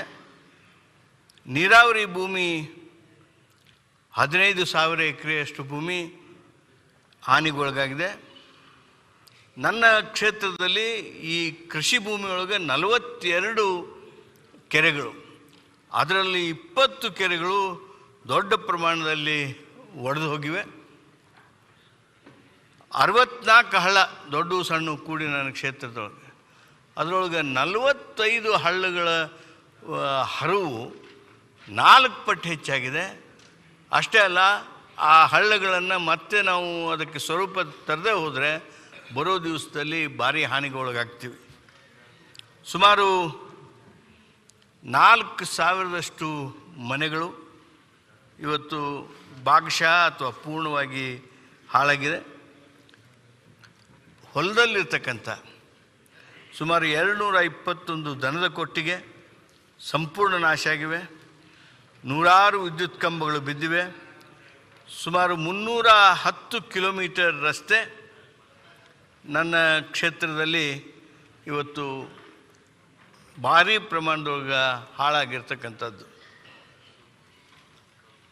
ಸರ್ಕಾರಿ ಕಟ್ಟಡ 75 ಸರ್ಕಾರಿ ಕಟ್ಟಡ ಭಾಗಶಃ ಇಲ್ಲ ಆಲ್ಮೋಸ್ಟ್ ಪೂರ್ಣ ಬಿದ್ದು ಹೋಗಿವೆ. ನಮ್ಮ ಗ್ರಾಮೀಣ ಅಥವಾ ಮುನ್ಸಿಪಾಲ್ಟಿ ಏರಿಯಾ ಬಿಟ್ಟು ಎಲ್ಲಿ ದೊಡ್ಡ ಪ್ರಮಾಣದ ಗಟಾರ್ಗಳನ್ನು ಮಾಡಿದ್ರು, ಅದು ಇದ್ದದ್ದೇ 88 ಕಿಲೋಮೀಟರ್ ಇತ್ತು, ಅದರಲ್ಲಿ 56 ಕಿಲೋಮೀಟರ್ದಷ್ಟು ಸಂಪೂರ್ಣ ನಾಶ ಆಗಿದೆ. ಅಧ್ಯಕ್ಷರೇ, ಇದು ಒಟ್ಟು ವ್ಯವಸ್ಥೆಯನ್ನು ಹೇಳ್ತದೆ. ನಮ್ಮ ರೈತನಿಗೆ ಏನು ನಿಜವಾದ ಹಾನಿಯಾಗಿದೆ ಅಂತಂದರೆ, ಹೊಳಗಟ್ಟಿ ಪ್ರತಿ ರೈತನ ತಗೊಳ್ರಿ ನೀವು, ಅವನು ಹೊಲದಾಗ ಒಂದು 2 ಕಿಲೋಮೀಟರ್ ಅವನಿಗೆ 2 ಎಕರೆ ಭೂಮಿ ಇರ್ಬೋದು, 4 ಎಕರೆ ಭೂಮಿ ಇರ್ಬೋದು, 52 ಎಕರೆ ಭೂಮಿ ಇರ್ಬೋದು. ಅವನ ಭೂಮಿಯಲ್ಲಿದ್ದಂಥ ಹೊಳಗಟ್ಟಿಗಳು, ಅವುಗಳನ್ನು ಆಸ್ತಿ ಅಂತ ನೀವು ಯಾರೂ ಹಿಡ್ದೇ ಇಲ್ಲ, ಸರ್ಕಾರ ಹಿಡ್ದೇ ಇಲ್ಲ. ಕೃಷಿ ಹೊಂಡ, ಹನಿ ನೀರಾವರಿಗೆ ಇರ್ತಕ್ಕಂಥ ಆ ವ್ಯವಸ್ಥೆ, ದನದ ಕೊಟ್ಟಿಗೆ, ಬದುಗಳು, ಮರಗಿಡಗಳು, ಇದೆಲ್ಲದಕ್ಕಿಂತ ಹೆಚ್ಚು ಈ ನಾವೇನು ಗಂಗಾ ಕಲ್ಯಾಣದಾಗ ಮತ್ತೊಂದರಾಗ ಬೋರ್ವೆಲ್ ಹಾಕಿದ್ವಲ್ಲ, ಆ ಬೋರ್ವೆಲ್ಲು, ಪೈಪ್ಲೈನು, ಇವೆಲ್ಲವೂ ಸಹಿತ ಸಂಪೂರ್ಣ ನುಕ್ಸಾನಾಗಿದೆ. ಅಧ್ಯಕ್ಷರೇ, ನಿಮಗೆ ಗೊತ್ತು, ಯಾವುದೇ ಹೊಲ ನಿಜವಾಗಿಯೂ ಅದರ ಕಿಮ್ಮತ್ತು ಹೆಚ್ಚಿಗೆ ಆಗಬೇಕಾದ್ರೆ, ಅದು ಪೀಕ್ ಹೆಚ್ಚಿಗೆ ಕೊಡಬೇಕು ಅಂದರೆ ಅದು ಸಮಪಾತಳಿಯೊಳಗಿರಬೇಕು, ಲೆವೆಲ್ ಫೀಲ್ಡ್ ಇರಬೇಕು. ಅದು ಲೆವೆಲ್ ಒಂದೇ ದಿವಸಕ್ಕೆ, 4 ದಿವಸಕ್ಕೆ, 2 ದಿವಸಕ್ಕೆ ಮಾಡೋಕ್ಕಾಗೋದಿಲ್ಲ. ತಲತಲಾಂತರವಾಗಿ ಭೂಮಿಯನ್ನು ರಂಟಿ ಹೊಡೆದು ಹರಿಗಿ ಸಾಫ್ ಮಾಡಿ ಒಂದು ಲೆವೆಲಿಗೆ ತಂದಿರ್ತಾರೆ. ಭಾರಿ ಫಲವತ್ತಾಗಿರ್ತದೆ. ಸುಮಾರು 2,000ಕ್ಕೂ ಹೆಚ್ಚು ಹೆಕ್ಟೇರ್ ಭೂಮಿ ತನ್ನ ಸಮಪಾತಳಿಯನ್ನು ಕಳ್ಕೊಂಡ್ಬಿಟ್ಟದು. ಆ ಲೆವೆಲ್ಲ ಹೋಗ್ಬಿಟ್ಟದು. ಎಷ್ಟು ಕೊರತೆ ಆಗಿದೆ ಅಂತಂದರೆ ಅಧಿಕಾರಿಗಳು ಹೇಳೋ ಹಾಗೆ ಸುಮಾರು 20 ಕೋಟಿ ರೂಪಾಯಿಯಷ್ಟು ಹಾನಿ ಆಯ್ತು ನೋಡ್ರಿ ಅಂತಾರೆ. ಅದು 20 ಅಲ್ಲ, ಅದು 100 ಕೋಟಿಯಷ್ಟು ಹಾನಿಯಾಗಿದೆ. ಈ ಸಮಪಾತಳಿ ಹೋಗಿರೋದ್ರಿಂದ ಆ ಫಲವತ್ತಾದ ಮಣ್ಣು ಕೊಚ್ಚಿ ಹೋಗಿರೋದ್ರಿಂದ ಪ್ರತಿ ಎಕರೆ ಭೂಮಿಯೊಳಗೆ ಏನಿಲ್ಲ ಅಂದರೂ ಅದನ್ನು ಮತ್ತೆ ಮೊದಲಿನ ಸ್ಥಿತಿಗೆ ತರಬೇಕು ಅಂದರೆ ಸುಮಾರು 2-3 ಲಕ್ಷ ಒಂದು ಎಕರೆಗೆ ನಾವು ಅಲ್ಲಿ ವಿನಿಯೋಗ ಮಾಡಲೇಬೇಕು. ಇಲ್ಲದೇ ಇದ್ದರೆ ಮತ್ತೆ ಒರಿಜಿನಲ್ ಶೇಪ್ಗೆ, ಅದರ ಮೂಲ ಸ್ವರೂಪಕ್ಕೆ ಆ ಭೂಮಿ ಬರೋದಕ್ಕೆ ಸಾಧ್ಯ ಇಲ್ಲ. ನಮ್ಮ ಕೃಷಿ ಆಸ್ತಿ ಅಂದ್ರೆ ಮೊನ್ನೆ ಅಶೋಕ್ ಅವರ ಕೃಷಿ ಆಸ್ತಿ ಅಂದ್ರೆ ಕಂದಾಯ ಸಚಿವರು ತಾವು ಹೊಳಗಟ್ಟಿ, ಹೊಂಡ, ಕೆರೆ, ಬದುವು, ಒಡ್ಡು ಇವನ್ನ ನೀವು ಕೃಷಿ ಆಸ್ತಿ ಅಂತ ಹಿಡಿದು ಇಲ್ಲಿ ಆಗ್ತಕ್ಕಂಥ ಲುಕ್ಷಾನಿಯನ್ನು ನೀವು ಎಲ್ಲಿಯೂ ಪ್ರಾಜೆಕ್ಟ್ ಮಾಡಲೇ ಇಲ್ಲ. ಇವತ್ತಿನವರೆಗೂ ಎಲ್ಲಿಯೂ ಹೇಳೇ ಇಲ್ಲ. ನಾನು ಆದ್ದರಿಂದ ಸರ್ಕಾರಕ್ಕೆ ಇವತ್ತು ವಿನಂತಿ ಮಾಡ್ತೀನಿ, ಎಲ್ಲಿ ಭೂಮಿಯ ಕೊರತೆ ಆಗಿದೆ, ಹಳ್ಳದ ಪಕ್ಕದಲ್ಲಿರಲಿ, ಸರ್ವಿನ ಪಕ್ಕದಲ್ಲಿರಲಿ, ದೊಡ್ಡ ಮಳೆಯಿಂದ ಯಾವುದೇ ಭಾಗದಲ್ಲಿರಲಿ, ಅಲ್ಲಿ ಒಂದು ಎಕರೆಗೆ ನೀವು 3 ಲಕ್ಷ ರೂಪಾಯಿ ಆದ್ರೂ ಅದಕ್ಕೆ ಪರಿಹಾರ ಕೊಟ್ಟರೆ ಆ ಒಂದು ಭೂಮಿ ಮತ್ತೆ ಮೊದಲಿನ ಸ್ವರೂಪಕ್ಕೆ ಬರ್ತದೆ. ಇಲ್ಲದೆ ಹೋದರೆ ರೈತ ಬದುಕೋದಕ್ಕೆ ಸಾಧ್ಯ ಇಲ್ಲ. ಇವತ್ತು ಗ್ರಾಮೀಣ ಬದುಕು ಭಾಳ ದುರ್ಬರ ಆಗಿದೆ. ನಿಮಗೆಲ್ಲರಿಗೂ ಅನ್ನಿಸ್ತಿರ್ಬೋದು, ಏನಾಗುತ್ತೆ ಇದು 6 ತಿಂಗಳ 3 ತಿಂಗಳ ಅವರು ಪರಿಹಾರ ಅಂತ ಕೇಳ್ತಾರೆ.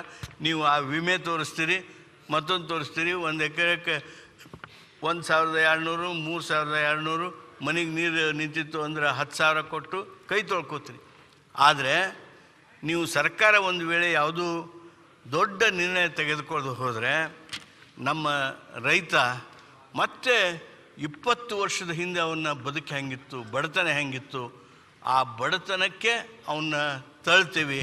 ಆದ್ದರಿಂದ ಇದಕ್ಕಾಗಿ ಏನು ಮಾಡ್ತೀರಿ ಅನ್ನೋದನ್ನು ಸರ್ಕಾರ ಇವತ್ತು ಚಿಂತನೆ ಮಾಡಬೇಕಾಗಿದೆ. ಅದನ್ನು ಮಾಡೋದ್ರತ್ತ ನೀವು ವಿಶೇಷವಾಗಿರ್ತಕ್ಕಂಥ ಆಸಕ್ತಿಯನ್ನು ವಹಿಸಬೇಕು.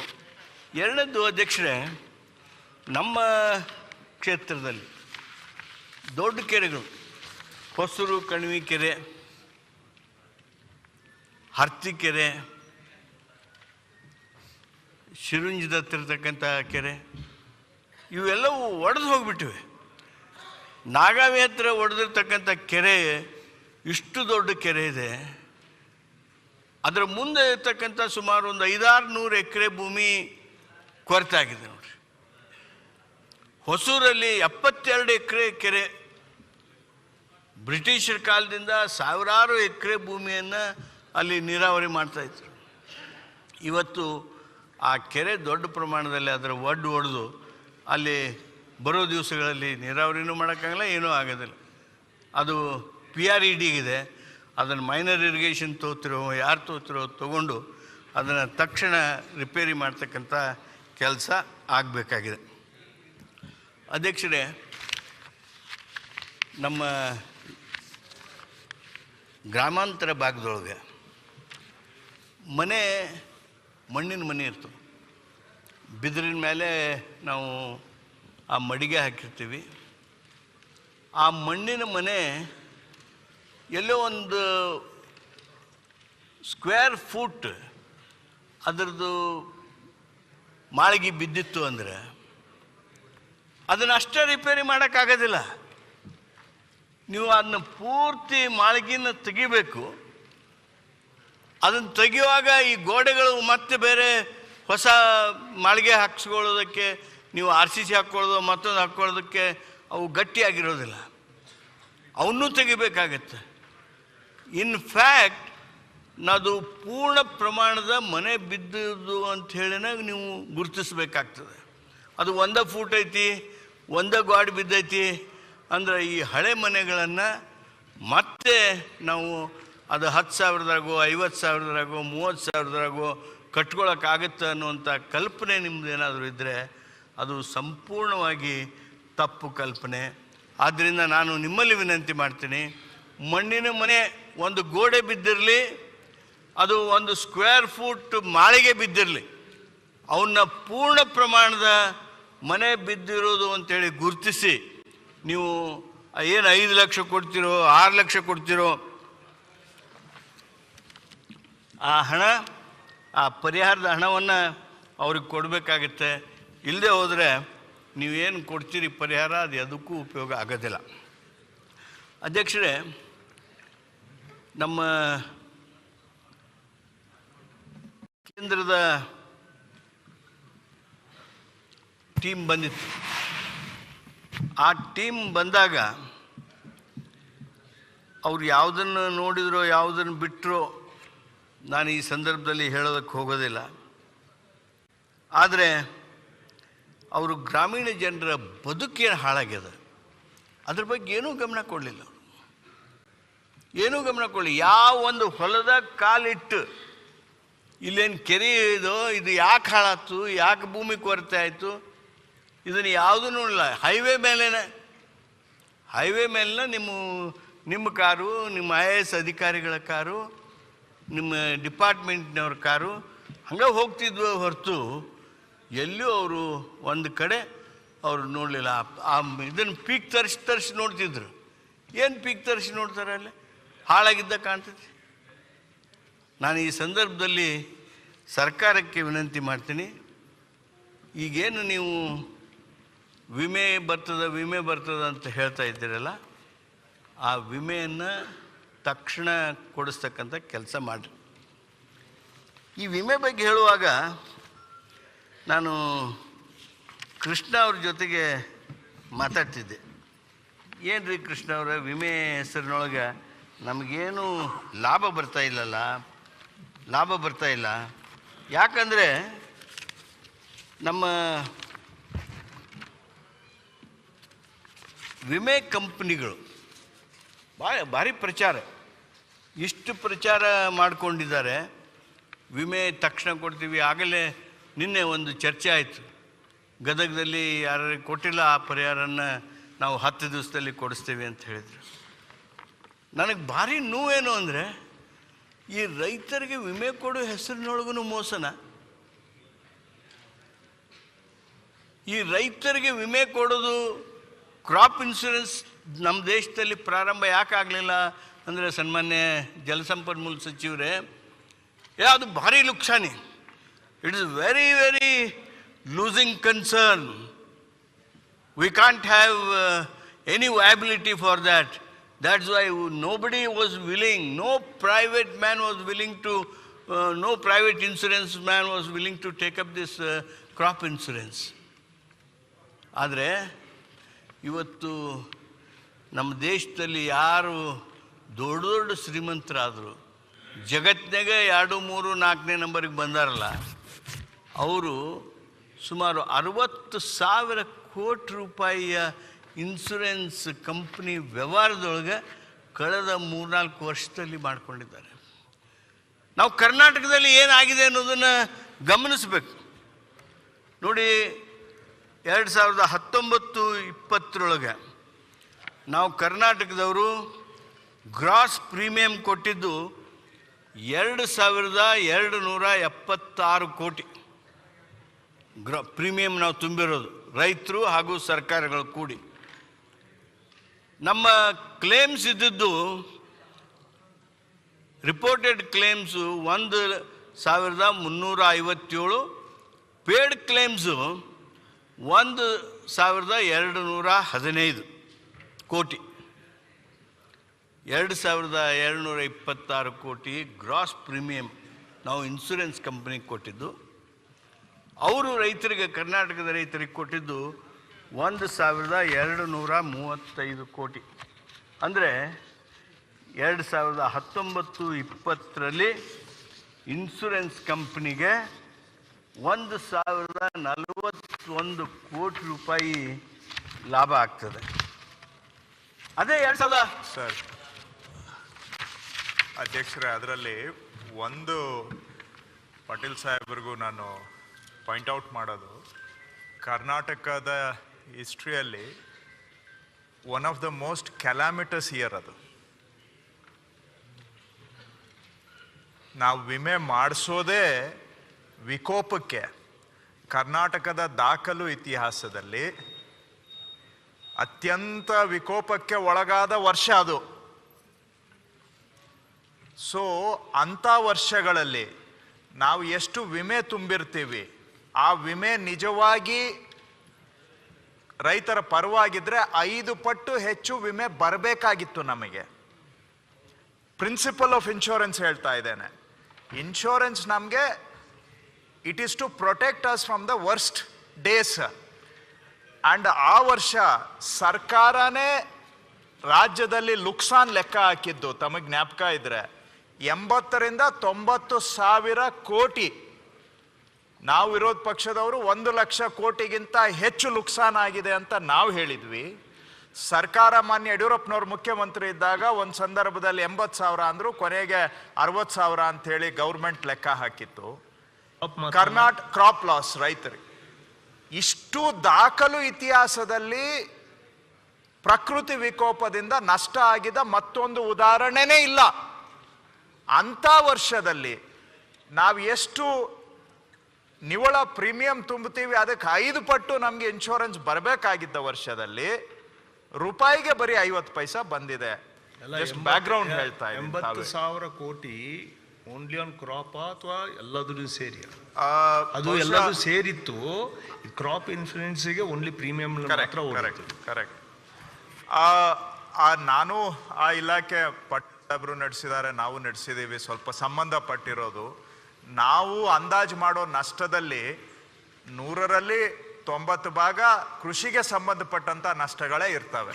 90%, 85-90% will be agriculture related loss. ಕಟ್ಟಿರ್ತಾರೆ ಅಷ್ಟಕ್ಕೆ ಮಾತ್ರ ಅಪ್ಲೈ ಆಗುತ್ತೆ. ಆಯ್ತು, ನಾನು ನಿಜ ತಾವು ಹೇಳಿದ್ದು ವಿಮೆ ಯಾರಿಗೆ ಸೌಲಭ್ಯ ಸಿಗುತ್ತೆ, ತುಂಬಿದವರಿಗೆ ಮಾತ್ರ. ರಾಜ್ಯದಲ್ಲಿ ಒಂದು 10-15 ಲಕ್ಷ ರೈತರು ಮಾತ್ರ ತುಂಬ್ತಾರೆ, ಆ ಸಾಲ ತಗೊಂಡವ್ರು ಮಾತ್ರ ತುಂಬ್ತಾ ಇದ್ದಾರೆ. ಅದರ ಪ್ರಕಾರ ಹೋದ್ರೂ ಕೂಡ in such a calamitous year the payout should have been 5 times the premium filled, whereas it is only 50%. Andre, what I am trying to point out, this insurance scheme is rigged against the farmers, rigged against the interests of the farmers, and partially in that state government failure ide. ಅವ್ರ ಕೈಲಿ ಕೊಡಿಸ್ಬೇಕಾದಂಥ ಅದನ್ನ ಕೊಡಿಸುವಂಥ ಜವಾಬ್ದಾರಿ state government ಮೇಲೆ ಇದೆ. ಆ ವರ್ಷನೂ ನಾವು point out ಮಾಡಿದ್ವಿ. ಮಿಡ್ ಸೀಸನ್ ಕೆಲಾಮಿಟಿಯನ್ನ ಕ್ಲೈಮ್ ಮಾಡಿ ಟ್ರಿಗರ್ ಮಾಡಿ they will be force to pay ಅಂತ. ಸರ್ಕಾರದ ಜವಾಬ್ದಾರಿನೂ ತಪ್ಪಿದೆ. ಇನ್ಶೂರೆನ್ಸ್ ಸ್ಕೀಮು ಅವ್ರು ಹೇಳ್ದಾಗೆ ಕಂಪನಿಗಳಿಗೆ ಹೇಳಿ ಮಾಡಿಸ್ಕೊಟ್ಟಾಗಿದೆ. ಪ್ಲೀಸ್. ಒಂದು ಬಹಳ ಪ್ರಸ್ತುತ ಪ್ರಶ್ನೆ ಮಾನ್ಯ ಕೃಷ್ಣ ಬೈರೇಗೌಡರಿಗೆ ಕೇಳಿ. ಸರ್, ಮಾನ್ಯ ಅಧ್ಯಕ್ಷರೇ, ಯಾವ ರೀತಿಯಲ್ಲಿ ಇನ್ಶೂರೆನ್ಸ್ ಏನಿದೆ ಪ್ರಧಾನ ಮಂತ್ರಿ ಫಸಲ್ ಬಿಮಾ ಯೋಜನೆ, ಇದು ಧೋಕಾ ಅಂತ ಯಾವ ರೀತಿ ಅಂತ ಹೇಳಲಿಕ್ಕೆ ಬಯಸ್ತಾ ಇದ್ದೇನೆ. ನೋಡಿ, 19-20 ಆವಾಗಲೂ ನಮ್ಮಲ್ಲಿ ಪ್ರವಾಹ ಬಂದಿತ್ತು. ಪ್ರವಾಹ ಬಂದಂಥ ಸಂದರ್ಭದಲ್ಲಿ ಸಮ್ ಅಶ್ಯೂರ್ಡ್ ಏನು ಕೊಟ್ಟಿದ್ರು ನಮಗೆ, ಸಮ್ ಅಶ್ಯೂರ್ಡ್ ಇಲ್ಲಿ ಇದ್ದಿದ್ದು 5,746 ಕೋಟಿ. ಪರಿಹಾರ ಕೊಟ್ಟಿದ್ದು ಇವರು ಬರೀ 537 ಕೋಟಿ. ಅದೇ 2020-21 ಪ್ರವಾಹ ಬಂದಿತ್ತು. ಆವಾಗ ಪ್ರವಾಹ ಬಂದಂಥ ಸಂದರ್ಭದಲ್ಲಿ ನಿಮ್ಮ ಸಮ್ ಅಶ್ಯೂರ್ಡ್ ಏನಿತ್ತು 6,503 ಕೋಟಿ. ಅಂದರೆ ಕನಿಷ್ಠದ್ರ ಅರ್ಧ ಕೊಟ್ಟರು 3,000 ಕೋಟಿ ಕೊಡಬೇಕಾಗಿತ್ತು. ಕೊಟ್ಟಿದ್ದು 621 ಕೋಟಿ. ಅವ್ರಿಗೆ ಹೋಗಿದ್ದು ಸುಮಾರು 1,000 ಕೋಟಿ ಮೇಲೆ ವಿಮಾ ಕಂಪನಿಗೆ. 2021ರಲ್ಲಿ ನೋಡಿ, 2021ರಲ್ಲಿನೂ ಪ್ರವಾಹ ಬಂದಿತ್ತು. 2021ರಲ್ಲಿ ಪ್ರವಾಹ ಬಂದಂಥ ಸಂದರ್ಭದಲ್ಲಿ ಸಮ್ ಅಶ್ಯೂರ್ಡ್ ನೋಡಿ 6,621 ಕೋಟಿ. ಅವರು ಕೊಟ್ಟಿದ್ದು ರೈತರಿಗೆ 757 ಕೋಟಿ.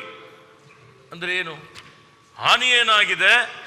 ಹಾನಿ ಆಗಿದ್ದು 6,000 ಕೋಟಿಗೆ ಸಮ್ ಅಶ್ಯೂರ್ಡ್ ಮಾಡಿದ್ದಾರೆ. ಅಂದರೆ ಕನಿಷ್ಠ ಅರ್ಧ 3,000 ಕೋಟಿ ಆದರೂ ಕೊಡಬೇಕು, 4,000 ಕೋಟಿ ಆದರೂ ಕೊಡಬೇಕು. ಬರೀ ಇದರಲ್ಲಿ ಮೋಸ ಇದೆ ಅಷ್ಟೇ. ಮಾನ್ಯ ಅಧ್ಯಕ್ಷರೇ, ನಿನ್ನೆ ಸನ್ಮಾನ್ಯ ಈಶ್ವರ್ ಖಂಡ್ರೆ ಅವರು ಈ ಇನ್ಸೂರೆನ್ಸ್ ಬಗ್ಗೆ ಭಾರಿ ಅದ್ಭುತವಾಗಿರ್ತಕ್ಕಂಥ ಭಾಷಣ ಮಾಡಿದ್ದಾರೆ. ಸನ್ಮಾನ್ಯ ಕೃಷ್ಣ ಬೈರೇಗೌಡರು ಒಂದು ಮಾತು ಹೇಳುವಾಗ ತಾವು ಅವ್ರನ್ನ ಇಂಟ್ರಪ್ಟ್ ಮಾಡಿ ಅದು ಯಾವುದಕ್ಕೆ ಓನ್ಲಿ ಇನ್ಶೂರ್ಡ್ ಕ್ರಾಪ್ ಲಾಸ ಅಂತ ಕೇಳಿದ್ರಿ. ನನ್ನ ಹತ್ರ ಈಗ ಇರೋದು this is state wise business statistics which is released by Government of India. These are official figures which are made available to us. ತಾವೇನು ಪ್ರಶ್ನೆ ಕೇಳಿದ್ರಲ್ರಿ, ಈ ನಮ್ಗೆ ಕ್ಲೇಮ್ಸ್ ಪೇಡ್ 1,235 crores ಅಂತ ಹೇಳಿದೆ. ಅದಕ್ಕೆ ನಮ್ಮ ಗ್ರಾಸ್ ಪ್ರೀಮಿಯಂ 2,276 crores ಹೇಳಿದೆ. Some insured is 9,830 crores. If we lose, we will, whatever we lose, we'll have to get till this 9,830 crores. That is a protected sum. ಆದರೆ ಕೃಷ್ಣರವರು ಹೇಳಿದ ಹಾಗೆ that was one of the worst year. ನಮಗೆ ಎಷ್ಟು ಬಂತು? ಕೇವಲ 1,235 ಕೋಟಿ. ಯಾಕೆ ಹಿಂಗಾಗುತ್ತೆ? ನಾನು ಅಶೋಕ್ ಅವರ ತಮ್ಮ ಇಲಾಖೆಗೆ ನೇರವಾಗಿ ಬರ್ತಕ್ಕಂಥದ್ದು ಆಣೆವಾರಿ ಮಾಡ್ತೀರಿ ನೀವು, ಆಣೆವಾರಿ. ಅದೇನೋ ಗೊತ್ತಿಲ್ಲ ನನಗೆ. ನಾವು ಎಲ್ಲರೂ ಪ್ರಯತ್ನ ಮಾಡಿದ್ವಿ, ಅಧಿಕಾರದಲ್ಲಿದ್ವಿ, ಇದನ್ನು ನಿರ್ದೇಶನ ಕೊಟ್ವಿ, ಕ್ಯಾಬಿನೆಟ್ನಲ್ಲಿ ಚರ್ಚೆ ಆಯಿತು. ಆದರೆ ಇವತ್ತಿನವರೆಗೂ ಆ ಬ್ರಿಟಿಷರ ಆಣೆವಾರಿ ಪದ್ಧತಿ ಬದಲಾವಣೆ ಆಗಲಿಲ್ಲ. Result did not change. ಆಣೆವಾರಿಯೊಳಗೆ 50% 25% ಪೂರ್ಣ ಪೀಕ ಹಾಳಾಗಿರ್ತೈತಿ. ಅಲ್ಲೇ ಅರ್ಧ 8 ಆಣೆವಾರಿ ಮಾಡ್ಕೊಂಬಂದುಬಿಡ್ತಾರೆ. ಅದನ್ನು ನೀವು ಒಪ್ತೀರಿ, ಆಮೇಲೆ ನಮಗೆ ಪೋಸ್ಟ್ ಮಾರ್ಟಮ್ ಅಂತೇಳಿ ಸುದ್ದಿ ಗೊತ್ತಾಕೈತಿ. ಇವತ್ತು ರೈತರಿಗೇನಾದರೂ ಲುಕ್ಷಾನಿ ಆಗೋದಕ್ಕೆ ಕಾರಣ ಆಗಿದ್ದರೆ ನಾನು ಮೊದಲು ಇನ್ಶೂರೆನ್ಸ್ ಕಂಪ್ನಿಗಳನ್ನು ಬೇಯೋದಿಲ್ಲ. ಈ ಇನ್ಶೂರೆನ್ಸ್ ಕಂಪ್ನಿಗಳಿಗೆ ಮಾಹಿತಿ ಹಾಗೂ ಯಾವುದು ಲುಕ್ಷಾನಿ ಅಂತೇಳಿ ಹೇಳುವ ಜವಾಬ್ದಾರಿ ಕಂದಾಯ ಇಲಾಖೆ ಹಾಗೂ ಕೃಷಿ ಇಲಾಖೆಗಿದೆ. ಆ ಕಂದಾಯ ಇಲಾಖೆ ಕೃಷಿ ಇಲಾಖೆಗೆ ನಾನು ನೇರವಾಗಿ ಆರೋಪ ಮಾಡ್ತೀನಿ. It is these 2 departments which are helping these private insurance companies to make thousands and thousands of crores of profit. Conclude ಮಾಡ್ಬೋದು ಇಫ್ ಯು ಡೋಂಟ್ ಮೈಂಡ್. ಎಷ್ಟು ನಿಮಿಷ ಅಂತ ಹೇಳ್ಬಿಡಿ, ಅಂದರೆ ಅದ್ರ ಮೇಲೆ ನಾನು ತಾವು ತಾವು ಸೀನಿಯರ್ ಇದ್ದೀರಿ, ಇಂಟರ್ಪ್ರೂಟ್ ಮಾಡಬೇಕು ಅಂತಲ್ಲ. ರೈಟ್. ಬಟ್ ಆದ್ದರಿಂದ ನಾನು ಈ ಸಂದರ್ಭದಲ್ಲಿ ಕೃಷಿ ಇಲಾಖೆ, ಕಂದಾಯ ಇಲಾಖೆ ಇವೆರಡೂ ಇಲಾಖೆಗಳು ಎಚ್ಚೆತ್ತು ಈ ಸಲರ ನಮಗೆ 100ಕ್ಕೆ 100 ಸಮ್ ಇನ್ಶೂರ್ಡ್ ಏನದ ಅಷ್ಟು ವಿಮೆ ಬರುವ ಹಾಗೆ ಮಾಡಬೇಕು. ಅಧ್ಯಕ್ಷ, ಒಂದು ಮಾತು ನಿಮ್ಮ ಮಾಹಿತಿಗಾಗಿ ಹೇಳ್ತೇನೆ ನಾನು. ಯಾಕೆಂದರೆ ಕರ್ನಾಟಕದ್ದು ನಾನು ಹೇಳಿದ ಹಾಗೆ 2019-20 1,041 ಕೋಟಿ ರೂಪಾಯಿ ವಿಮಾ ಕಂಪ್ನಿಗೆ ಲಾಭ ಆಯಿತು. ಆಲ್ ಇಂಡಿಯಾ ಲೆವೆಲ್ನೊಳಗೆ 32,000 ಕೋಟಿ ರೂಪಾಯಿ premium paid. Paid claims are only 26,893. ಅಂದರೆ 5,129 ಕೋಟಿ ರೂಪಾಯಿಯನ್ನು ರಾಷ್ಟ್ರ ಮಟ್ಟದಲ್ಲಿ ಈ ವಿಮಾ ಕಂಪನಿಯವರು 2019-20 ಲಾಭ ಮಾಡಿಕೊಂಡ್ರೆ 2017-18 ನಮ್ಮ ಕರ್ನಾಟಕದೊಳಗೆ ನಾವು ಗ್ರಾಸ್ ಪ್ರೀಮಿಯಮನ್ನು ಕೊಟ್ಟಿದ್ದು 1,830 ಕೋಟಿ ರೂಪಾಯಿ. ನಮ್ಮದು ಕ್ಲೇಮ್ ಆಗಿರೋದು 856 ಕೋಟಿ ರೂಪಾಯಿ. ಅಂದರೆ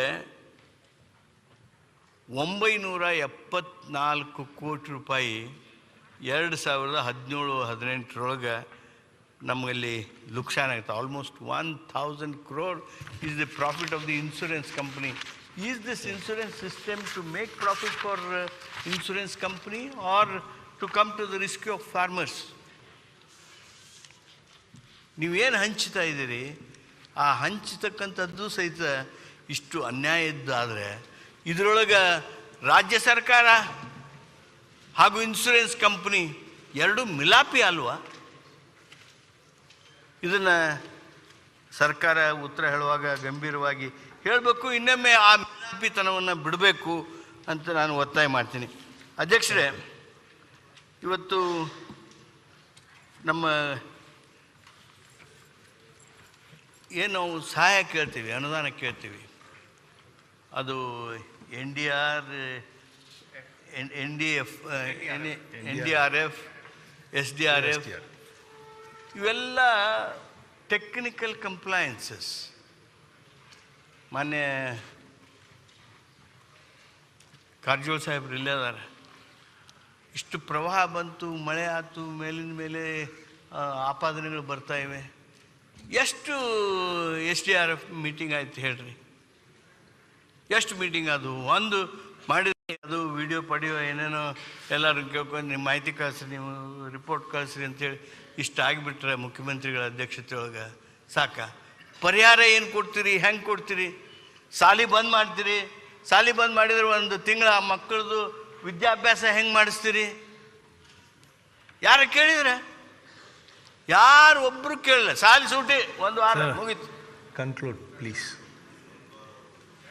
ನಾನು ಈ ಸಂದರ್ಭದಲ್ಲಿ ತಮ್ಮ ಮುಖಾಂತರ ಕೇಳ್ತೀನಿ, ನಿಮ್ಮ NDRF, SDRF ಈ ಟೆಕ್ನಿಕಲ್ ಕಂಪ್ಲೈನ್ಸ್ಗೆ ಮಾಡ್ತಕ್ಕಂಥ ಏನು ಒಂದು ಸಭೆಗಳಿವೆ ಅದನ್ನು ಬಿಡ್ರಿ, ಉದ್ದೇಶ ಈಡೇರೋಂಗೆ ಮಾಡಿರಿ ಅಂಥೇಳಿ ನಾನು ತಮ್ಮಲ್ಲಿ ಈ ಸಂದರ್ಭದೊಳಗೆ ಕೇಳ್ತೀನಿ. ಅಧ್ಯಕ್ಷರೇ, ಅನುದಾನ ಕೇಳಬೇಕು ಇವರು. ಅದು ರೂಲ್ಸ್ ಅದಾವು, ರೆಗ್ಯುಲೇಷನ್ಸ್ ಅದಾವು. ಇದಕ್ಕಿಂತ ಹೆಚ್ಚಿಗೆ ಕೇಳಕ್ಕೆ ಬರೋಂಗಿಲ್ಲ. ಯಾಕೆ ಬರೋದಿಲ್ಲ? ಎಲ್ಲೋ ಒಂದು ಕಡೆ ಮಾಡಬೇಕಲ್ಲ, ಕೇಳಬೇಕಲ್ಲ. ಇದಕ್ಕಿಂತ ಕೆಟ್ಟ ಪರಿಸ್ಥಿತಿ ಏನು ಬರೋದೈತೆ ನಿಮಗೆ? ಅಧ್ಯಕ್ಷರೇ, ಕಾನೂನು ನಿಯಮಗಳನ್ನು ನಾವು ನೋಡುವಾಗ ಕೆಲವು ಸಂದರ್ಭದಲ್ಲಾದರೂ ಇಂಥ ಮನೆಯೊಳಗೆ ಚರ್ಚೆ ಆಗಬೇಕು. ಈಗ ಟ್ಯಾಕ್ಸಸ್ ಅದಾವಲ್ಲ, ನಾನು ವಿಶೇಷವಾಗಿ ಇದನ್ನು ನನಗೆ ಗೊತ್ತಿದೆ, ಅಶೋಕ್ ಅವ್ರಿಗಾಗಲಿ, ಕಾರಜೋಳ ಅವ್ರಿಗಾಗಲಿ, ಇಲ್ಲ ಆಚಾರ್ಯವ್ರಿಗೆ, ಹಾಲಪ್ಪ ಆಚಾರ್ಯರಿಗಾಗಲಿ ಹೇಳಿದ್ರೆ ಏನೂ ಉಪಯೋಗ ಆಗಲ್ಲ. ನಾನು ನಿಮ್ಮ ಮುಖಾಂತರ ಯಡಿಯೂರಪ್ಪನವ್ರಿಗೆ ಹೇಳ್ತೀನಿ, ನಮ್ಮ ಟ್ಯಾಕ್ಸಸ್ ಏನದಾವಲ್ರಿ, ಈ ಟ್ಯಾಕ್ಸಸ್ನೊಳಗೆ over 50% of central tax revenue comes from 4-5 states like Maharashtra, Karnataka, Gujarat, Tamil Nadu, Kerala. ನಾಲ್ಕು. ತಮಿಳುನಾಡು, ಗುಜರಾತ್, 4. ಆಮೇಲೆ ಇದರೊಳಗೆ ನೋಡ್ರಿ, ಮಹಾರಾಷ್ಟ್ರದ ಒಂದು ರಾಜ್ಯದವರು ಅವರು 1,00,000 ಟ್ಯಾಕ್ಸ್ ಕೊಟ್ಟರೆ ಅವ್ರಿಗೆ 32,000 ರೂಪಾಯಿ ವಾಪಸ್ ಬರ್ತವೆ ಅವ್ರ ಸ್ಟೇಟ್ಗೆ. If they pay 1,32,000 comes back to Maharashtra.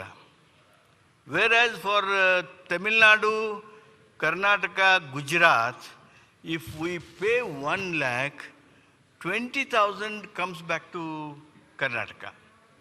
only 20,000 comes back to Karnataka. Whereas other states like Uttar Pradesh, Madhya Pradesh, Bihar, West Bengal, if they give tax of 6,000, other hand, they contribute 6,000. When we contribute 1 lakh, they contribute 6,000, but they get 100 rupees. They get 1 lakh. When they contribute 6,000, they get 1 lakh. ಅಧ್ಯಕ್ಷರೇ, ತಮಗೆ ಆಶ್ಚರ್ಯ ಆಗುತ್ತೆ. ನಾವು ಕರ್ನಾಟಕದವರು 20 ರೂಪಾಯಿ ತಗೊಂಡ್ರೆ 100ಕ್ಕೆ, ಉತ್ತರ ಪ್ರದೇಶದವರು ನಮಗಿಂತ ಕಡಿಮೆ ಕೊಟ್ಟು 200 ರೂಪಾಯಿ ಅವ್ರಿಗೆ ವಾಪಸ್ ಬರ್ತೈತಿ ಪರ್ ಹೆಡ್. ಬಿಹಾರದವ್ರಿಗೆ 400 ರೂಪಾಯಿ ಬರ್ತೈತೆ. ಅಂದರೆ ನಾ ಯಾಕೆ ಇದನ್ನು ಹೇಳ್ತೀನಿ ಅಂದರೆ, when they can get money like this, ಇಂಥ ಸಾಯು ಕಾಲದೊಳಗೆ ಕುತ್ತಿಗೆಗೆ ನೀರು ಬಂದಾಗ can you not ask for more money? ಇದು ಹೆಚ್ಚು ಹಣ ಕೇಳುವಾಗ ನೀವು ಒಬ್ಬರೇ ಏನು ಪ್ರಯತ್ನ ಮಾಡಿದರೂ ಆಗೋದಿಲ್ಲ. ನೋಡ್ರಿ, by this time delegation from Karnataka, all party delegation should have already gone. ಈಗ ಅವರೇನು ಕಮಿಟಿ ಅವ್ರು ರಿಪೋರ್ಟ್ ಕೊಟ್ಟರಲ್ಲ, ಅದ್ರ ಮೇಲೆ ಒತ್ತಡ ಹಾಕ್ತಕ್ಕಂಥ ಪೊಲಿಟಿಕಲ್ ರಿಪೋರ್ಟ್ ಆಗಬೇಕಾಗಿತ್ತು, ಪೊಲಿಟಿಕಲ್ ಒತ್ತಡ ಆಗಬೇಕಾಗಿತ್ತು. ಅದನ್ನು ಮಾಡಲಿಲ್ಲ. ಅತ್ಯಂತ ದುರ್ದೈವದ ಸಂಗತಿ. ಅಧ್ಯಕ್ಷರೇ, ನಾನು ನಮ್ಮ ಗದಗ್ ಸಿಟಿ ಬಗ್ಗೆ ಒಂದು 4 ನಿಮಿಷ ತಗೊಳ್ತೀನಿ. ಗದಗ್ ನಗರ ಇವತ್ತು ತತ್ತರಿಸಿ ಮನೆಗಳಿಗೆ ಭಾರಿ ತೊಂದರೆ ಆಗಿದೆ. ಮನೆಗಳು ಭಾಳಷ್ಟು ಬಿದ್ದಿವೆ, ಗಟರ್ಗಳೆಲ್ಲ ಒಡ್ಕೊಂಡು ಹೋಗಿವೆ. ಅಲ್ಲಿ ದೊಡ್ಡ ಪ್ರಮಾಣದ ಹಣ ಅನುದಾನ ಬೇಕಾಗಿದೆ. ಸಾವಿರಾರು ಮನೆಗಳೇನು ಇವತ್ತು ಅಲ್ಲಿ ಬಹುತೇಕ ಪೂರ್ಣ ಪ್ರಮಾಣದ ಬಿದ್ದಿವೆ.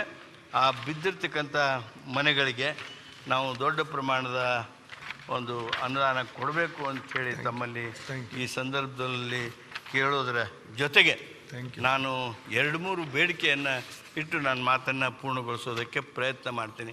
ನಮಗೆಲ್ಲ ಇಂಥ ವಿಷಯ, ನಮ್ಮ ಜನರ ವಿಷಯ, ಜನರ ಬದುಕು, ಇದ್ರ ಬಗ್ಗೆ ಮಾತಾಡೋದಕ್ಕೆ ಈ ಸದನದಲ್ಲಿ ಭಾಳ ಕಡಿಮೆ ಸಮಯ, ರಾಜಕಾರಣ ಮಾತಾಡೋದಕ್ಕೆ ಸಾಕಷ್ಟು ಸಮಯ ಇರ್ತದೆ. ದುರ್ದೈವ, ಅದಕ್ಕೇನು ಮಾಡೋಕ್ಕಾಗದ. ಈ ಸಂದರ್ಭದಲ್ಲಿ ನಾನು ಇಷ್ಟೇ ಹೇಳ್ತೀನಿ, ನಮ್ಮ ಕೃಷಿ ಆಸ್ತಿ ಏನು ಲುಕ್ಷಾನಾಗಿದೆ, ಆ ಕೃಷಿ ಆಸ್ತಿಯಲ್ಲಿ ಯಾವ್ಯಾವ ಅನ್ನೋದು ಹೇಳಿದೆ ನಾನು.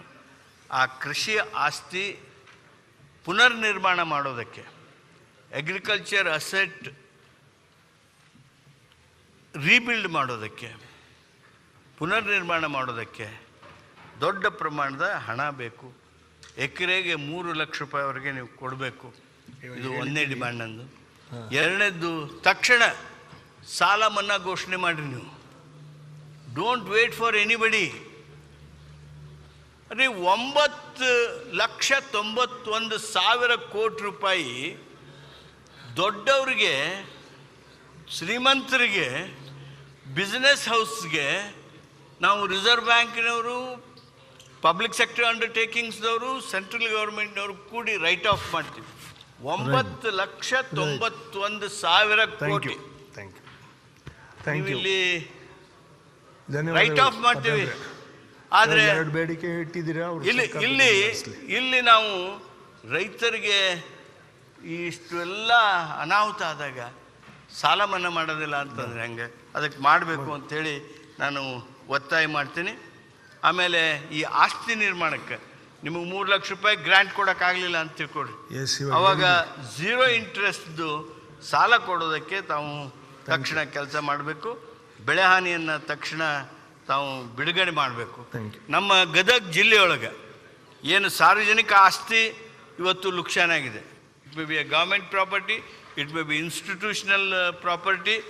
ಅದನ್ನು ರೀಬಿಲ್ಡ್ ಮಾಡೋದಕ್ಕೆ ಸುಮಾರು 200 ಕೋಟಿ ರೂಪಾಯಿಯನ್ನು ನಮ್ಮ ಗದಗ ಕ್ಷೇತ್ರಕ್ಕೆ ಕೊಡಬೇಕಾಗಿರ್ತಕ್ಕಂಥ ಅವಶ್ಯಕತೆ ಇದೆ. ಒಟ್ಟು ನಮ್ಮ ಜಿಲ್ಲೆಯೊಳಗೆ 500 ಕೋಟಿ ರೂಪಾಯಿಯ ಹಾನಿ ಆಗಿರ್ತಕ್ಕಂಥದ್ದು, ಅದು ಶಾಲೆ ಇರಲಿ, ಅಂಗನವಾಡಿ ಇರಲಿ, ಗುಡಿ ಇರಲಿ, ಸರ್ಕಾರಿ ಕಟ್ಟಡ ಇರಲಿ, ಬ್ರಿಡ್ಜ್ ಇರಲಿ, CD ಇರಲಿ, ಕೆರೆ ಇರಲಿ, ಇವು ಎಲ್ಲವುಗಳನ್ನು ರೀಬಿಲ್ಡ್ ಮಾಡ್ತಕ್ಕಂಥದ್ದು ಆಗಬೇಕು.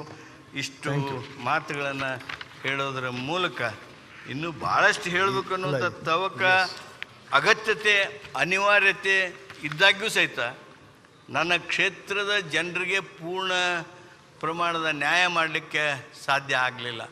ಅವರು ಏನು ನೋವು ಉಂಡಿದ್ದಾರೆ ಆ ನೋವನ್ನು ನಿಮ್ಮ ಎದುರಿಗೆ ಸಲ್ಲಿಕೆ ಮಾಡುವಂಥದ್ದು ಸಾಧ್ಯ ಆಗಲಿಲ್ಲ. ಸರ್ಕಾರದವರು ಈ ಸಂದರ್ಭದಲ್ಲಿ ನಾನು ಅವರಲ್ಲಿ ಅರಿಕೆ ಮಾಡ್ಕೊಳ್ಳೋದಿಷ್ಟೇ, ಲಘುವಾಗಿ ತಗೊಳ್ಬೇಡಿ. ನಮ್ಮ ರೈತರು ಧ್ವನಿ ಇಲ್ಲ ಅವ್ರಿಗೆ. ನಿಮ್ದೆಲ್ಲರದು ಫೋಕಸ್, ಕಾನ್ಸಂಟ್ರೇಷನ್ ಇಲ್ಲ. ಒಂದು ನಿಮಿಷ. ಫೋಕಸ್, ಕಾನ್ಸಂಟ್ರೇಷನ್ ಅಧ್ಯಕ್ಷರೇ ಬೆಂಗಳೂರು ಮೇಲೆ.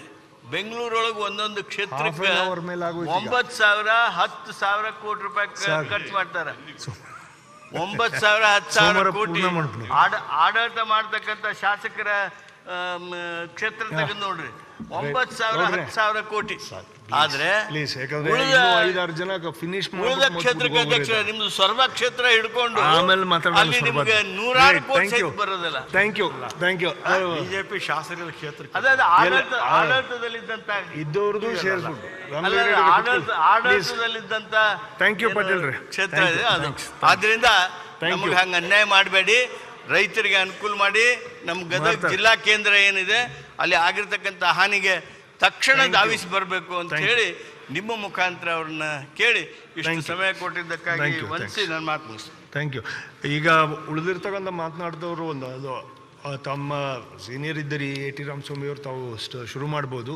ಬಟ್ ಉಳಿದಿರ್ತಕ್ಕಂಥವ್ರು ಒಂದು ಸ್ವಲ್ಪ ಲಿಮಿಟಾಗಿ ಒಂದು ಸ್ವಲ್ಪ ಟೈಮ್ ಒಂದು ಸ್ವಲ್ಪ ನೋಡ್ಕೊಳ್ಳಿ, ಯಾಕಂದರೆ ಫಿನಿಷ್ ಮಾಡಬೇಕು ಅಂತೇಳಿ ಸರ್ಕಾರ ವಿನಂತಿ ಮಾಡ್ಕೊಂಡಿದ್ದಾರೆ. ಹಾಗಾಗಿ AT ರಾಮಸ್ವಾಮಿ ಅವರು ಇದೆ. ಸನ್ಮಾನ್ಯ ಅಧ್ಯಕ್ಷರೇ, ನೆರೆ ಬಂದು ಎಷ್ಟೊಂದು ಅನಾಹುತ ಆಗಿದೆ ಅನ್ನೋದ್ರ ಬಗ್ಗೆ ಈಗಾಗಲೇ ಅಶೋಕ್ ಅವರೇ, ನಾನೇನು ಕಡಿಮೆ ಅವಧಿಯಲ್ಲಿ ಮುಗಿಸ್ತೀನಿ, ಗೊತ್ತಾಯಿತು, ಕಡಿಮೆ ಅವಧಿಯಲ್ಲಿ ಮುಗಿಸ್ಬಿಡ್ತೀನಿ. ಹಿಂದೆ ಜಾಸ್ತಿ ಹೊತ್ತು ತಗೊಳೋದು ಬೇಡ. ರಾಮಸ್ವಾಮಿ ಅವರು ಒಂದು ಸ್ವಲ್ಪ ಸ್ಪೀಡಪ್ ಮಾಡಿ ಪ್ಲೀಸ್. Thank you. ಈಗ 5 ದಶಕಗಳಲ್ಲಿಯೇ ಇಷ್ಟು ಕೆಟ್ಟ ಸನ್ನಿವೇಶ ಸೃಷ್ಟಿ ಆಗಿರಲಿಲ್ಲ ಅಂತಕ್ಕಂಥದ್ದು ಎಲ್ಲರೂ ಈಗಾಗಲೇ ಮಾತನಾಡಿದ್ದಾರೆ. ಬಹುತೇಕ ಈ ನೆರೆಯಿಂದ ಅತಿ ಹೆಚ್ಚು ತೊಂದರೆಗೆ ಒಳಗಾಗಿರ್ತಕ್ಕಂಥವರು ರಾಜ್ಯದ ರೈತರು. ಮಾತಲ್ಲಿ ನಾವು ದೇಶದ ಬೆನ್ನೆಲುಬು ಅಂತ ಹೇಳಿ ಅವರನ್ನು ಸಮಾಧಾನ ಮತ್ತು ತೃಪ್ತಿಪಡಿಸ್ತಕ್ಕಂತಹ ಮಾತನ್ನು ಹೇಳ್ತೀವಿ. ಸುಮಾರು 4 ತಿಂಗಳ ಕಾಲ, ಕಾರಜೋಳ ಸಾಹೇಬ್ರೆ, 4 ತಿಂಗಳ ಕಾಲ ನಿರಂತರವಾಗಿ ಮಳೆ ಬಂತು. ಏನೋ ಒಂದ್ಸರಿ ಬಂದು ಹೂದ್ಬಿಟ್ಟು ಹೋಗಲಿಲ್ಲ, ಒಂದು 15 ದಿವಸ ಹೂದು ಹೋಗಲಿಲ್ಲ. ಎಷ್ಟೋ ರೈತರು ಬೆಳೆ ಮಾಡಲಿಕ್ಕೆ ಸಾಧ್ಯ ಆಗಲಿಲ್ಲ. ಬೆಳೆ ಮಾಡಿದ್ದು ಕೈಗೆ ಸಿಗಲಿಲ್ಲ, ಅಂತರ್ ಬೇಸಾಯ ಮಾಡಲಿಕ್ಕೆ ಆಗಲಿಲ್ಲ, ಗೊಬ್ಬರ ಹಾಕಿದರೆ ಅದೆಲ್ಲ ಲೀಚ್ ಔಟ್ ಆಯಿತು. ಸಂಪೂರ್ಣವಾಗಿ ರೈತರ ಬೆಳೆ ಹಾಳಾಗಿದೆ. ನೆರೆ ಬಂದಿದ್ದರಿಂದ ಹೆಚ್ಚು ಬರೆ ಆಗಿದ್ದು ರೈತರಿಗೆ ಬರೆ ಆಯಿತು. ರೈತರ ಬಾಳು ಕೂಡ ಸಂಪೂರ್ಣವಾಗಿ ಹಾಳಾಗಿದೆ. ಸನ್ಮಾನ್ಯ ಅಧ್ಯಕ್ಷರೇ, ಬೆಳೆ ಪರಿಹಾರ ಕೊಡ್ತಾ ಇದ್ದೀರಿ, ಮನೆ ಬಿದ್ದೋದ್ರೆ ಅದಕ್ಕೂ ಪರಿಹಾರ ಕೊಡ್ತಾ ಇದ್ದೀರಿ, ಇನ್ನೂ ಉದಾರವಾಗಿ ಕೊಡಬೇಕು ಅಂಥೇಳಿ ನನ್ನ ಒತ್ತಾಯ.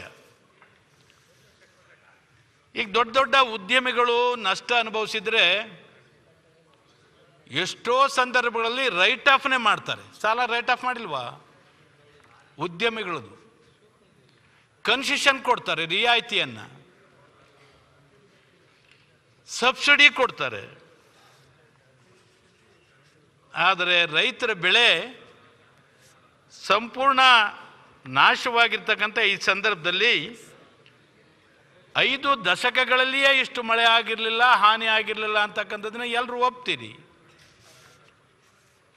ಹಾಗಾದ್ಮೇಲೆ ಅವ್ರ ಬೆಳೆ ಸಾಲವನ್ನು, ಬೆಳೆ ಪರಿಹಾರವನ್ನು, ಬೆಳೆ ಸಾಲ ಯಾಕೆ ಮನ್ನಾ ಮಾಡಬಾರ್ದು ಕೇಂದ್ರ ಮತ್ತು ರಾಜ್ಯ ಸರ್ಕಾರಗಳು? 5 ದಶಕದಲ್ಲಿ ಇಂಥ ಅತ್ಯಂತ ಕೆಟ್ಟ ಪರಿಸ್ಥಿತಿ ಬಂದಿರಲಿಲ್ಲ ಅಂಥೇಳಿ ಸರ್ಕಾರವೇ ಒಪ್ಪಿಕೊಂಡ ಮೇಲೆ ಬೆಳೆ ಸಾಲ ಮನ್ನಾ ಮಾಡಿ ದಯಮಾಡಿ.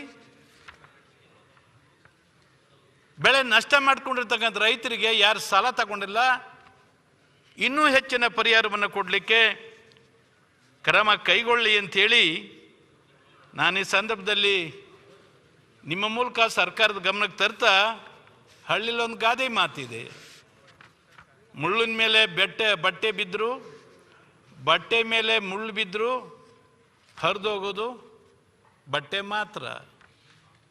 ನೆರೆ ಬರಲಿ, ಬರ ಬರಲಿ, ಅತ್ಯಂತ ತೊಂದರೆಯನ್ನು ಅನುಭವಿಸ್ತಕ್ಕಂಥವರು ರೈತರು. ಅವರು ಬಾಳು ಸುಧಾರಣೆ ಆಗಲಿಕ್ಕೆ ಇನ್ನೂ 10 ವರ್ಷ ಬೇಕು ಇದನ್ನು, ಈ ಸಂಕಷ್ಟದಿಂದ ಎದ್ದು ನಿಲ್ಲಲಿಕ್ಕೆ.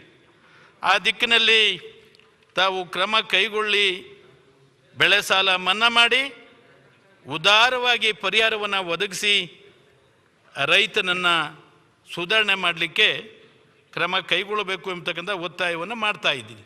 ಇದ್ರ ಜೊತೆಗೆ ಅಧ್ಯಕ್ಷರೇ, ಬೆಂಗಳೂರಿನ ಬಗ್ಗೆ ಅಲ್ಪ ಸ್ವಲ್ಪ ಮಾಹಿತಿ ನನಗೂ ಕೂಡ ಇರೋದ್ರಿಂದ, ಬೆಂಗಳೂರು ನಗರ ಹಿಂದೆ ಉದ್ಯಾನಗಳ ನಗರ, IT ನಗರ, ವಿಜ್ಞಾನಗಳ ನಗರ ಮುಂತಾದ ಹೆಸರುಗಳಲ್ಲಿ ಪ್ರಖ್ಯಾತಿಯನ್ನು ಪಡೆದಿತ್ತು.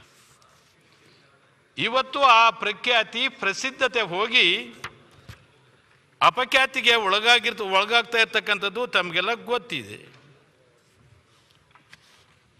ಕೆರೆಗಳು, ಹಳ್ಳಿಗಳಲ್ಲೂ ಅಷ್ಟೇ, ಒಂದು ಕೆರೆ ತುಂಬಿದ ಮೇಲೆ ಮತ್ತೊಂದು ಕೆರೆಗೆ ಹೋಗಲಿಕ್ಕೆ ಕಾಲುವೆಗಳಿದ್ದು ಆ ಕಾಲುವೆಗಳೆಲ್ಲ ಒತ್ತುವರಿಯಾಗಿದ್ದಾವೆ, ಮುಚ್ಚೋಗಿದ್ದಾವೆ. ಅದೇ ಸ್ಥಿತಿ ಬೆಂಗಳೂರಿನಲ್ಲೂ.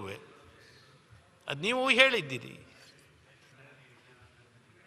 ರಾಜಕಾಲುವೆ ಒತ್ತುವರಿ ಮಾಡ್ಕೊಂಡಿದ್ದವ್ರನ್ನ, ಕೆರೆ ಅಂಗಳದಲ್ಲಿ ಮನೆ ಕಟ್ಟಿದ್ದವ್ರನ್ನ ನಾವು ತೆರವು ಮಾಡಿಸ್ತೀವಿ, ಯಾವುದೇ ಪ್ರಭಾವಕ್ಕೆ ಒಳಗಾಗೋದಿಲ್ಲ, ಮುಖನೂ ನೋಡೋಕ್ಕಲ್ಲ, ಮೂತಿನೂ ನೋಡೋಕ್ಕಲ್ಲ, ಹೊಡೆದಾಕ್ತೀವಿ ಅಂಥೇಳಿ ಎಲ್ಲ ಸರ್ಕಾರಗಳು ಹಿಂದೊಂದು ಹೇಳ್ಕೊಂಡೇ ಬಂದಿದ್ದಾವೆ. ಮಳೆ ಬಂದು ಹಿಂಗೆ ಪ್ರವಾಹ ಬಂದಾಗ ಹೇಳೋದು, 4 ದಿನ ಮಾಡೋದು, ಆಮೇಲೆ ಅದು ಸ್ಥಗಿತಗೊಳ್ತದೆ. ಹಾಗೆ ಮಾಡೋದಿಲ್ಲ ನೀವು ಅಂಥೇಳಿ ನಾನು ಭಾವಿಸ್ಕೊಂಡಿದ್ದೀನಿ. ಇಲ್ಲ, ಈಗ ನೆನ್ನೆನೆ ಭಾಳ ಚರ್ಚೆ ಆಯ್ತಲ್ಲ, ರಾಮಲಿಂಗಾರೆಡ್ಡಿ ಅವರು ಯಾಕೆ ITBT ಅವ್ರದ್ದು ಹೊಡಿತೀರಾ, ಯಾಕೆ ಸಾಹುಕಾರದ್ದು ಹೊಡಿತೀರಾ ಅಂತಾರೆ. ಒಂದು ಕಡೆ ಬಡವ್ರದ್ದು ಹೊಡೆದ್ರೆ ಮಾಧ್ಯಮದವರು ಹಿಂದೆ ಬೀಳ್ತಾರೆ, ಇವ್ರು ಹೊಡೆದ್ರೆ ಇಲ್ಲಿ ಕಾಂಗ್ರೆಸ್ ಅವರು ಯಾಕೆ ಹೊಡಿತೀರಾ ಅವ್ರದ್ದು ಅಂತಾರೆ. ದೊಡ್ಡ ಸಮಸ್ಯೆ ಆಗ್ಬಿಟ್ಟಿದೆ ಈಗ ನಮಗೆ, ದೊಡ್ಡ ಸಮಸ್ಯೆ. ಇಲ್ಲ, ನೆನ್ನೆ ನೀವು ಮಾತಾಡಿದ್ದು ITBT ಅವ್ರ ಮೇಲೆ ಯಾಕೆ ಕಣ್ಣು. ಈಗ ITBT ಅವರು 1000 ಜನ ಇದ್ದಾರೆ, ಮಾಡಿರೋರು ಒತ್ತುವರಿ 30-40 ಜನ ಅಷ್ಟೇ. ಡೆವಲಪರ್ಸು, ಕಾಂಟ್ರಾಕ್ಟರ್ಸು ಯಾರನ್ನ ಇರಲಿ, ಈಗ ಈ 1000 ಜನ ಇರೋದ್ರಲ್ಲಿ ಒಂದು 1000 ಜನ ITBT ಅವರು, ಮಾಡಿರೋರು ಒಂದು 20-30 ಜನ ಅಷ್ಟೇ. ಈ ಕಾಂಟ್ರಾಕ್ಟರ್ಗಳು ಅಷ್ಟೇ ಮಾಡಬೇಕು. ಅವರು ತೆಗಿರಿ ಅಂತ ಹೇಳ್ತಿದಾರಲ್ಲ, ಅಷ್ಟು ಬಿಟ್ರೆ ನೀವು ನೆನ್ನೆ ಹೇಳಿದ್ದು, ನೀವು ನನ್ನ ಪತ್ರಿಕೆಯಲ್ಲೆಲ್ಲ ಅದೇ ಬಂದಿದೆ. ಅದಕ್ಕೆ ನಾನು ಹೇಳ್ತಾ ಇದ್ದೀನಿ, ಪತ್ರಿಕೆಯಲ್ಲಿ ಅದೇ ಬಂದಿದೆ. ನಾವು ಬಡವರಿಗೊಂದು ಧನಿಕರಿಗೊಂದು ಮಾಡೋದು ಬೇಡ ಅಂತ ಹೇಳ್ತಾ ಇದ್ದೀರಿ. ನೀವು ಚೆಕ್ ಮಾಡಿ, ನೆನ್ನೆದ ರಾಮಲಿಂಗಾರೆಡ್ಡಿ ಅವ್ರು ಏನು ಮಾತಾಡಿದ್ರೆ ಚೆಕ್ ಮಾಡಿ. ನಾವೇನು ಹೇಳಿದಿರಿ, ಬಡವರು ಧನಿಕರು ಯಾರು ಇಲ್ಲ, ಎಲ್ಲರೂ ಕಾಮನ್ ಆಗಿ ನೋಡ್ತೀರಿ ಅಂತ ಹೇಳಿದಿರಿ. ನಮ್ಮ ಸ್ಟ್ಯಾಂಡು. ಇದು ಇವರು ಅಂತ ಹೇಳಿದ್ರೆ ಕೊನೆಗೆ ಏನು ಆಗಲ್ಲ, ನೀವು ಹೇಳ್ದಂಗೆ ಸ್ಟಾಪ್ ಮಾಡ್ಬೇಕಷ್ಟೆ.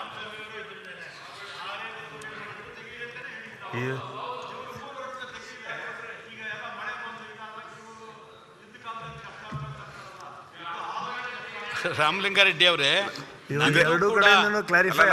ವಿನಂತಿ ಅಷ್ಟೇನೆ ನಂದು. ಅಲ್ಲ, ನೀವು ಹೇಳಿದಿರ ಕರೆಕ್ಟು. ನೀವು ಕಂಡಂಗೆ ನನಗಿಂತ ಮುಂಚೆಯಿಂದ ಅಧಿವೇಶನಕ್ಕೆ ಬರ್ತಾ ಇದ್ದೀರಾ. ಈ 3 ವರ್ಷದಿಂದ ಫ್ಲಡ್ ಆಗಿರೋದು ಪತ್ರಿಕೆಯಲ್ಲಿ ಬರ್ತಾ ಇದೆಯಾ? 20 ವರ್ಷದಿಂದ ಬರ್ತಾ ಇದೆ. ನಾನು ಅದನ್ನೇ ಹೇಳಿದ್ನಲ್ಲ, 2000 ಬಂದಾಗ 2000 ನೆರೆ ಬಂದು 1997ರಲ್ಲಿ ಬಂದಿತ್ತು, 2002ರಲ್ಲಿ 95ರಲ್ಲಿ ಬಂದಿತ್ತು. ಅವಾಗ ಇವರೇ ಇದ್ರಲ್ಲ ಕಾಂಗ್ರೆಸ್ ಅವರು, ಯಾಕೆ ಮಾಡಿಲ್ಲ ಅವಾಗ?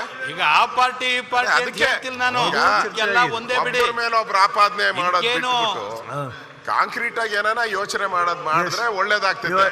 ನೀವು ನಮ್ಮ ಮೇಲೆ ಹಾಕೋದು, ನಾವು ನಿಮ್ಮ ಮೇಲೆ ಹಾಕೋದು, ಇದಾದ್ರೆ ಏನು ಉಪಯೋಗ ಆಗಲ್ಲ.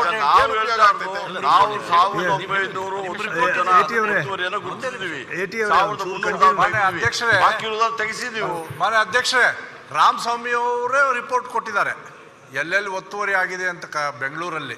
ಅವ್ರ ನೇತೃತ್ವದಾಗ ಒಂದು ಸಮಿತಿ ಇತ್ತು. ನಾನು ಕೂಡ ಸರ್ಕಾರಕ್ಕೆ ಮನವಿ ಮಾಡ್ತೀನಿ, ಉಳಿದದ ಭಾಗ ಏನು ಮಾಡ್ತಿರೋ ಬಿಡ್ತಿರೋ ಗೊತ್ತಿಲ್ಲ, ಅಟ್ಲೀಸ್ಟ್ ನೀರು ಹರಿದು ಹೋಗುವಂಥ ದಾರಿಗಳಿದೆಯಲ್ಲ, ಒತ್ತುವರಿ ಆಗಿರೋ ವರದಿನೇ ಇದೆ ಸರ್ಕಾರದ ಮುಂದೆ, ಅದನ್ನು ಯಾರು ಕ್ಲಿಯರ್ ಮಾಡಿದರೆ ಭಾಳ ಸರಳವಾಗಿ ನೀರು ಹರಿದು ಹೋಗ್ಲಿಕ್ಕೆ ಅನುಕೂಲ ಆಗುತ್ತೆ. ಮತ್ತು ಮಾನ್ಯ ಮುಖ್ಯಮಂತ್ರಿಗೆ ಈಗಾಗಲೇ ನಿರ್ದೇಶನ ಕೊಟ್ಟಿದ್ದಾರೆ, ಅದು ಇನ್ನೂ ಸ್ವಲ್ಪ ವೇಗ ಆಗಬೇಕು ಅಂತ ನಾನು ವಿನಂತಿ ಮಾಡ್ಕೊಳ್ತೇನೆ. ಸನ್ಮಾನ್ಯ ಅಧ್ಯಕ್ಷರೇ, ಓಲ್ಡ್ ಬೆಂಗಳೂರು ಏನಿದೆ, ಹಳೆ ಬೆಂಗಳೂರು, ಎಲ್ಲಿಯಾದರೂ ಜಲವೃತ ಆಯ್ತಾ ಸನ್ಮಾನ್ಯ ಸಚಿವರು? ಹೆಚ್ಚಾಗಿ ಇಲ್ಲ. ಇತ್ತೀಚೆಗೆ ಬೆಳೆದಂಥ ಬೆಂಗಳೂರಿನಲ್ಲಿ ಹೆಚ್ಚು ಜಲವೃತ ಆಯಿತು. ಯಾಕೆ? ನೈಸರ್ಗಿಕವಾಗಿ ಹರಿತಕ್ಕಂಥ ನೀರನ್ನು ಹರ್ಕೊಂಡು ಹೋಗ್ಲಿಕ್ಕೆ ಆ ರಾಜಕಾಲುವೆಗಳನ್ನು ಬಿಡಲಿಲ್ಲ.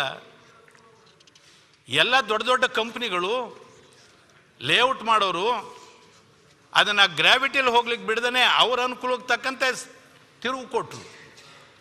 33 ಅಡಿ ರಾಜಕಾಲುವೆ ಇದ್ದರೆ ಅದು 10 ಅಡಿ 15 ಅಡಿ ಅಗಲ ಮಾಡಿದ್ರು. ನೀರೆಲ್ಲಿ ಹೋಗ್ಬೇಕು ಹೆಚ್ಚಾದದ್ದು? ಈ ರಾಜಕಾಲುವೆ ಅಂತೇನಿದೆ, ಕಿಂಗ್ಸ್ ಕೆನಾಲ್, ಅವ್ರ ಹೆಸರು ಬದಲಾಯಿಸ್ಬಿಡಿ. ಯಾಕೆ ಕಿಂಗ್ಸ್ ಕೆನಾಲ್ ಅಂತ ಯಾಕೆ ಇಡಬೇಕು?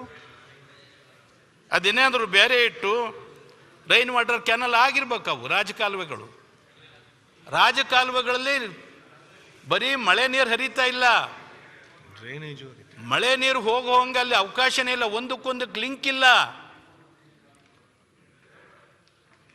ಸೀವೇಜ್ ಕೆನಲ್ ಆಗಿದೆ, ಅದು ಕೊಳಚೆ ನೀರಿನ ರಾಜಕಾಲುವೆಗಳಾಗಿದ್ದಾವೆ. ಅವು ಕೊಳಚೆ ನೀರಿನ ಪೈಪಲ್ಲೆಲ್ಲ ಹೋಗಿದ್ದಾವೆ, ಅದರೊಳಗಡೆ ಮ್ಯಾನ್ ಹೋಲ್ ಎಲ್ಲ ಓಪನ್ ಆಗಿದೆ.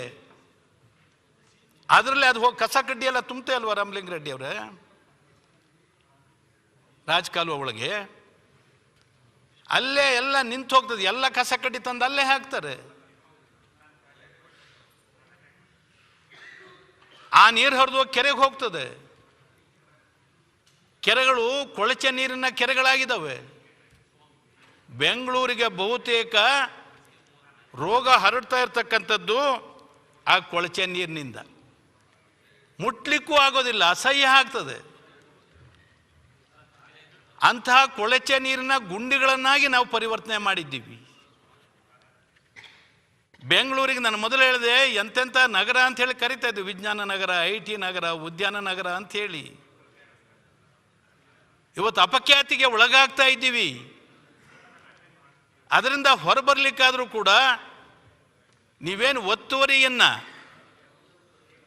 ಯಾರು ಮಾಡ್ಕೊಂಡಿದ್ದಾರೆ ಅದನ್ನು ತೆರವು ಮಾಡ್ತಾ ಇದ್ದೀರಿ, ಅದನ್ನು ನಿಲ್ಲಿಸಬೇಡಿ ಅಂಥೇಳಿ ನಾನು ಒತ್ತಾಯಪೂರ್ವಕವಾಗಿ ವಿನಂತಿ ಮಾಡ್ಕೊಳ್ತಾ ಇದ್ದೆ. ಯಾರ್ದೋ ಒತ್ತಡ ಬಂತು ಅಂತೇಳಿ ನಿಲ್ಲಿಸಬೇಡಿ. ಒಂದು ಕಡೆ ಒಂದು ಕೂಗಿದೆ, ಬಡವ್ರದ್ದು ಮಾತ್ರ ಒಡಿಸ್ತಾರೆ, ದೊಡ್ಡವ್ರದನ್ನು ಬಿಡ್ತಾ ಇದ್ದಾರೆ ಅಂಥೇಳಿ. ಆದರೆ ಮುಖ್ಯಮಂತ್ರಿಗಳು ಹೇಳಿದ್ದಾರೆ, ಇಲ್ಲ ಅಂತ ಹೇಳ್ತಿಲ್ಲ. ಎಷ್ಟೇ ಪ್ರಭಾವಶಾಲಿ ಆಗಿದ್ರೂ ಕೂಡ ನಾವು ಕ್ರಮ ಕೈಗೊಳ್ತೀವಿ ಅಂತಕ್ಕಂಥ ಮಾತನ್ನು ಹೇಳಿದ್ದಾರೆ. ನಿಮಗೆ ಗೊತ್ತಿದೆ, ಬೆಂಗಳೂರಿನ ಆಸ್ತಿ ವ್ಯವಹಾರಗಳಲ್ಲಿ ಲಂಗೂ ಇಲ್ಲ, ಲಗಾಮೂ ಇಲ್ಲ. ಇದೆಯಾ? ಎಷ್ಟೋ ಜನ ಒತ್ತುವರಿ ಮಾಡಿ ಕಟ್ಟಿದ್ದಾರೆ ಅಂದರೆ ಸರ್ಕಾರದ ಅಂಗವಾಗಿರ್ತಕ್ಕಂಥ ವಿವಿಧ ಇಲಾಖೆಗಳು ದೃಢೀಕರಿಸಿಕೊಟ್ಟಂಥ ದಾಖಲೆಗಳನ್ನು ನಂಬಿಕೊಂಡು ಕೆಲವರು ಕೊಂಡುಕೊಂಡು, ಸರ್ಕಾರದ ವಿವಿಧ ಇಲಾಖೆಗಳು ದೃಢೀಕರಿಸಿದ ದಾಖಲೆಗಳನ್ನು ನಂಬಬೇಕೋ ಬೇಡವೋ ಹೇಳಿ. ಅದನ್ನು ನಂಬಿ ಕೊಂಡ್ಕೊಂಡಂಥ ಅಮಾಯಕರು ಇವತ್ತು ತೊಂದರೆಗೆ ಒಳಗಾಗ್ತಾ ಇದ್ದಾರೆ. ಯಾರು ಲೈಸೆನ್ಸ್ ಕೊಟ್ಟರು, ಕಟ್ಟಡ ನಿರ್ಮಾಣಕ್ಕೆ ಅನುಮತಿ ನೀಡಿದ್ರು, ಅಂಥವ್ರ ಮೇಲೆ ಕ್ರಮ ಆಗ್ತಿಲ್ಲ. ಸುಳ್ಳು ದಾಖಲೆಗಳನ್ನೇ ಸೃಷ್ಟಿ ಮಾಡಿ ಅದನ್ನು ದೃಢೀಕರಿಸಿ ಕೊಟ್ಟಂಥ ವ್ಯಕ್ತಿಗಳಿಗೆ, ನೌಕರ ವರ್ಗದವರಿಗೆ ಏನೂ ಶಿಕ್ಷೆ ಇಲ್ಲ. ಸರ್ಕಾರದ ನಾನು ಮೊದಲು ಹೇಳ್ದಂಗೆ ದಾಖಲೆಗಳನ್ನ ದೃಢೀಕೃತ ದಾಖಲೆಗಳನ್ನ ನಂಬ್ಕೊಂಡ್ಕೊಂಡ ಅಮಾಯಕರಿಗೆ ತೊಂದರೆ ಆಗ್ತಾ ಇದೆ. ಈ ಬಗ್ಗೆನೂ ಕೂಡ ಸರ್ಕಾರ ಯೋಚನೆ ಮಾಡಬೇಕು. ಯಾರು ಸುಳ್ಳು ದಾಖಲೆಗಳನ್ನ ಸೃಷ್ಟಿ ಮಾಡ್ದ, ಯಾರು ಅದಕ್ಕೆ ಶಾಮೀಲಾದ ಅಧಿಕಾರಿ ನೌಕರರ ವರ್ಗದವರು ಇದ್ದಾರೆ, ಅವ್ರ ಮೇಲೆ ಯಾರ ಮೇಲೆ ಕ್ರಮ ಆಗಿದೆ ಹೇಳಿ. ಒಬ್ಬರ ಮೇಲಾದರೂ ಕ್ರಮ ಆಗಿದೆಯೇ ಹೇಳಿ. ಸುಳ್ಳು ದಾಖಲೆಗಳನ್ನ ಸೃಷ್ಟಿ ಮಾಡ್ಕೊಂಡವ್ರ ಮೇಲೆ. ಹಣ್ಣು ತಿಂದನು ಉಗಿಸ್ಕೊಂಡ, ಸಿಪ್ಪೆ ತಿಂದನು ಹಂಗಂತಲ ಸಿಪ್ಪೆ ತಿಂದನು ಸಿಗೆ ಹಾಕೊಂಡ ಅನ್ನೋ ಗಾದೆ ಸತ್ಯ ಆಗಿದೆ ಅಂತಕ್ಕಂಥದ್ದನ್ನ ಈ ಸಂದರ್ಭದಲ್ಲಿ ಹೇಳ್ತಾ, ಪ್ರಭಾವಶಾಲಿಗಳು, ಹಣವಂತರು, ಬಲಿಷ್ಠರು ಒಂದು ಚೂರು ಕೂಡ ಕಾನೂನಿಗೆ ಅಂಜಿಕೆ ಇಲ್ಲವೇ ಇಲ್ಲ. ಇದೆಯಾ ಹೇಳಿ. ಅವ್ರಿಗೆ ಕಾನೂನು ಅನ್ವಯನೂ ಆಗೋದಿಲ್ಲ. ಕಾನೂನು ಏನಾದರೂ ಅನ್ವಯ ಆಗೋದಿದ್ರೆ ಅದು ಬಡವರಿಗೆ, ಸಾಮಾನ್ಯ ಜನರಿಗೆ, ಯಾರು ಕಾನೂನಿಗೆ ಹೆದರ್ತಾರೆ ಅವರಿಗೆ ಕಾನೂನು ಅನ್ವಯ ಆಗ್ತದೆ. ಅದಕ್ಕೆ ಹಲವಾರು ಸಾರಿ ನಾನು ಹೇಳ್ತಾ ಇರ್ತೀನಿ ಅಧ್ಯಕ್ಷರೇ, ಬಡವರಿಗೆ ಶಿಕ್ಷೆ, ಬಲಾಢ್ಯರಿಗೆ ರಕ್ಷಣೆ ಅಂಥೇಳಿ. ಆ ಆಡಳಿತ ಇದು ಆಗಬಾರ್ದು, ಕೆಟ್ಟ ಆಡಳಿತ ಆಗಬಾರ್ದು, ಒಳ್ಳೆಯ ಆಡಳಿತವನ್ನು ಕೊಡಬೇಕು. ಈಗಾಗಿರ್ತಕ್ಕಂಥ ಈ ಲೋಪದೋಷಗಳನ್ನು ಸರಿ ಮಾಡೋ ದಿಕ್ಕಿನಲ್ಲಿ ಸರ್ಕಾರ ಗಮನ ಹರಿಸ್ಬೇಕು ಅಂತೇಳಿ ನಿಮ್ಮ ಮೂಲಕ ಒತ್ತಾಯ ಮಾಡಿ ಒಂದ್ಸೆ ನನ್ನ ಮಾತು ಮುಗಿಸ್ತೀನಿ. ಶ್ರೀಮತಿ ಕೆ ಪೂರ್ಣಿಮಾರವರು ಜಾಸ್ತಿ ಟೈಮ್ ಸ್ವಲ್ಪ ಜಲ್ದಿ ನಿಮಿಷ ಥ್ಯಾಂಕ್ಸ್. ಅವಕಾಶ ಕೊಟ್ಟಿದ್ದಕ್ಕಾಗಿ ಧನ್ಯವಾದಗಳು ಅಧ್ಯಕ್ಷರೇ. ಹೆಚ್ಚು ಮಳೆ ಆಗಿರೋದ್ರಿಂದ ಹಲವಾರು ಜಿಲ್ಲೆಯ ಶಾಸಕರುಗಳು ಅವರ ತಾಲೂಕಿನಲ್ಲಿ, ಜಿಲ್ಲೆಗಳಲ್ಲಿ ಆಗಿರುವಂಥ ಸಮಸ್ಯೆಗಳನ್ನ ಇಲ್ಲಿ ವಿವರಿಸಿದ್ದಾರೆ. ಅದೇ ನಮ್ಮ ಜಿಲ್ಲೆ ಮತ್ತು ನಮ್ಮ ತಾಲೂಕಿಗೆ ಯುಗಾದಿ ಹಬ್ಬದ ರೀತಿ ಸಿಹಿ ಮತ್ತು ಕಹಿ ಎರಡನ್ನೂ ಸಹಿತ ನಾವು ನೋಡೋವಂಥ ಸಂದರ್ಭ ಈ ಹೆಚ್ಚು ಮಳೆ ಆಗಿರೋದ್ರಿಂದ. 88 ವರ್ಷಗಳ ನಂತರ ಮೈಸೂರು ಮಹಾರಾಜರು ನಿರ್ಮಿಸಿದಂಥ ವಿ ಸಾಗರದ ಜಲಾಶಯ 88 ವರ್ಷಗಳ ನಂತರ ಕೋಡಿ ಬಿದ್ದಿರುವಂಥದ್ದು ಒಂದು ಇತಿಹಾಸ. ಅದು ಒಂದು ಭಾಳಷ್ಟು ಸಂತೋಷ ನಮ್ಮ ಜಿಲ್ಲೆ ಮತ್ತು ನಮ್ಮ ತಾಲೂಕಿನ ಜನತೆಗೆ ಅಧ್ಯಕ್ಷರೇ. ಮೈಸೂರಿನ ಮಹಾರಾಜರ ಒಂದು ಕೊಡುಗೆಯನ್ನು ನಾವೆಷ್ಟು ಸಾರಿ ಸ್ಮರಿಸಿದ್ರೂ ಕೂಡ ಸಾಲದು. ಆದರೆ ಮಳೆ ಆಶ್ರಿತ ಆಗಿದ್ದಂಥ ಆ ಡ್ಯಾಮಿಗೆ ಹಲವಾರು ವರ್ಷಗಳಿಂದ ಕಡಿಮೆ ಮಳೆ ಆಗಿದ್ದಂಥ ನಮ್ಮ ಜಿಲ್ಲೆ ಮತ್ತು ನಮ್ಮ ತಾಲೂಕಿಗೆ ಈ ವರ್ಷ ಹೆಚ್ಚು ಮಳೆ ಬಂದಿರೋವಂಥ ನೀರು ಮತ್ತು ಸನ್ಮಾನ್ಯ ಯಡಿಯೂರಪ್ಪನವರ ದೂರದೃಷ್ಟಿ, ಕಳೆದ ಸಾರಿ ಸರ್ಕಾರ ಇದ್ದಂಥ ಸಂದರ್ಭದಲ್ಲಿ 2008ರಲ್ಲಿ ಭದ್ರಾ ಯೋಜನೆಯನ್ನು ಕೊಟ್ಟಂಥ ಪರಿಣಾಮ ಇವತ್ತಿನ ನಮ್ಮ ಮುಖ್ಯಮಂತ್ರಿಗಳು ಕೂಡ ಅಂದಿನ ನೀರಾವರಿ ಸಚಿವರಾಗಿ ಈ ಭದ್ರಾ ಯೋಜನೆ ಮುಖಾಂತರ ಕೂಡ 16.72 TMC ಮತ್ತು ಇವತ್ತಿನ ನಮ್ಮ ನೀರಾವರಿ ಸಚಿವರಾದಂಥ ಕಾರಜೋಳ ಅವರು ಶ್ರಮ ಎಲ್ಲ ಸೇರಿ ನಮಗೆ 16.72 TMC ಭದ್ರಾ ನೀರು ಮತ್ತು ಮಳೆ ನೀರು ಎರಡೂ ಸೇರಿ ಕೋಡಿ ಬಿದ್ದಿರುವಂಥದ್ದು ಅಧ್ಯಕ್ಷರೇ. ಹಾಗಾಗಿ ಒಂದು ಕಡೆ ಸಂತೋಷ, ಇನ್ನೊಂದು ಕಡೆ ಈ ನೀರು ಹೆಚ್ಚಾದ ಮೇಲೆ, ಮಳೆ ಬಂದು ಹೆಚ್ಚಾದ ನಂತರ ಒಂದು 8-10 ಗ್ರಾಮಗಳಲ್ಲಿ ನಮಗೆ ತೊಂದರೆ ಆಗಿರೋವಂಥದ್ದು ಮತ್ತು ಎಸ್ಪೆಷಲಿ ಈರುಳ್ಳಿ, ದಾಳಿಂಬೆ ಮತ್ತು ಕಡಲೆಯನ್ನು ಬೆಳೀತಾರೆ ಮತ್ತು ಶೇಂಗಾ ಬೆಳೀತಾರೆ. ಈ ಭಾಗದ ಬೆಳೆಯುವಂಥ ರೈತರಿಗೆ ಹೆಚ್ಚು ಹಾನಿಯಾಗಿರುವಂಥದ್ದು ಅಧ್ಯಕ್ಷರೇ. ಇದಲ್ಲದೆ ನಗರ ಭಾಗದಲ್ಲಿ 8ಕ್ಕಿಂತ ಹೆಚ್ಚು ವಾರ್ಡ್ಗಳಲ್ಲಿ 200ಕ್ಕೂ ಹೆಚ್ಚು ಮನೆಗಳಲ್ಲಿ ಸಂಪೂರ್ಣವಾಗಿ ಜಲಾಮೃತ ಆಗಿರುವಂಥದ್ದು ಅಧ್ಯಕ್ಷರೇ. ಹಾಗಾಗಿ ಹೆಚ್ಚು ಬೇಗನೆ ಇವ್ರಿಗೆ ಪರಿಹಾರ ಸಿಗೋವಂಥದ್ದು ಆಗಬೇಕು. ಈಗಾಗಲೇ ಸರ್ವೆ ಕಾರ್ಯ ಮುಗಿದಿದೆ ಮತ್ತು ನಮ್ಮ ಕ್ಷೇತ್ರಕ್ಕಿಂತ ಹೆಚ್ಚಾಗಿ ಡ್ಯಾಮ್ ನಮ್ಮ ಕ್ಷೇತ್ರದಲ್ಲಿ ಬಂದರೆ ನೀರು ನಿಲ್ಲುವಂಥದ್ದು ಹೊಸದುರ್ಗ ಕ್ಷೇತ್ರಕ್ಕೆ ಬರುತ್ತೆ ಅಧ್ಯಕ್ಷರೇ. ಹಾಗಾಗಿ ಆ ಕ್ಷೇತ್ರದ ಶಾಸಕರು ಕೂಡ ಬಹುಶಃ 2 ನಿಮಿಷ ಇದ್ದಾರೆ, ಮಾತಾಡ್ತಾರೆ ಅಂತ ಅಂದ್ಕೊಳ್ತೇನೆ. ಅಲ್ಲಿ 7-8 ಗ್ರಾಮಗಳು ಸಂಪೂರ್ಣವಾಗಿ ಮುಳುಗಡೆ ಆಗಿದೆ ಮತ್ತು ಅವ್ರ ಜಾಗಗಳನ್ನ ಕಳ್ಕೊಂಡಿದ್ದಾರೆ ಅಧ್ಯಕ್ಷರೇ. ಹಾಗಾಗಿ ಇದ್ರ ಬಗ್ಗೆ ಸರ್ಕಾರ ಹೆಚ್ಚು ಗಮನವನ್ನು ಹರಿಸ್ಬೇಕು ಮತ್ತು ನಮ್ಮ ಜಿಲ್ಲೆಯಲ್ಲಿ ಏನು ಪರಿಹಾರ ಕೊಡೋದಕ್ಕೆ ಅಂಥೇಳಿ ಈಗಾಗಲೇ ಒಂದು ಸರ್ವೆ ಕಾರ್ಯ ನಡೀತಾ ಇದೆ, ಸ್ವಲ್ಪ ಶೀಘ್ರವಾಗಿ ಆಗಬೇಕು ಅಂಥೇಳಿ ನಾನು ವಿನಂತಿಯನ್ನು ಮಾಡ್ಕೊಳ್ತೇನೆ ಅಧ್ಯಕ್ಷ. ಧನ್ಯವಾದಗಳು. ಶ್ರೀಯುತ ಅನ್ನದಾನಿಗಳು.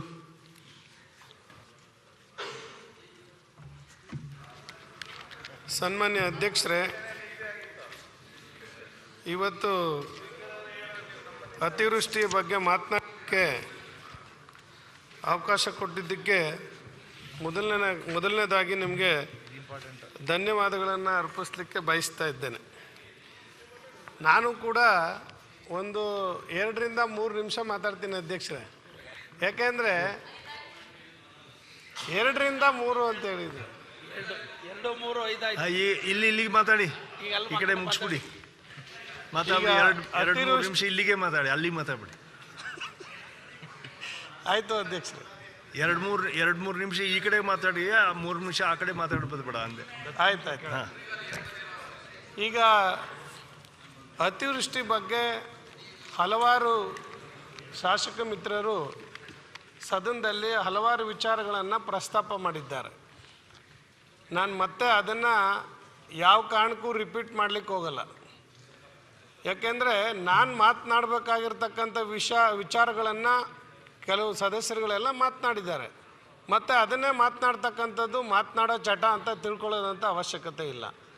ಇದನ್ನು ನನ್ನ ಮಳವಳ್ಳಿ ಮತಕ್ಷೇತ್ರದ ಬಗ್ಗೆ ಮಾತನಾಡ್ತೀನಿ. ಇಲ್ಲಿ ಮಳವಳ್ಳಿ ಮತಕ್ಷೇತ್ರದಲ್ಲಿ ಎ ವರ್ಗ, ಬಿ ವರ್ಗ, ಸಿ ವರ್ಗ ಅಂತ 3 ವರ್ಗದ ರೀತಿಯಲ್ಲಿ ಮನೆಗಳು, ಗೋಡೆಗಳು ಬಿದ್ದಿರ್ತಕ್ಕಂಥದ್ದು. ಆ ಎ, ಬಿ, ಸಿ ವರ್ಗದಲ್ಲಿ ಬಿದ್ದಿರ್ತಕ್ಕಂಥ ಮನೆಗಳಿಗೆ ಪರಿಹಾರ ಈಗ ಕೊಟ್ಟಿರ್ತಕ್ಕಂಥದ್ದು ನನಗನ್ನಿಸುತ್ತೆ ಸಾಲಲ್ಲ. ದಯಮಾಡಿ ಅದನ್ನು ಸರ್ಕಾರ ಪರಿಶೀಲನೆ ಮಾಡಬೇಕು ಮತ್ತು ಕೊಡದೇ ಇರತಕ್ಕಂಥ ಪರಿಹಾರವನ್ನು ಅತಿ ಶೀಘ್ರದಲ್ಲೇ ಬಿಡುಗಡೆ ಮಾಡಬೇಕು ಅಂತೇಳಿ ಸರ್ಕಾರವನ್ನು ಒತ್ತಾಯ ಮಾಡ್ತೀನಿ. ಜೊತೆಗೆ ಹೇಳಿ ಕೇಳಿ ನನ್ನ ಕ್ಷೇತ್ರದಲ್ಲಿ ಕಾವೇರಿ ಮತ್ತು ಶಿಂಷಾ ನದಿ 2 ನದಿಗಳು ಸುತ್ತುವರ್ಕೊಂಡಿರ್ತಕ್ಕಂಥ ಮತಕ್ಷೇತ್ರ ನಂದು. ಬೆಂಗಳೂರು ಕುಡಿಲಿಕ್ಕೆ ನೀರು ಕೊಡ್ತಾ ಇರ್ತಕ್ಕಂಥ ಕ್ಷೇತ್ರ ನಮ್ಮದು. ಈಗೇನು 5 ಹಂತಗಳಲ್ಲಿ ನೀರು ಕೊಡ್ತಾ ಇದ್ದೀವಿ. ಮೊದಲು 2, 3, 4ನೇ ಹಂತ ನೀರು ಬರ್ತಾ ಇದೆ. ಕಾವೇರಿ ನೀರು ಸಂಪೂರ್ಣವಾಗಿ ನನ್ನ ಕ್ಷೇತ್ರದಲ್ಲಿ ಶುದ್ಧೀಕರಿಸಿ ನೀರನ್ನು ಬೆಂಗಳೂರಿಗೆ ಪಂಪ್ ಮಾಡ್ತಾ ಇರ್ತಕ್ಕಂಥದ್ದು ನನ್ನ ಕ್ಷೇತ್ರದಲ್ಲಿ. ಮೊನ್ನೆ ಬೆಂಗಳೂರು ನೀರು ಕೊಡ್ತಕ್ಕಂಥ ಪಂಪ್ ಹೌಸು ಕೂಡ ನೀರಿನಲ್ಲಿ ಮುಳುಗೋಗಿದ್ದು ಬಹುಶಃ ನೀವು ಪತ್ರಿಕೆಯಲ್ಲಿ ನೋಡಿರ್ಬೋದು. ಮಾನ್ಯ ಅಧ್ಯಕ್ಷರೇ, ಟಿ ವಿನಲ್ಲಿ ಮಾನ್ಯ ಮುಖ್ಯಮಂತ್ರಿಗಳು ಕೂಡ ಬಂದಿದ್ದರು. ಅಶೋಕಣ್ಣ ಬಂದಿದ್ದರು, ಮುಖ್ಯಮಂತ್ರಿ ಬೈರ್ತಿ ಬಸವರಾಜಣ್ಣ ಬಂದಿದ್ದರು, 3 ಜನ ಮಂತ್ರಿಗಳು ಅಶ್ವಥ್ ನಾರಾಯಣ ಅವರು ಬಂದಿದ್ದರು. ಈ ಭೀಮಾ ರಿವರ್ ಅಂತ ಬರುತ್ತಲ್ಲಿ, ಚಿಕ್ಕದು ಒಂದು ಹಳ್ಳ, ಆ ಪಂಪ್ ಹೌಸ್ಗೆ ಹೊಂದ್ಕೊಂಡಂಗೆ ಅವ್ರು ಏನಂದರೆ ಅಲ್ಲಿ ಯಾವುದೇ ತಡೆಗೋಡೆ ನಿರ್ಮಾಣ ಮಾಡಲಿಲ್ಲ. ಅವ್ರು ಏನಂದರೆ BWSSP ಅವರು ಯಾವ ಕಾಲಕ್ಕೂ ಈ ಹಳ್ಳದಲ್ಲಿ ನೀರು ಬರಲ್ಲ, ಇದರಿಂದ ಏನು ತೊಂದರೆ ಆಗಲ್ಲ ಅಂಥೇಳಿ ಅದು ಯಾವುದೇ ಒಂದು ತಡೆಗೋಡೆ ಮಾಡಿಲ್ಲ ಅಥವಾ ಎತ್ತರವಾದ ಪ್ರದೇಶದಲ್ಲಿ ಪಂಪ್ ಹೌಸ್ ಮಾಡಿಲ್ಲ. ಸುಮಾರು 5-6 ಅಡಿ ಕೆಳಮಟ್ಟದಲ್ಲಿ ಪಂಪ್ ಹೌಸನ್ನು ನಿರ್ಮಾಣ ಮಾಡಿರ್ತಕ್ಕಂಥದ್ದು. ಆ ಭೀಮಾ ಕೆರೆ ಸುಮಾರು 30-40 ವರ್ಷದಿಂದ ಬಂದಿರತಕ್ಕ ಭೀಮದ ಹಳ್ಳ ಸಂಪೂರ್ಣವಾಗಿ ಹರಿದು ಪ್ರವಾಹ ಬಂದು ಆ ಪಂಪ್ ಹೌಸ್ ಒಳಗಡೆ ನುಗ್ಗಿದೆ. 3-4 ದಿನ ಬೆಂಗಳೂರಿಗೆ ನೀರು ಕೊಡ್ಲಿಕ್ಕೆ ಸಾಧ್ಯ ಆಗಲಿಲ್ಲ. 50% ಬೆಂಗಳೂರಿಗೆ ಅಲ್ಲ ರೆವಿನ್ಯೂ ಮಿನಿಸ್ಟರ್ ಇಲ್ಲ, ಈಗ ಇಷ್ಟೊತ್ತಂಗ ಇದ್ರು. ಈಗ CC ಪಾಟೀಲ್ ಕೂತಿದ್ದಾರೆ ಅಷ್ಟೇ. ಅಲ್ಲ, ಈಗ ಇಷ್ಟೊತ್ತಂಗ ಇದ್ರು. ಈಗ ಒಂದು 2 ನಿಮಿಷನೂ ಆಗಿಲ್ಲ. ಅಲ್ಲ, 2 ನಿಮಿಷ ಆಯ್ತು. 2 ನಿಮಿಷ ಆಯ್ತು. ಈಗ ಎದ್ದು ಆಮೇಲೆ ರೆವಿನ್ಯೂ ಡಿಪಾರ್ಟ್ಮೆಂಟ್ನವರು ಇಲ್ಲ, ಅಗ್ರಿಕಲ್ಚರ್ ಡಿಪಾರ್ಟ್ಮೆಂಟ್ನವರು ಇಲ್ಲ, ಸೀನಿಯರ್ ಆಫೀಸರ್ಗಳು ಯಾರು ಇಲ್ಲ. ಏನು ವಾಟ್ ಇಸ್ ದಿಸ್? ಯಾಕೆ ಚರ್ಚೆ ಆಗಬೇಕು? ಇದು ಗಂಭೀರ ಸರ್ಕಾರಕ್ಕೆ ಗಂಭೀರತೆ ಇಲ್ಲದೆ ಹೋದ್ರೆ, ಸೀರಿಯಸ್ನೆಸ್ ಇಲ್ಲದೆ ಹೋದ್ರೆ ಚರ್ಚೆ ಮಾಡೋದಕ್ಕೆ? ನಾವೆಲ್ಲ ಬಂದು ಪಾರ್ಟಿಸಿಪೇಟ್ ಮಾಡಿ ಕೂತ್ಕೊಂಡು ಚರ್ಚೆ ಮಾಡೋದಕ್ಕೆ ಕಂದಾಯ ಮಂತ್ರಿಗಳು ಇವಾಗ ಅಧಿಕಾರಿಗಳಿಗೆ ಇದಕ್ಕಿಂತ ದೊಡ್ಡ ಕೆಲಸ ಇನ್ನೊಂದು ಯಾವ್ದಿದೆ? ಸ್ಪೀಕರ್ ಅವ್ರು ಕರೆದು ಅಂತ ಹೇಳಿ ರೆವಿನ್ಯೂ ಅಸೆಂಬ್ಲಿದಲ್ಲಿ ಪಾರ್ಟಿಸಿಪೇಟ್ ಮಾಡೋದಕ್ಕಿಂತ ದೊಡ್ಡ ಕೆಲಸ ಯಾವ್ದಿದೆಯಪ್ಪ? ಕಂದಾಯ ಮಂತ್ರಿಗಳು ಇಲ್ಲಿ ವಿರೋಧ ಪಕ್ಷ ನಾಯಕ ಅಸೆಂಬ್ಲಿ ಇರುವಾಗ ಎಲ್ಲೂ ಹೋಗ್ಬಾರ್ದು ಅಂತ ಅವ್ರಿಗೆ ಸರ್ಕ್ಯುಲರ್ ಇರೋದು ನೋಡಿ ಸರ್. ಅವರಲ್ರಿ ಆಯ್ತು. ಹೋಮ್ ಮಿನಿಸ್ಟರ್ ಇಲ್ಲ, ಅಗ್ರಿಕಲ್ಚರ್ ಮಿನಿಸ್ಟರ್ ಇಲ್ಲ. ಅಲ್ಲ, ಹೋಮ್ ಮಿನಿಸ್ಟರ್ ಇಲ್ಲ ಇದ್ದಾರೆ. ಕಂದಾಯ ಮಂತ್ರಿಗಳು ಎಲ್ಲ ಇದ್ರು.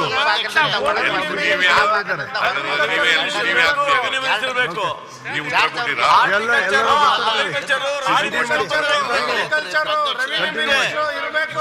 ಅಧ್ಯಕ್ಷ ಹಾರ್ಟಿಕಲ್ಚರು ಮಾತಾಡ್ರಿ ಅಂದಾನೆ ಅವ್ರು ಮಾತಾಡಿ. ಹಾರ್ಟಿಕಲ್ಚರ್ ಅದು ಸಮಯ ಹೇಳಿದ್ದು ಕರೆಕ್ಟ್ ಆಗಿದೆ. We are not running the government, ಮಾನ್ಯ ಅಧ್ಯಕ್ಷರೇ, ಕರೆಕ್ಟ್ ಆಗಿದೆ. ಮಾನ್ಯ ಅಧ್ಯಕ್ಷರೇ, ತಾವು ನಮ್ಮ ಕುಮಾರಣ್ಣ ಮಾನ್ಯ ವಿರೋಧ ಪಕ್ಷ ಸರಿಯಾಗಿ ಕೇಳಿದ್ರು. ಅಲ್ಲಿ ಅಧಿಕಾರಿಗಳು ಕಚೇರಿಗೆ ಹೋದ್ರೆ ಸರ್ ಕೂತ್ಕೊಳ್ಳಿ, ಅಸೆಂಬ್ಲಿ ಇದ್ದಾರೆ ಅಂತಾರೆ, ಅಸೆಂಬ್ಲಿನಲ್ಲಿ ಇಲ್ಲ, ಎಲ್ಲಿ ಹೋದ್ರು ಮತ್ತೆ ಅನ್ನದಾನಿಗಳು ಮಾತಾಡಿ. ಮಾನ್ಯ ಅಧ್ಯಕ್ಷರೇ, ಇದು ವಿಷಯಕ್ಕೆ ಬಹಳ ಬಂದ್ಬಿಡಿ. ವಿಷಯ ಮಾನ್ಯ ಅಧ್ಯಕ್ಷರೇ, ಸ್ವಲ್ಪ ಬಹಳ ಗಂಭೀರವಾದಂಥ ವಿಚಾರ, ಅತಿವೃಷ್ಟಿ ವಿಚಾರ. ಇಡೀ ಕರ್ನಾಟಕ ರಾಜ್ಯನೇ ಮುಳುಗೋಗಿದೆ. ಅಂಥದ್ರಲ್ಲಿ ಗಾಂಭೀರ್ಯತೆ ಇಲ್ಲ ಅಂದ್ರೆ ಸದನಕ್ಕೆ ಮತ್ತು ಮಂತ್ರಿಗಳು ಇರಬೇಕು. ಅಗ್ರಿಕಲ್ಚರ್ ಇದಕ್ಕೆ ಸಂಬಂಧಪಟ್ಟಂತೆ ಅಗ್ರಿಕಲ್ಚರ್ ಮಿನಿಸ್ಟರ್, ತೋಟಗಾರಿಕೆ ಮಂತ್ರಿಗಳು ಹೇಳಿದ ಮೇಲೆ ನಿಮ್ಮ ಇದೆಲ್ಲ ವಿಷಯ ಮಾತಾಡ್ತಾ ಇದ್ರಿ, ಅದಕ್ಕೆ ಬಂದ್ಬಿಡಿ. ಈಗ ಪರಿಹಾರ ಕೊಟ್ಟಿದ್ದಾರೆ. ಈಗ ಕೃಷಿ ಬೆಳೆ ನನ್ನ ಕ್ಷೇತ್ರದಲ್ಲಿ ಸುಮಾರು 6 ಹೆಕ್ಟೇರು ಕೃಷಿ ಬೆಳೆ, 13 ಹೆಕ್ಟೇರು ತೋಟಗಾರಿಕೆ ಬೆಳೆ, ಒಟ್ಟು 19 ಹೆಕ್ಟೇರ್ ತೋಟಗಾರಿಕೆ ಬೆಳೆ ಇವತ್ತು ನಾಶ ಆಗಿದೆ. ಅದರಲ್ಲಿ ರಾಗಿ ಹಾಳಾಗಿದೆ. ಶಿಂಸಾ ನದಿ ರಿವರ್ ಬಂದು ರೈತರ ಪಂಪ್ ಸೆಟ್ ಎಲ್ಲ ಹೊತ್ಕೊಂಡು ಹೋಗಿದೆ. ಆ ಪಂಪ್ ಹೌಸ್ಗೆ ಎಲ್ಲ ನೀರೆಲ್ಲ ತುಂಬಿಕೊಂಡಿದೆ. ವಿದ್ಯುತ್ ಕಂಬಗಳೆಲ್ಲ ಉರುಳೋಗಿದೆ. ಅವತ್ತು ತೆಂಗಿನ ಮರಗಳೆಲ್ಲ ಹಾಳಾಗಿದೆ. ಇವತ್ತು ಕೇವಲ 5,78,000 ರೂಪಾಯಿ ಇವತ್ತು ಹಣವನ್ನು ಇದಕ್ಕೆ ಬಿಡುಗಡೆ ಮಾಡಿದ್ದೀವಿ ಅಂತ ಹೇಳಿದ್ದಾರೆ ಮಾನ್ಯ ಅಧ್ಯಕ್ಷರೇ. ಅದು ಕೂಡ ಹೆಚ್ಚಾಗಬೇಕು ಅಂತಕ್ಕಂಥದ್ದು ನನ್ನ ಒತ್ತಾಯ. ಜೊತೆಗೆ 30 ಕುರಿಗಳು ನೀರಿನಲ್ಲಿ ಕೊಚ್ಕೊಂಡು ಹೋಗ್ಬಿಟ್ಟಿದೆ ನನ್ನ ಕ್ಷೇತ್ರದಲ್ಲಿ ಮಾನ್ಯ ಅಧ್ಯಕ್ಷರೇ. 30 ಕುರಿಗಳು, ಜಾನುವಾರುಗಳು, ಮೂಕ ಪ್ರಾಣಿಗಳು ಕೊಚ್ಕೊಂಡು ಹೋಗ್ಬಿಟ್ಟಿದೆ ನೀರಿನಲ್ಲಿ. ಅದಕ್ಕೆ 90,000 ರೂಪಾಯಿ, ಬರೀ 3,000 ರೂಪಾಯಿ ಒಂದು ಕುರಿ. ಸುಮಾರು 10,000 ರಿಂದ 15,000 ರೂಪಾಯಿ ಬೆಲೆ ಬಾಳ್ತಕ್ಕಂಥ ಕುರಿಗೆ 3,000 ರೂಪಾಯಿ ಕೊಟ್ಟಿದ್ದಾರೆ.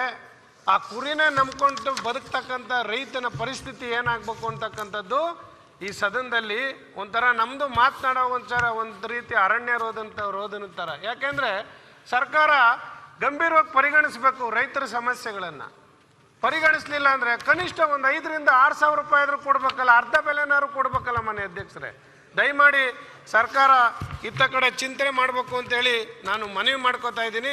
ಜೊತೆಗೆ ಏನು ಇವತ್ತು ಬೆಂಗಳೂರು ಪ್ರತಿಷ್ಠಿತವಾದಂಥ ಬೆಂಗಳೂರು ನಮಗೆಲ್ಲ ಪ್ರೀತಿ. ಯಾಕಂದ್ರೆ ನಾವಿಲ್ಲಿ ಬೆಂಗಳೂರಲ್ಲೇ ಇರೋದು, ಸದನ ನಡೆಸ್ತಿದ್ದೀವಿ, ವಿಧಾನಸೌಧ ಇದೆ, ಹೈಕೋರ್ಟ್ ಇದೆ. ಕೆಂಗಲ್ ಹನುಮಂತನವ್ರು ಕಟ್ಸಿರ್ತಕ್ಕಂಥ ವಿಧಾನಸೌಧದೊಳಗಡೆ ನಾವೆಲ್ಲ ಬಂದು ಭಾಷಣ ಮಾಡ್ತಾ ಇದ್ವಿ. ದೇವಸ್ಥಾನ ಇದ್ದಂಗೆ ಇದು. ಈ ಬೆಂಗಳೂರು ಬ್ರ್ಯಾಂಡ್ ಬೆಂಗಳೂರು ಅಂತ ಭಾಳ ಜನ ಉದ್ಯಾನ ನಗರಿ ಅಂತೆಲ್ಲ ಕರಿತಿದ್ದಾರೆ. ಭಾಳ ಮೌಲ್ಯ ಇದೆ, ನಾನು ಒಪ್ಕೋತೀನಿ, ಭಾಳ ಸಂತೋಷ. ಆದರೆ ಇಲ್ಲಿ ಒಂದು ಖಾತೆ ಮಾಡೋಕ್ಕೆ 50 ಲಕ್ಷ ರೂಪಾಯಿ ತಗೋತಾರೆ. ಎಷ್ಟು? 50 ಲಕ್ಷ ರೂಪಾಯಿ ಒಂದು ಖಾತೆ ಮಾಡೋಕ್ಕೆ. ಸರ್ವೆ ನಂಬರ್ 50, ಅರಳುಕುಂಟೆ ಗ್ರಾಮ, ಇವಾಗ ಬಾಗೂರು ಹೋಬಳಿ. ಇಂಡಿವಿಜುವಲ್ ಕೇಸಸ್ ಅಲ್ಲ, ವ್ಯಾಲ್ಯೂಬಲ್ ಯಾಕೆ ಬೆಂಗಳೂರು ಯಾಕೆ ಮುಳಿಕತಾ ಇದೆ ಅನ್ನೋದು ಕೇಳ್ತಾ ಇದೀನಿ. ಕೇಳಿ ಎಷ್ಟು ವ್ಯಾಲ್ಯೂಬಲ್ ಅನ್ನೋದಕ್ಕೆ. ಒಂದು ಖಾತೆ ಮಾಡಕ್ಕೆ ಬೆಂಗಳೂರು ಬಗ್ಗೆ ಚರ್ಚೆ ಆಗಿದೆ, ತಗೊಂಡಿದ್ದಾರೆ. ನೀವು ಆ ಕಡೆ ಮಾತನಾಡಿದ್ರಿ. ನಾನು ಹೇಳ್ತೀನಿ ಎನ್ಕ್ವೈರಿ ಮಾಡಬೇಕು. ಬೊಮ್ಮಾಳಿ ವಿಧಾನಸಭಾ ಕ್ಷೇತ್ರ ಇವತ್ತು ಪೇಪರ್ ಅಲ್ಲೂ ಬಂದಿದೆ ನೋಡಿ, ಅಕ್ರಮ ನಡೀತಿದೆ ಅಂತ ಹೇಳಿ. ಒಂದು ಸಪರೇಟ್ ಕೊಡಿ. ಇವತ್ತು ಒಬ್ಬ 3 ಎಕರೆ 28 ಕುಂಟೆ ಜಮೀನ್ಗೆ ಸ್ವಂತ ರೈತ ಅವ್ನು ಖಾತೆ ಮಾಡಿಸ್ಕೊಳಕ್ ಅವನ ಜಮೀನ್ಗೆ 50 ಲಕ್ಷ ರೂಪಾಯಿ. ಫ್ಲಡ್ ಮೇಲೆ ಮಾತಾಡಿ, ಮುಗಿಸಿ ಕನ್ಕ್ಲೂಡ್ ಮಾಡಿ. ಇದು ಯಾವ ರೀತಿ ಇದೆ ಅಂತ ಅರ್ಥ ಮಾಡ್ಕೊಳ್ಳಿ. ಇಂಥ ಅಕ್ರಮ ನಡೀತಾ ಇರುವಾಗ ಬೆಂಗಳೂರಿಗೆ ಮಳೆ ತುಂಬಿಕೊಳ್ಳದೇನೆ ಕಾಲುವೆನ ಎಲ್ಲಿ ತೆಗಿತಾರೆ?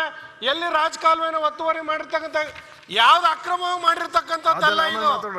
ರೈತನ ಖಾತೆ ಮಾಡ್ಕೊಳಕ್ಕೆ 50 ಲಕ್ಷ ರೂಪಾಯಿ ತಗೊಂಡಿದ್ದಾರೆ. ಇದು ಇಂತ ಆಗಬಾರ್ದು. ಇದನ್ನ ಎನ್ಕ್ವೈರಿ ಮಾಡಬೇಕು. ಧನ್ಯವಾದಗಳು. ಯಾಕೆ ಇದು ಭ್ರಷ್ಟಾಚಾರ ಆಗಿದೆ? ನಾನು ಕಳಿಸ್ಕೊಡಿ. ಜಾಯಿಂಟ್ ಕಮಿಷನರ್ ಹತ್ರ 3 ಬಾರಿ ಹೋಗಿದ್ದೀನಿ, ರೈತನ ಪರವಾಗಿ ಖಾತೆ ಮಾಡ್ಕೊಡಿ ಅಂತೇಳಿ. ನಾನೇ ಖುದ್ದಾಗಿ ಹೋಗಿರೋದು.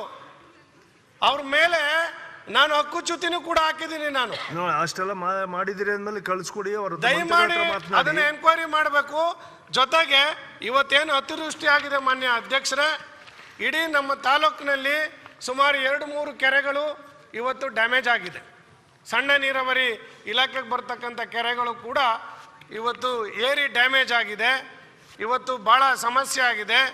ಜನರ ಗದ್ದೆಗಳು, ಹೊಲಗಳಲ್ಲಿ ನೀರು ತುಂಬಿ ಭಾಳಷ್ಟು ಸಮಸ್ಯೆಗಳನ್ನು ರೈತರು ಅನುಭವಿಸ್ತಾ ಇದ್ದಾರೆ. ಅದರಿಂದ ಇವತ್ತು ಸರ್ಕಾರ ಏನು ಇದು ಪ್ರಕೃತಿಗೇನು ಮಳೆಗೇನು ಹೇಳಿರಲಿಲ್ಲ. ನಾವೇನು ವಿರೋಧ ಪಕ್ಷದಲ್ಲಿ ಇರೋರೇನು ಮಳೆ ಬಂದಿದೆ, ನೇಚರ್ ಪ್ರಕೃತಿ ಅದನ್ನು ಇವತ್ತು ನಿಭಾಯಿಸ್ತಕ್ಕಂಥ ಕೆಲಸವನ್ನು ಸರ್ಕಾರ ಮಾಡಬೇಕಾಗಿದೆ ಅಷ್ಟೇ. ಸರ್ಕಾರ ಯಾವ ರೀತಿ ಜಾಣ್ಮೆಯಿಂದ ಮಾಡ್ತೀರಿ ಅದು ಬಹಳ ಮುಖ್ಯ. ಆ ಜಾಣ್ಮೆನ ಇವಾಗ ತೋರ್ಬೇಕು ನೀವು.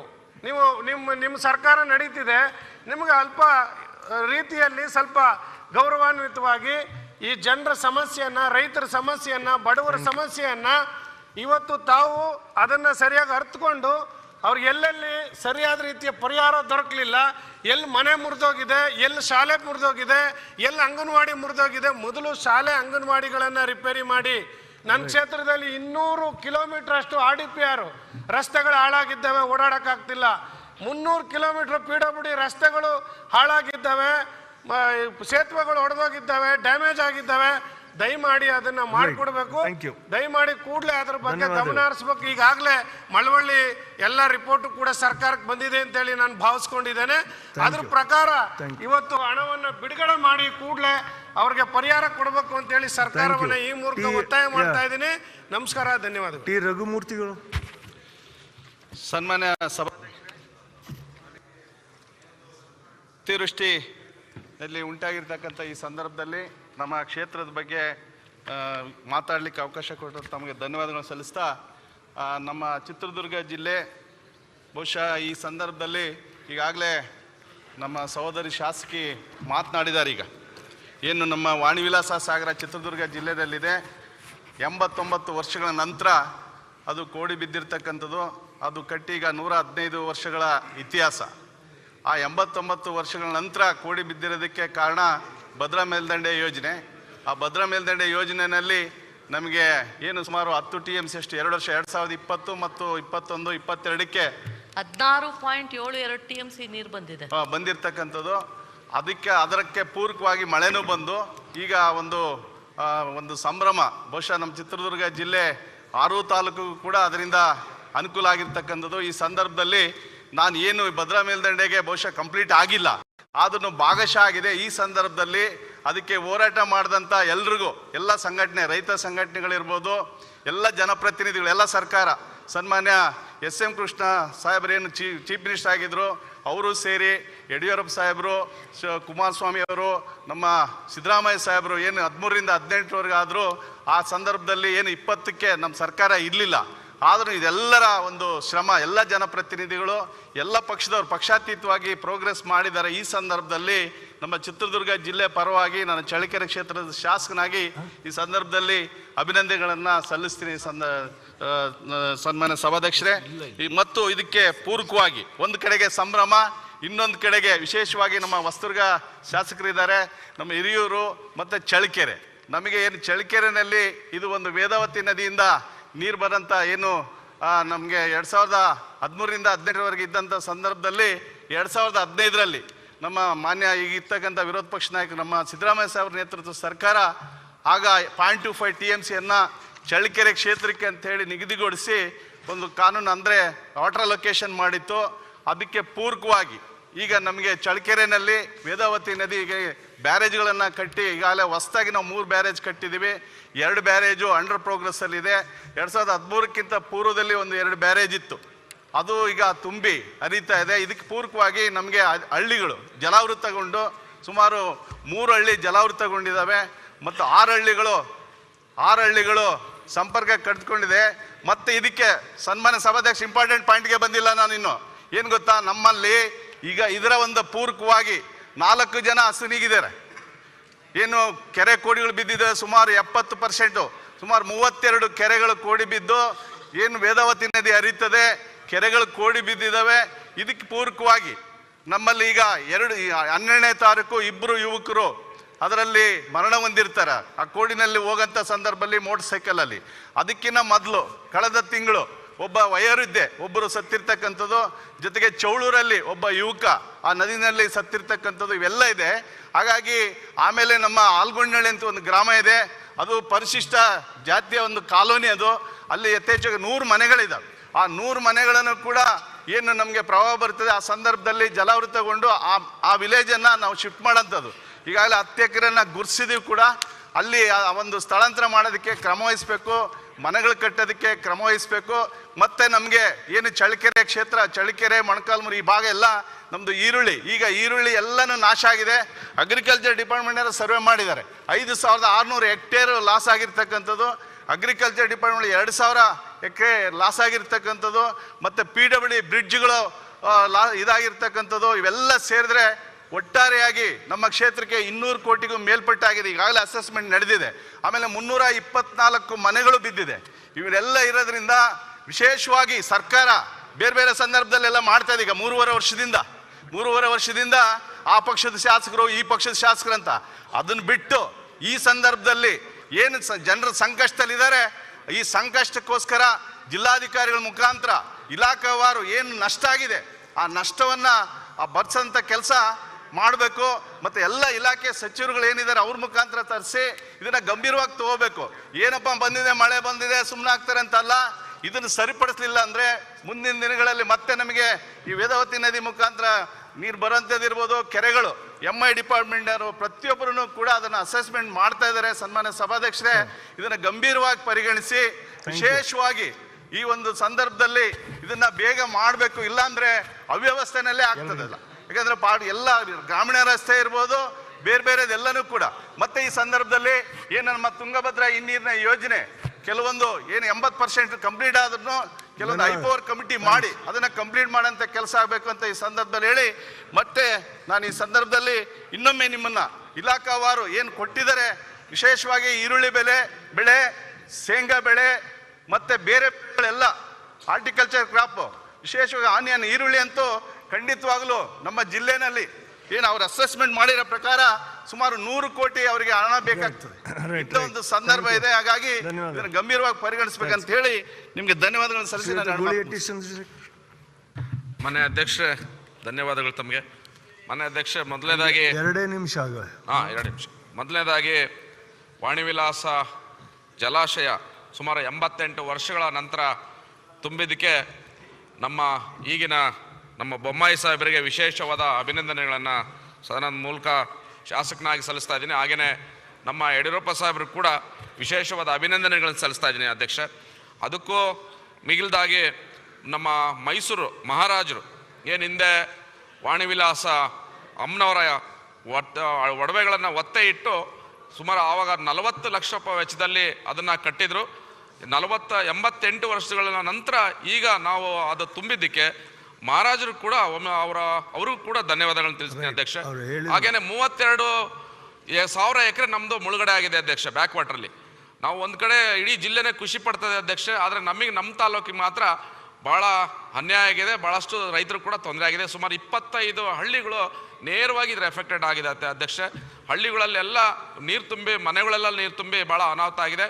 ಆಮೇಲೆ ಕಳೆದ 1 ತಿಂಗಳಿಂದ 4 ಜನ ಹಾವುಗಳು ಕಚ್ಚಿಬಿಟ್ಟು ಸತ್ತೋಗಿರೋ ಅಧ್ಯಕ್ಷ. ಅದು ಹಿಂದ್ಗಡೆ ಇರ್ತಕ್ಕಂಥ ಹಳ್ಳಿಗಳಲ್ಲೂ ಅರೆಹಳ್ಳಿಯವರು ಅಂತೇಳಿ, ಅರೆಹಳ್ಳಿ, ಇಂಡೇದೇವರಟ್ಟಿ, ನಾಗ್ತಿಹಳ್ಳಿ, ಭಾಳಷ್ಟು ಹಳ್ಳಿಗಳು ಅಧ್ಯಕ್ಷ. 2-3 ಹೋಬಳಿ 25 ಹಳ್ಳಿಗಳು ನೇರವಾಗಿ ಎಫೆಕ್ಟೆಡ್ ಆಗಿದೆ ಅಧ್ಯಕ್ಷ. ಸುಮಾರು ಅದೇನು FRL ಲೆವೆಲ್ ಏನು ಗಡಿ ಬೌಂಡ್ರಿ ಹಾಕಿದ್ರು, ಆ ಬೌಂಡ್ರಿ ಬಿಟ್ಟು ಕಿಲೋಮೀಟರ್ ಗಟ್ಟಲೆ ರೈತರ ಅಡಿಕೆ ತೋಟಗಳು, ತೆಂಗಿನ ತೋಟಗಳೆಲ್ಲ ಮುಳುಗಡೆ ಆಗಿದೆ ಅಧ್ಯಕ್ಷ.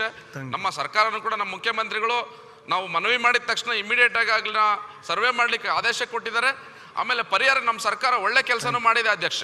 ನಾವು ಹೇಳೋದಕ್ಕಿಂತ ಮುಂಚೆನೆ ನಾವು ಇವತ್ತು ಕೊಟ್ಟರೆ ಕಂದಾಯ ಸಚಿವರು ಏನು ಮಾಡಿದ್ದಾರೆ, ನಮ್ಮ ಮುಖ್ಯಮಂತ್ರಿಗಳು ಏನು ಮಾಡಿದ್ದಾರೆ, ಪರಿಹಾರನ ಇವತ್ತು ನಾವು ಹೋಗಿ ಇನ್ಸ್ಪೆಕ್ಷನ್ ಮಾಡಿದ್ರೆ ಮಾರನೇ ದಿನನೇ ಪರಿಹಾರನ ಕೊಡುವಂಥ ವ್ಯವಸ್ಥೆನಾಗಿದೆ ಅಧ್ಯಕ್ಷ. ನಮ್ಮ ಕ್ಷೇತ್ರದಲ್ಲಂತೂ ಇನ್ನಷ್ಟು ಹೆಚ್ಚಿಗೆ ಸಾಕಷ್ಟು ಪರಿಹಾರಗಳನ್ನು ನಮಗೆ ಒದಗಿಸ್ಕೊಡ್ಬೇಕು ಅಂತೇಳಿ ಹೇಳ್ತಾ, ಏನು 135 ಅಡಿಗೆ ಏನು ಕೋಡಿ ಲೆವೆಲ್ ಇದೆ ಅಧ್ಯಕ್ಷ, ನೀರು ತುಂಬಿ ನಮ್ಗೆ ಬಹಳ ಅನ್ಯಾಯ ಆಗ್ತಾ ಇದೆ. 124 ಅಡಿಗಳಿಗೆ ಕ್ರೆಸ್ಟ್ ಗೇಟ್ ಇಟ್ಟರೆ ಸ್ವಲ್ಪ ಕಂಟ್ರೋಲ್ ಆಗುತ್ತೆ ಅಧ್ಯಕ್ಷ. ದಯಮಾಡಿ ನಮ್ಮ ಸರ್ಕಾರ 124 ಅಡಿಗಳಿಗೆ ಕ್ರೆಸ್ಟ್ ಗೇಟ್ ಇಟ್ಟು ಅದನ್ನ ನೀರನ್ನ ಕಂಟ್ರೋಲ್ ಮಾಡುವಂತ ವ್ಯವಸ್ಥೆನ ಮಾಡಲಿ ಅಂತೇಳಿ ಒತ್ತಾಯ ಮಾಡ್ತಾರೆ.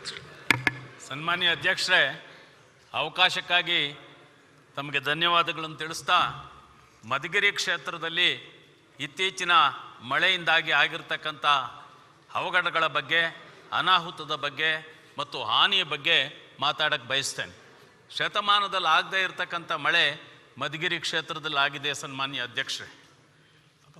ಮಧುಗಿರಿಯ ವಾಡಿಕೆ ಮಳೆ, ವರ್ಷದ ವಾಡಿಕೆ ಮಳೆ 665 ಮಿಲಿಮೀಟರ್ ಇದೆ. ಕೇಳಿದ್ರು ಎಲ್ಲೋದ್ರೂ ಗೊತ್ತಾಗಲಿಲ್ಲ.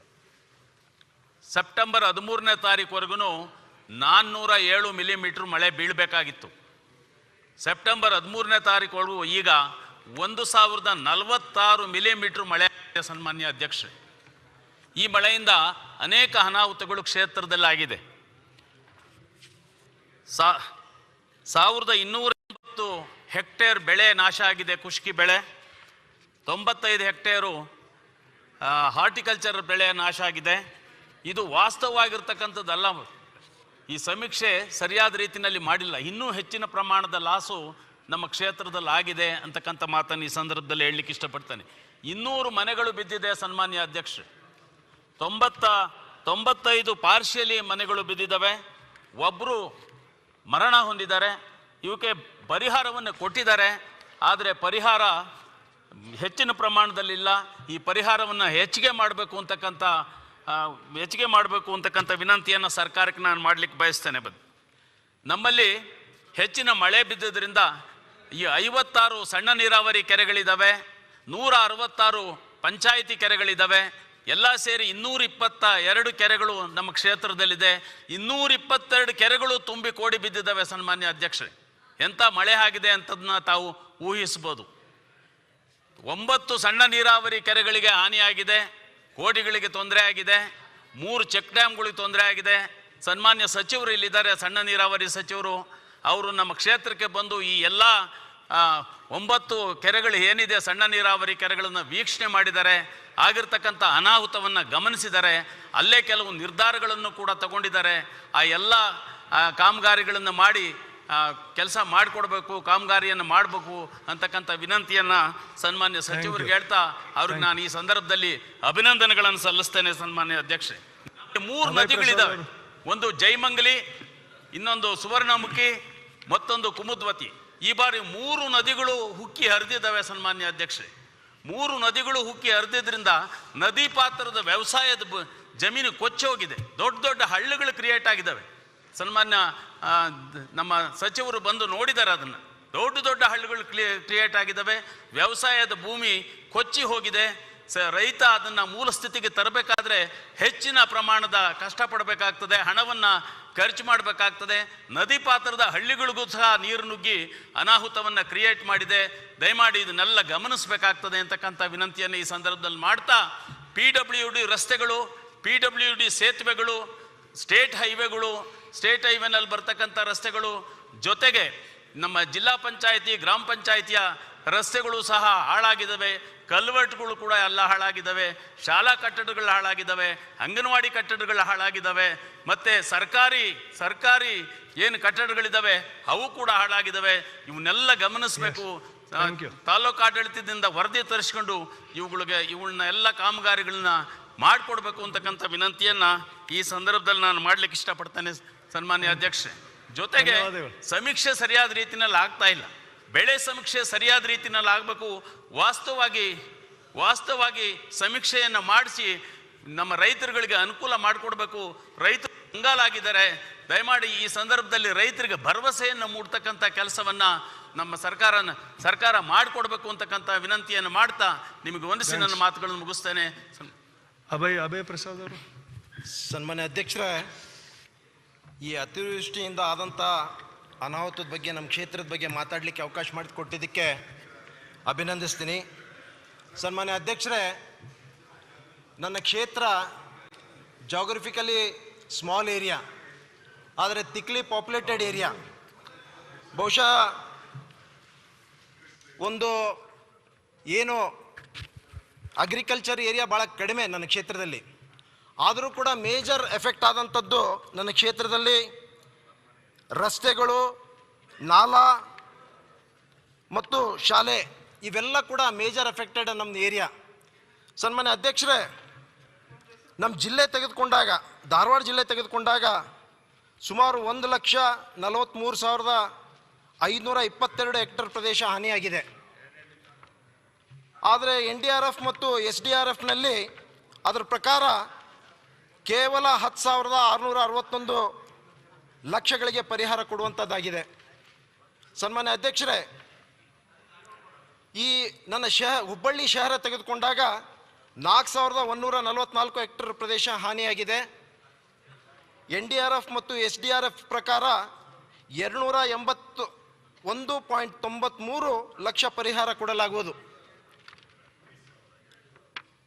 ಸನ್ಮಾನ್ಯ ಅಧ್ಯಕ್ಷರೇ, 1 ಹೆಕ್ಟರ್ಗೆ 13,600, ಅದರಂತೆ 2 ಹೆಕ್ಟರ್ಗೆ ಮಾತ್ರ 27,200 ಕೊಡಲಾಗುವಂಥದ್ದು. ಆದರೆ ಇಲ್ಲಿವರೆಗೆ ನಾನು ತಿಳಿದುಕೊಂಡಂಗೆ 1 ನಯಾ ಪೈಸೆ ಕೂಡ ಬಂದಿಲ್ಲ ಇಲ್ಲಿವರೆಗೆ. ಅಂದರೆ 16/9/2022 1 ನಯಾ ಪೈಸೆ ಕೂಡ ಇಲ್ಲಿವರೆಗೆ ಪರಿಹಾರ ಬಂದಿಲ್ಲ ಅನ್ನುವಂಥದ್ದು ಪ್ರತಿ ರೈತರು ಕೂಡ ಹೇಳ್ತಾ ಇದ್ದಾರೆ. ಆದರೆ 300 ಕೋಟಿ ಬಿಡುಗಡೆ ಆಗಿದೆ ಅಂತಾರೆ, ಆದರೆ ಯಾವುದೂ ಕೂಡ ಬಂದಿಲ್ಲ. ಮೇಜರ್ ಆಗಿ ನಮ್ಮ ಕಡೆ ಮೆಕ್ಕೆಜೋಳ, ಸೋಯಾಬೀನ್, ಹೆಸರು, ಉದ್ದು, ಶೇಂಗಾ, ಹತ್ತಿ ಬೆಳೆಗಳು ಮೇಜರ್ ಕ್ರಾಪ್ಸ್ ಇವೆಲ್ಲವೂ ಕೂಡ ಹಾಳಾಗಿದ್ದು. ಸನ್ಮಾನ್ಯ ಅಧ್ಯಕ್ಷರೇ, ಅದ್ರ ಜೊತೆಗೆ ಭಾಳ ಮೇಜರ್ ಅಂತಂದರೆ ನನ್ನ ಕ್ಷೇತ್ರದಲ್ಲಿ ಈ ರಾಜನಾಲ ಅಂತ ಏನು ಒಂದೇ ನಿಮಿಷ, ನಾಲಗಳಿವೆ, ಏನು ಕಾಲಗಿಲ್ಲ ಎಲ್ಲ ಚೆನ್ನಾಗೈತಾ? ಕನೆಕ್ಟಿಂಗ್ ಸ್ವಲ್ಪ ಇರಿ ಸರ್. ಕಾಲ ಲಗ್ನ ಎಲ್ಲ ಚೆನ್ನಾಗಿದೆಯಾ ಅಂತ ಕೇಳಿದೆ. ರೇವಣ್ ಭಾಗಕ್ಕಿಂದ ಒಳಗೆ ಬಂದ್ಮೇಲೆ ಬನ್ನಿ ಇವಾಗ ಸನ್ಮಾನ್ಯ ಅಧ್ಯಕ್ಷರೇ, ಅವ್ರೇನೋ ಒಂದು ಸ್ವಲ್ಪ ತಣ್ಣಗೆ ಕುತ್ಕೊಂತವ್ರೆ, ನೀವು ಕಾಲ ಕೇಳಿದ್ರೆ ಹಿಂಗಾಗತ್ತೆ. ಸನ್ಮಾನ್ಯ ಅಧ್ಯಕ್ಷರೇ, ಮೇಜರ್ ನಮ್ಮ ಭಾಗದಲ್ಲಿ ಈ ರಾಜನಾಲ ಮತ್ತು ಅದಕ್ಕೆ ಕನೆಕ್ಟಿಂಗ್ ನಾಲ ಭಾಳ ದೊಡ್ಡ ಅಫೆಕ್ಟ್. ಅದಕ್ಕೆಲ್ಲ ತಡೆಗೋಡೆ ಇಲ್ಲದೆ ಆ ನೀರೆಲ್ಲ ಮಳೆ ಯಾವಾಗ ದೊಡ್ಡ ಮಳೆ ಆಗ್ತದ, ವಿಶೇಷವಾಗಿ ನನ್ನ ಕ್ಷೇತ್ರ ತಗ್ಗು ಪ್ರದೇಶ, ಅದು ಎಲ್ಲವೂ ಕೂಡ ಹೆಚ್ಚು ಕೊಳಚೆ ಪ್ರದೇಶ ಇರುವಂಥದ್ದು. ಎಲ್ಲ ನೀರು ನಾಲಾದಿಂದ ನೇರವಾಗಿ ಮನೆ ಹೊಕ್ಕುವಂಥದ್ದಾಗ್ತದೆ, ಆ ಊರಲ್ಲಿ ನೀರೆಲ್ಲ ಬರುವಂಥದ್ದಾಗ್ತದೆ. ಆ ನಿಟ್ಟಿನಲ್ಲಿ ಬಹುಶಃ ನಮ್ಗೆ ಯಾವುದು ಕೂಡ ಅನೇಕ ಬಾರಿ ಸರ್ಕಾರಕ್ಕೆ, ಅನೇಕ ನಮ್ಮ ಮಂತ್ರಿಗಳಿಗೆ ಪ್ರತಿ ಬಾರಿಯೂ ಕೂಡ ನಾ ಪ್ರಪೋಸಲ್ ಸಲ್ಲಿಸ್ತಾ ಇದ್ದೀನಿ. ಆದರೂ 1 ನಯಾ ಪೈಸೆ ಕೂಡ ಇವತ್ತಿಗೆ ಬಿಡುಗಡೆ ಆಗ್ತಾ ಇಲ್ಲ. ಇಲ್ಲಿ ವಿಶೇಷವಾಗಿ ನಮ್ಮ ಕಡೆ ಎಲ್ಲಿಂದ ಹಳೆ ಹುಬ್ಬಳ್ಳಿ ರಾಜನಾಲದಿಂದ ಹಿಡಿದು ಕಸ್ಬಾಪೇಟ್ ಮುಖ್ಯ ರಸ್ತೆ ಇಂಡಿ ಪಂಪ್ವರೆಗೆ ಕೂಡ ಆ ಮೇಜರ್ ನಾಲ ಇರೋದು. ಪ್ರತಿ ಬಾರಿ ಕೂಡ ಅಲ್ಲಿ ಹೂಳು ತೆಗೆಯುವಂಥ ಕೆಲಸ ಆಗೋದಿಲ್ಲ, ತಡೆಗೋಡೆ ಕಟ್ಟುವಂಥ ಕೆಲಸ ಆಗೋದಿಲ್ಲ. ಪ್ರತಿ ಬಾರಿ ಕೂಡ ನಾನು ಆ ಸಂಬಂಧಪಟ್ಟ ಮಂತ್ರಿಗಳಿಗೆ ಆ ಪ್ರಪೋಸಲ್ ಕೊಡ್ತಾ ಇದ್ದೀನಿ. 1 ನಯಾ ಪೈಸೆ ಕೂಡ ಬರ್ತಾ ಇಲ್ಲ. ಹಿಂದೇನೋ ನಮ್ಮ ಸರ್ಕಾರ ಇದ್ದಾಗ, ಸಿದ್ದರಾಮಯ್ಯ ಸಾಹೇಬ್ರ ಸರ್ಕಾರ ಇದ್ದಾಗ ಬಹುಶಃ ಭಾಳ ದೊಡ್ಡ ಮಟ್ಟದಲ್ಲಿ ನಾವು ಆ ಭಾಗದಾಗ ಕೆಲಸ ಮಾಡಿದ್ವಿ. ಬಹುಶಃ ಜನರು 2ನೇ ಬಾರಿಗೆ ಅದನ್ನೇ ನಿರೀಕ್ಷೆ ಇಟ್ಕೊಂಡಿದ್ರು. ಏನು ಪ್ರಥಮ ಬಾರಿಗೆ ಕೆಲಸ ಮಾಡಿದಾನ ಇದೇ ರೀತಿ ಕೆಲಸ ಮಾಡ್ತಾರೆ ಅಂತೇಳಿ ಭಾಳ ನಿರೀಕ್ಷೆ ಇತ್ತು. ಆದರೆ ಕರೋನಾ ನೆಪದಲ್ಲಿ 3 ವರ್ಷ 1 ನಯಾ ಪೈಸೆನೂ ಕೂಡ ಕೊಡಲಿಲ್ಲ. ನಾವು ಕಡೆ ವರ್ಷ ಇನ್ನೇನು 1 ವರ್ಷದಲ್ಲಿ ಏನಾದರೂ ದುಡ್ಡು ಕೊಡ್ತಾರಂತ ತಿಳ್ಕೊಂಡ್ರೆ ಅದು ದುಡ್ಡು ನಮ್ಮ ಭಾಗದಾಗ ಕೊಟ್ಟರು ಕೂಡ ಬರೇ ತಾರತಮ್ಯ. ನನ್ನ ಪಕ್ಕದ ಕಾನ್ಸ್ಟಿಟ್ಯೂನ್ಸಿಗೆ ಎಲ್ಲ ಕಡೆನೂ ದುಡ್ಡು ಕೊಡ್ತಾರೆ, ಆದ್ರೆ ನನಗೆ ಮಾತ್ರ ದುಡ್ಡು ಕೊಡೋದಿಲ್ಲ. ಓಕೆ, ಇದ್ದಂಥ ದುಡ್ಡನ್ನು ಕಸ್ಕೊಂತಾರ. ಏನು ಸ್ಮಾರ್ಟ್ ಸಿಟಿಯಲ್ಲಿ ಸುಮಾರು 100-110 ಕೋಟಿ ರೂಪಾಯಿ ನಾವೇನು ನನಗೆ ನಮ್ಮ ಕ್ಷೇತ್ರಕ್ಕೆ ಅಂತೇಳಿ ಸಿದ್ದರಾಮಯ್ಯ ಸಾಹೇಬ್ರ ಸರ್ಕಾರ ಇದ್ದಾಗ ಆ ಸ್ಮಾರ್ಟ್ ಸಿಟಿಯಲ್ಲಿ ಏನು ಕೆಲವು ವರ್ಕ್ಗಳನ್ನು ತಗೊಂಡಿದ್ವಿ, ಆ ವರ್ಕ್ಗಳನ್ನು ಕೂಡ ಆ ದುಡ್ಡನ್ನು ಕಸ್ಕೊಂಡು ಡೈವರ್ಟ್ ಮಾಡ್ತಾರೆ. ಯಾರು ಹೇಳೋರಿಲ್ಲ, ಕೇಳೋರಿಲ್ಲ. ಈ ಸರ್ಕಾರ ಎಲ್ಲೋ ಒಂದ್ ಕಡೆ ನಮ್ಮ ಕಡೆ ನೋಡಿದ್ರೆ ಸನ್ಮಾನ್ಯ ಮುಖ್ಯಮಂತ್ರಿಗಳು ನಮ್ಮ ಕ್ಷೇತ್ರದವ್ರೆ, ಮತ್ತು ಪ್ರಭಾವಿ ನಾಯಕರಾದಂಥ ಪ್ರಹ್ಲಾದ್ ಜೋಶಿ ಸಾಹೇಬರು ನಮ್ಮ ಭಾಗದವರೇ. ಬಹುಶಃ ಅವ್ರು ಅದಾರ ಅಂದ ತಕ್ಷಣ ನಾನು ಏನೋ ಭಾಳ ದುಡ್ಡು ಬರ್ತದ ಅಂತೇಳಿ ನಿರೀಕ್ಷೆ ಇಟ್ಕೊಂಡಿದ್ದೆ. ಅದು ಯಾವುದು ಕೂಡ ಬರ್ತಾ ಇಲ್ಲ. ನಾನು ಮೇಲಿಂದ ಮೇಲೆ ಲೆಟರ್ ಕೊಡ್ತಾ ಇದ್ದೀನಿ, ಒಂದು ಸ್ಯಾಂಕ್ಷನ್ ಆಗ್ತಾ ಇಲ್ಲ. ನಾನು ಇಲ್ಲೇ ನಮ್ಮ ಲಾ ಮಿನಿಸ್ಟರ್ ಕೂತ್ಕೊಂಡಿದ್ದಾರೆ, ಅನೇಕ ಬಾರಿ MIನಲ್ಲಿ ದುಡ್ಡು ಕೊಡ್ರಿ ಅಂತೇಳಿ ಆ ಪ್ರಪೋಸಲ್ ಕೊಟ್ಟೆ ಅದು ಭಾಳ ಅವ್ರು ಕೇಳಿದ್ರೆ ಮುಖ್ಯಮಂತ್ರಿ ಕೇಳ್ರಿ ಅಂತ ಹೇಳ್ತಾರೆ. ಅವ್ರ ಕಡೆ ಇದೆ ಅಧಿಕಾರ, ನನಗಿಲ್ಲ ಅಂತ ಹೇಳಿದರು. ಆದರೆ ಯಾವುದು 1 ಪೈಸೆನೂ ಕೊಡಲಿಲ್ಲ. ಅದು ಅದೇ ನಾನು ಹೇಳ್ತೀನಿ, ಅದನ್ನೇ MI ನಿಮ್ಗೆ ಹೆಂಗೆ ಬರುತ್ತೆ ಅಂತ ಅದನ್ನೇ ಹೇಳ್ತೀನಿ ಸರ್. ನೀವು ನನಗೆ ಯಾಕಂತೇಳಿ ನೀವು ಕೇಳ್ತೀರಿ ಅನ್ನೋದು ಗೊತ್ತಿತ್ತು, ನನಗೆ ಗೊತ್ತಿತ್ತು. ಆದ್ರೆ ಪಕ್ಕದವ್ರಿಗೆ ಯಾಕೆ ಕೊಡ್ತೀರಿ? ಕಾರ್ಪೊರೇಷನ್ ಲಿಮಿಟ್ ಇದೆಲ್ಲ, ಸೆಂಟ್ರಲ್ ಕೊಡ್ತೀರಿ, ವೆಸ್ಟಿಗೆ ಕೊಡ್ತೀರಿ, ನನಗೆ ಈಸ್ಟ್ಗೆ ಯಾಕೆ ಕೊಡಂಗಿಲ್ಲ? ಧಾರವಾಡಕ್ಕೆ ಕೊಡ್ತೀರಿ, ಎಲ್ಲ ಕೊಡ್ತೀರಿ, ನಮ್ಗೆ ಯಾಕೆ ಈಗ ಇದು ಬರ್ತದೆ ಈಗ? ಓಕೆ, ಅದು ಇಲ್ಲಿ ಕೇಳಿ ಸಾಹೇಬ್ರೆ, ನೀವು ಕೇಳಿದ್ರಲ್ಲ, ಅದು ಕೇಳ್ತೀನಿ. ಒಂದು 40 mld ವಾಟರ್ ಫಿಲ್ಟರ್ ಆಗಿ ಏನು ಹೋಗ್ತದೆ ನೀರು, ಅದನ್ನು ಆ ನೀರು ವೇಸ್ಟ್ ಆಗಿ ಹೋಗ್ತಾ ಇದೆ. ಅದನ್ನ ಲಿಫ್ಟ್ ಇರಿಗೇಷನ್ ಮುಖಾಂತರ ಅದನ್ನ ರೈತರಿಗೆ ಅನುಕೂಲ ಆಗ್ಬೇಕಂತೇಳಿ ಆ ಪ್ರಪೋಸಲ್ ಹಿಂದೆ 9 ಕೋಟಿ ರೂಪಾಯಿ ಪ್ರಪೋಸಲ್ ಮುಖ್ಯಮಂತ್ರಿಗಳಿಗೆ ಕೊಟ್ಟಿದ್ದೀನಿ, ಅವ್ರಿಗೂ ಕೊಟ್ಟಿದ್ದೀನಿ. ಅದು ಭಾಳ ಇಂಪಾರ್ಟೆಂಟ್ ಪ್ರಾಜೆಕ್ಟ್, ಅದು ಲಿಫ್ಟ್ ಇರಿಗೇಷನ್. ಅದು ಕೊಡ್ಬೋದಾಗಿತ್ತು ಆ ಪ್ರಪೋಸಲ್. ಬಹುಶಃ ಮಾಧುಸ್ವಾಮಿ ಅವ್ರು ಕೊಡ್ತಾರಂತೇಳಿ ಬಹಳ ನಿರೀಕ್ಷೆ ಇಟ್ಕೊಂಡಿದ್ದೆ. ಇಲ್ಲ, ನಾನು ನಿಮಗೆ ಸ್ಪಷ್ಟವಾಗಿ ಏನು ಹೇಳಿದೆ, ಸಿಟಿ MLAಗಳಿಗೆ MI ಗ್ರ್ಯಾಂಟ್ ಹೆಂಗಪ್ಪ ಕೊಡೋದು ಅಂತ ಅಂದೆ ನಾನು ಅಷ್ಟೇ. ನೀವು ಹೋಗೋ ಸೀವೇಜ್ ಎಲ್ಲ ಲಿಫ್ಟ್ ಇರಿಗೇಷನ್ ಮಾಡಿಕೊಡಿ ಅಂತ ನೋಡ್ತೀನಿ ಬಿಡಿ ನಾವು. ಬಟ್ ಯಾರಾದ್ರೂ ಅದನ್ನ ಟ್ರೀಟ್ಮೆಂಟ್ ಮಾಡಿ ನಮಗೆ ಕೊಡ್ಬೇಕಲ್ಲ ನೀರು. ಅಲ್ಲಲ್ಲ, ಆಯ್ತು ಸರ್, ನೀವು ಪಕ್ಕದ ಕಾನ್ಸ್ಟಿಟ್ಯೂನ್ಸಿಗೆ ಹೆಂಗ್ ಕೊಟ್ಟಿದ್ರಿ ಅದೇ ತರ ಕೇಳ್ತಾ ಇದ್ದೀನಿ ಪ್ರಸಾದ್. ಈಗ ಅತಿವೃಷ್ಟಿ ಬಗ್ಗೆ ಅತಿವೃಷ್ಟಿ ಬಗ್ಗೆ ಮುಗಿಸ್ರಿ. ಈಗ ನಾನು ಗಮನ ಸೆಳೆಯೋದು ತಗೊಂಡು ಮುಗಿಸ್ಬೇಕು. ನಾನು ಈಗ ಗಮನ ಸೆಳೆಯೋದು ತಗೊಳ್ಬೇಕು ನಾನು. ಅದೇ ಯಾರಿದಾರೋ ಕೊಡೋದಿಲ್ಲ. ನಾನು ನಿನ್ನೇನು ಅಜೆಂಡಾದಲ್ಲಿ ಇತ್ತು, ಮುಂದಾಕಿದ್ದೇನೆ. ಈಗ ಇಡೀ ಶಾಪ್ ಆಗ್ತಾ ಇದಾರೆ, ರಸ್ತೆಗಳೆಲ್ಲ ಗುಂಡಿಗಳು ಬಿದ್ದಿದೆ, ಅಡ್ಡಾಡಕ್ ಆಗ್ತಾ ಇಲ್ಲ, ಸಾಲ ತುಂಬಿ ಬರ್ತಾ ಇದೆ. ಏನ್ ಮಾಡ್ಬೇಕು ನಾವು? ಯಾರನ್ನ ಕೇಳ್ಬೇಕು? ಇಲ್ಲ ಮುಗಿಸ್ತೇನೆ. ಅಲ್ಲ, ಇಷ್ಟೆಲ್ಲ ನೀವೇ ಬೇಕು. ನೀವಿಲ್ದೆ ಹೋದ್ರಲ್ಲಿ ಸನ್ಮಾನ್ಯ ಅಧ್ಯಕ್ಷರೇ, ಅವ್ರು ಕೊಡೋದಿಲ್ಲ. ಕನಿಷ್ಠ ಪಕ್ಷ ನಾವು ಮಾತಾಡೋದಾದ್ರೆ ಕೇಳಿ. ಹೌದೌದು, ನನಗನ್ನಿಸ್ತದೆ ಬಹುಶಃ ನಮ್ಮ ಮುಖ್ಯಮಂತ್ರಿಗಳು, ಸನ್ಮಾನ್ಯ ಅಧ್ಯಕ್ಷರೇ ಒಂದು ನಿಮಿಷ, ನಮ್ಮ ಮುಖ್ಯಮಂತ್ರಿಗಳು ಇರ್ಲ್ರಿ, ಮೆಂಬರ್ಸ್ ಇಲ್ಲ. ಅದು ನೀವು ಕರೆದ್ರು ಮುಖ್ಯಮಂತ್ರಿಗಳು ಕೂಡ ಬಂದ್ರು, ಯಾರಿಲ್ಲ. ನಾನು ಕರೆದು ಮುಗಿಸ್ಬಿಡ್ತೀನಿ. ಓಕೆ, ಆಯ್ತು, ಒಂದೇ ನಿಮಿಷ ಹೇಳಿಬಿಡ್ತೀನಿ. ಮುಖ್ಯಮಂತ್ರಿಗಳು ಕೂಡ ಬಂದಿದ್ದಾರೆ. ಸಭಾಧ್ಯಕ್ಷರೇ, ಮುಖ್ಯಮಂತ್ರಿಗಳಿಗೆ ಕೂಡ ಅನೇಕ ಬಾರಿ ಪ್ರಪೋಸಲ್ ಕೊಟ್ಟಿದ್ದೀವಿ. ನಾನು ಅನೇಕ ಬಾರಿ ಈಗ ಆಯ್ತು. ಈಗ ಪ್ರಸಾದ್, ನನಗನ್ನಿಸ್ತದ ಸರ್, ನನಗನ್ನಿಸ್ತದ ನಮ್ಮ ಭಾಗದಾಗ ಎಲ್ಲೆಲ್ಲಿ ಮುಖ್ಯಮಂತ್ರಿಗಳು ಓಡಾಡ್ತಾರ. ಓಕೆ ಪ್ರಸಾದ್ ಅವರೇ, ಈಗ ಆಯ್ತು, ಒಂದೇ ಹೇಳ್ಬಿಡ್ತೇನೆ. ನೀವು ಬೇರೆ ಏನೂ ಹೇಳಲ್ಲ, ಒಂದೇ ಪ್ರಸ್ತಾಪ ಮಾಡ್ತೀನಿ. ಅಲ್ಲ, ಎಲ್ಲರೂ ಭಾಗದಾಗ ಕನಿಷ್ಠ ಪಕ್ಷ ಮುಗಿಸ್ಬಿಡ್ತೀನಿ, ಎಲ್ಲರೂ ಮುಗಿಸೇ ಬಿಡ್ತೀನಿ. ಒಂದೇ ಕೇಳ್ರಿ ನಮ್ದು. ನಾನು ಸರ್ ಯಾರಿಲ್ಲ, ಅಲ್ಲಲ್ಲ, ಕ್ಲೋಸ್ ಮಾಡ್ತೀನಿ, ನಾನು ಕ್ಲೋಸ್ ಮಾಡ್ಬಿಡ್ತೀನಿ ಒಂದೇ. ಅದಕ್ಕೆ ನಾನು ಇಷ್ಟೇ ಕೇಳ್ಕೊಳ್ಳೋದು, ನನಗೆ ಗ್ರ್ಯಾಂಟಿಂದ ತಾರತಮ್ಯ ಭಾಳ ಆಗ್ತಾ ಇದೆ. ಮೇಜರ್ ಆಗಿ ಹಂಗೆ ನೋಡಿದರೆ ನನ್ನ ಭಾಗ ಭಾಳ ಹಿಂದುಳಿದಂಥ ಪ್ರದೇಶ. ನೀವು ಹೆಚ್ಚು ಹೊತ್ತು ನನ್ನ ಭಾಗಕ್ಕೆ ಕೊಡಬೇಕಾಗಿತ್ತು. ಪಕ್ಕದೆಲ್ಲ ಕಾನ್ಸ್ಟಿಟ್ಯೂನ್ಸಿಗೆ 100 ಕೋಟಿ ಕೊಡ್ತೀರಿ, ನನ್ನ ಕೋಟಿಗೆ ಯಾಕೆ ಕೊಡ್ತಾ ಇಲ್ಲ? ನನ್ನ ಕಾನ್ಸ್ಟಿಟ್ಯೂನ್ಸಿಗೆ ಯಾಕೆ ಕೊಡ್ತಾ ಇಲ್ಲ? ನಮ್ಮ ಹುಬ್ಳಿ ಧಾರವಾಡದಲ್ಲಿ ಸನ್ಮಾನ್ಯ ಮುಖ್ಯಮಂತ್ರಿಗಳು ಓಡಾಡುವಂಥದ್ದು ರಸ್ತೆಯಲ್ಲಾಗಲಿ, ಜೋಶಿ ಸಾಹೇಬರು ಓಡಾಡುವಂಥ ರಸ್ತೆಗಳನ್ನು ಅಲ್ಲ, ಅವ್ರು ಓಡಾಡುವಂಥ ರಸ್ತೆಗಳೆಲ್ಲ ಕೂಡ ಓಕೆ ಓಕೆ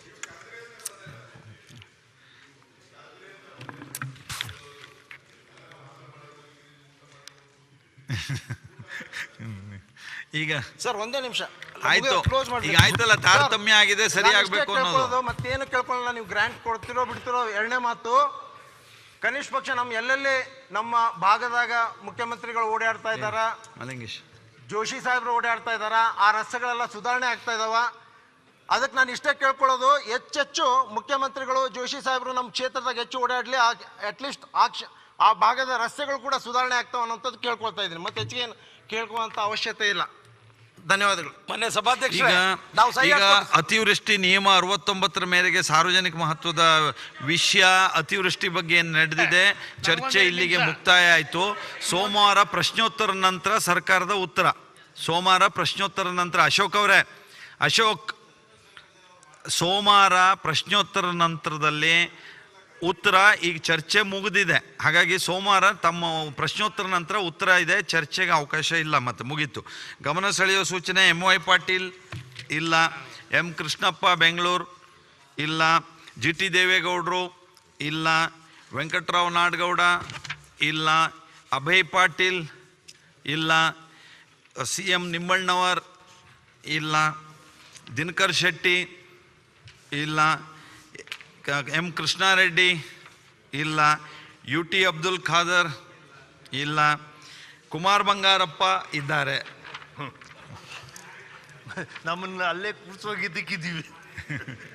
ಇನ್ನೊಬ್ರು ಇದ್ದಾರೆ, ಆರ್ ಮಂಜುನಾಥ್ ಇದ್ದಾರೋ ಇಲ್ಲ. ಮಾನ್ಯ ಅಧ್ಯಕ್ಷರೇ,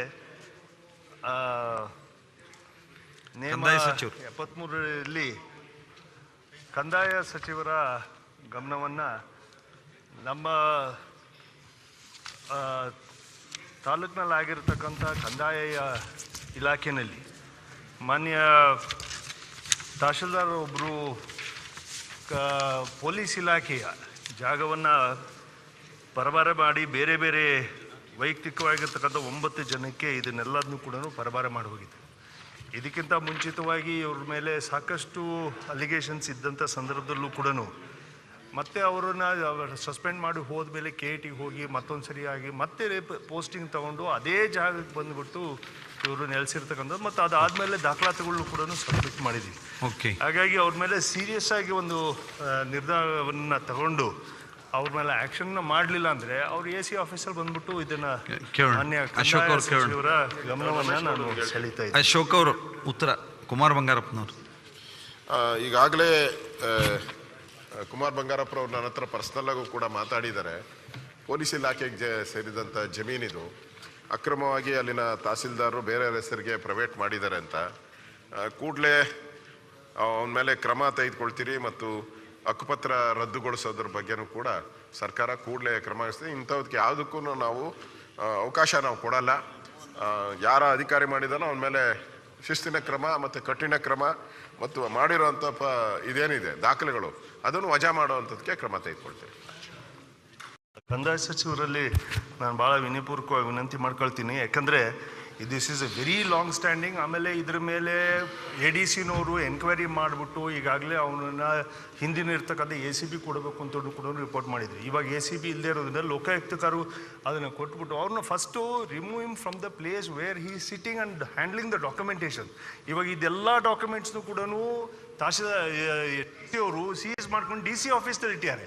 ಇವ್ರನ್ನ ತಗೊಂಡ್ಬಿಟ್ಟು AC ಆಫೀಸಲ್ಲಿ ಕೂರಿಸ್ಕೊಂಡ್ಬಿಟ್ಟು ಈ ಥರ ಭಾಳಷ್ಟು ತೊಂದರೆಗಳು ಅನುಭವಿಸ್ತಾ ಇದ್ದೀವಿ. ಆ್ಯಂಡ್ ಇದಿಷ್ಟು ಕೂಡ ಬಗರುಕುಂನಲ್ಲೂ ಕೂಡ ಅನ್ಯಾಯ ಮಾಡಿದ್ದಾರೆ. ಪೊಲೀಸ್ ಇಲಾಖೆಯ ದಾಖಲಾತಿಗಳನ್ನ ಟ್ಯಾಪ್ ಮಾಡಿ ಬೇರೆಯವರಿಗೆ ಇದನ್ನು ಹಕ್ಕುಪತ್ರಗಳನ್ನ ಕೊಟ್ಟಿದ್ದಾರೆ. ದಯಮಾಡಿ ಈ ಜಾಗದಿಂದನೇ ಈಗಾಗಲೇ ಈ ಜಾಗದಲ್ಲಿ ಇದನ್ನು ಮಾಡಿದ್ದೀರಿ. ಮತ್ತೊಂದು ಸರಿ ಇದನ್ನು ಮಾಡೋದಷ್ಟು ಸೂಕ್ತ ಅಲ್ಲ ಅಂತೇಳಿ ಅನಿಸುತ್ತೆ. ಹೇಳಿ ಸೀರಿಯಸ್ ಆಗಿ ಇದನ್ನು ಮಾಡಬೇಕು. ಓಕೆ, ನೀವು ಒಂದ್ಸಲ ಅವ್ರ ಜೊತೆಗೆ ಕುತ್ಕೊಂಡು ಮಾತಾಡಿದ್ರೆ ಬಗೆಹರಿತದೆ. ಮಾತಾಡ್ತೇನೆ, ಅವ್ರು ನನಗೆ ಭಾಳ ಫ್ರೆಂಡ್, ಅವ್ರು ಏನು ಹೇಳ್ತಾರ ಆ ಥರ. ಓಕೆ, ಆರ್ ಮಂಜುನಾಥ್ ಇಲ್ಲ. ಈಗ ಗಮನ ಸೆಳೆಯೋದು ಇವತ್ತಿಂದು ಮುಕ್ತಾಯ ಆಗಿದೆ. ಈಗ ನಾಡಿದ್ದು ಅತಿವೃಷ್ಟಿ ಬಗ್ಗೆ ಉತ್ತರ ಸೋಮವಾರ, ಪ್ರಶ್ನೋತ್ತರ ಮುಗಿದ ನಂತರದಲ್ಲಿ. ಈಗ ಸದನವನ್ನು ಸೋಮವಾರ 11 ಗಂಟೆಗೆ ಸೇರುವಂತೆ ಮುಂದೂಡುತ್ತಿದ್ದೇನೆ.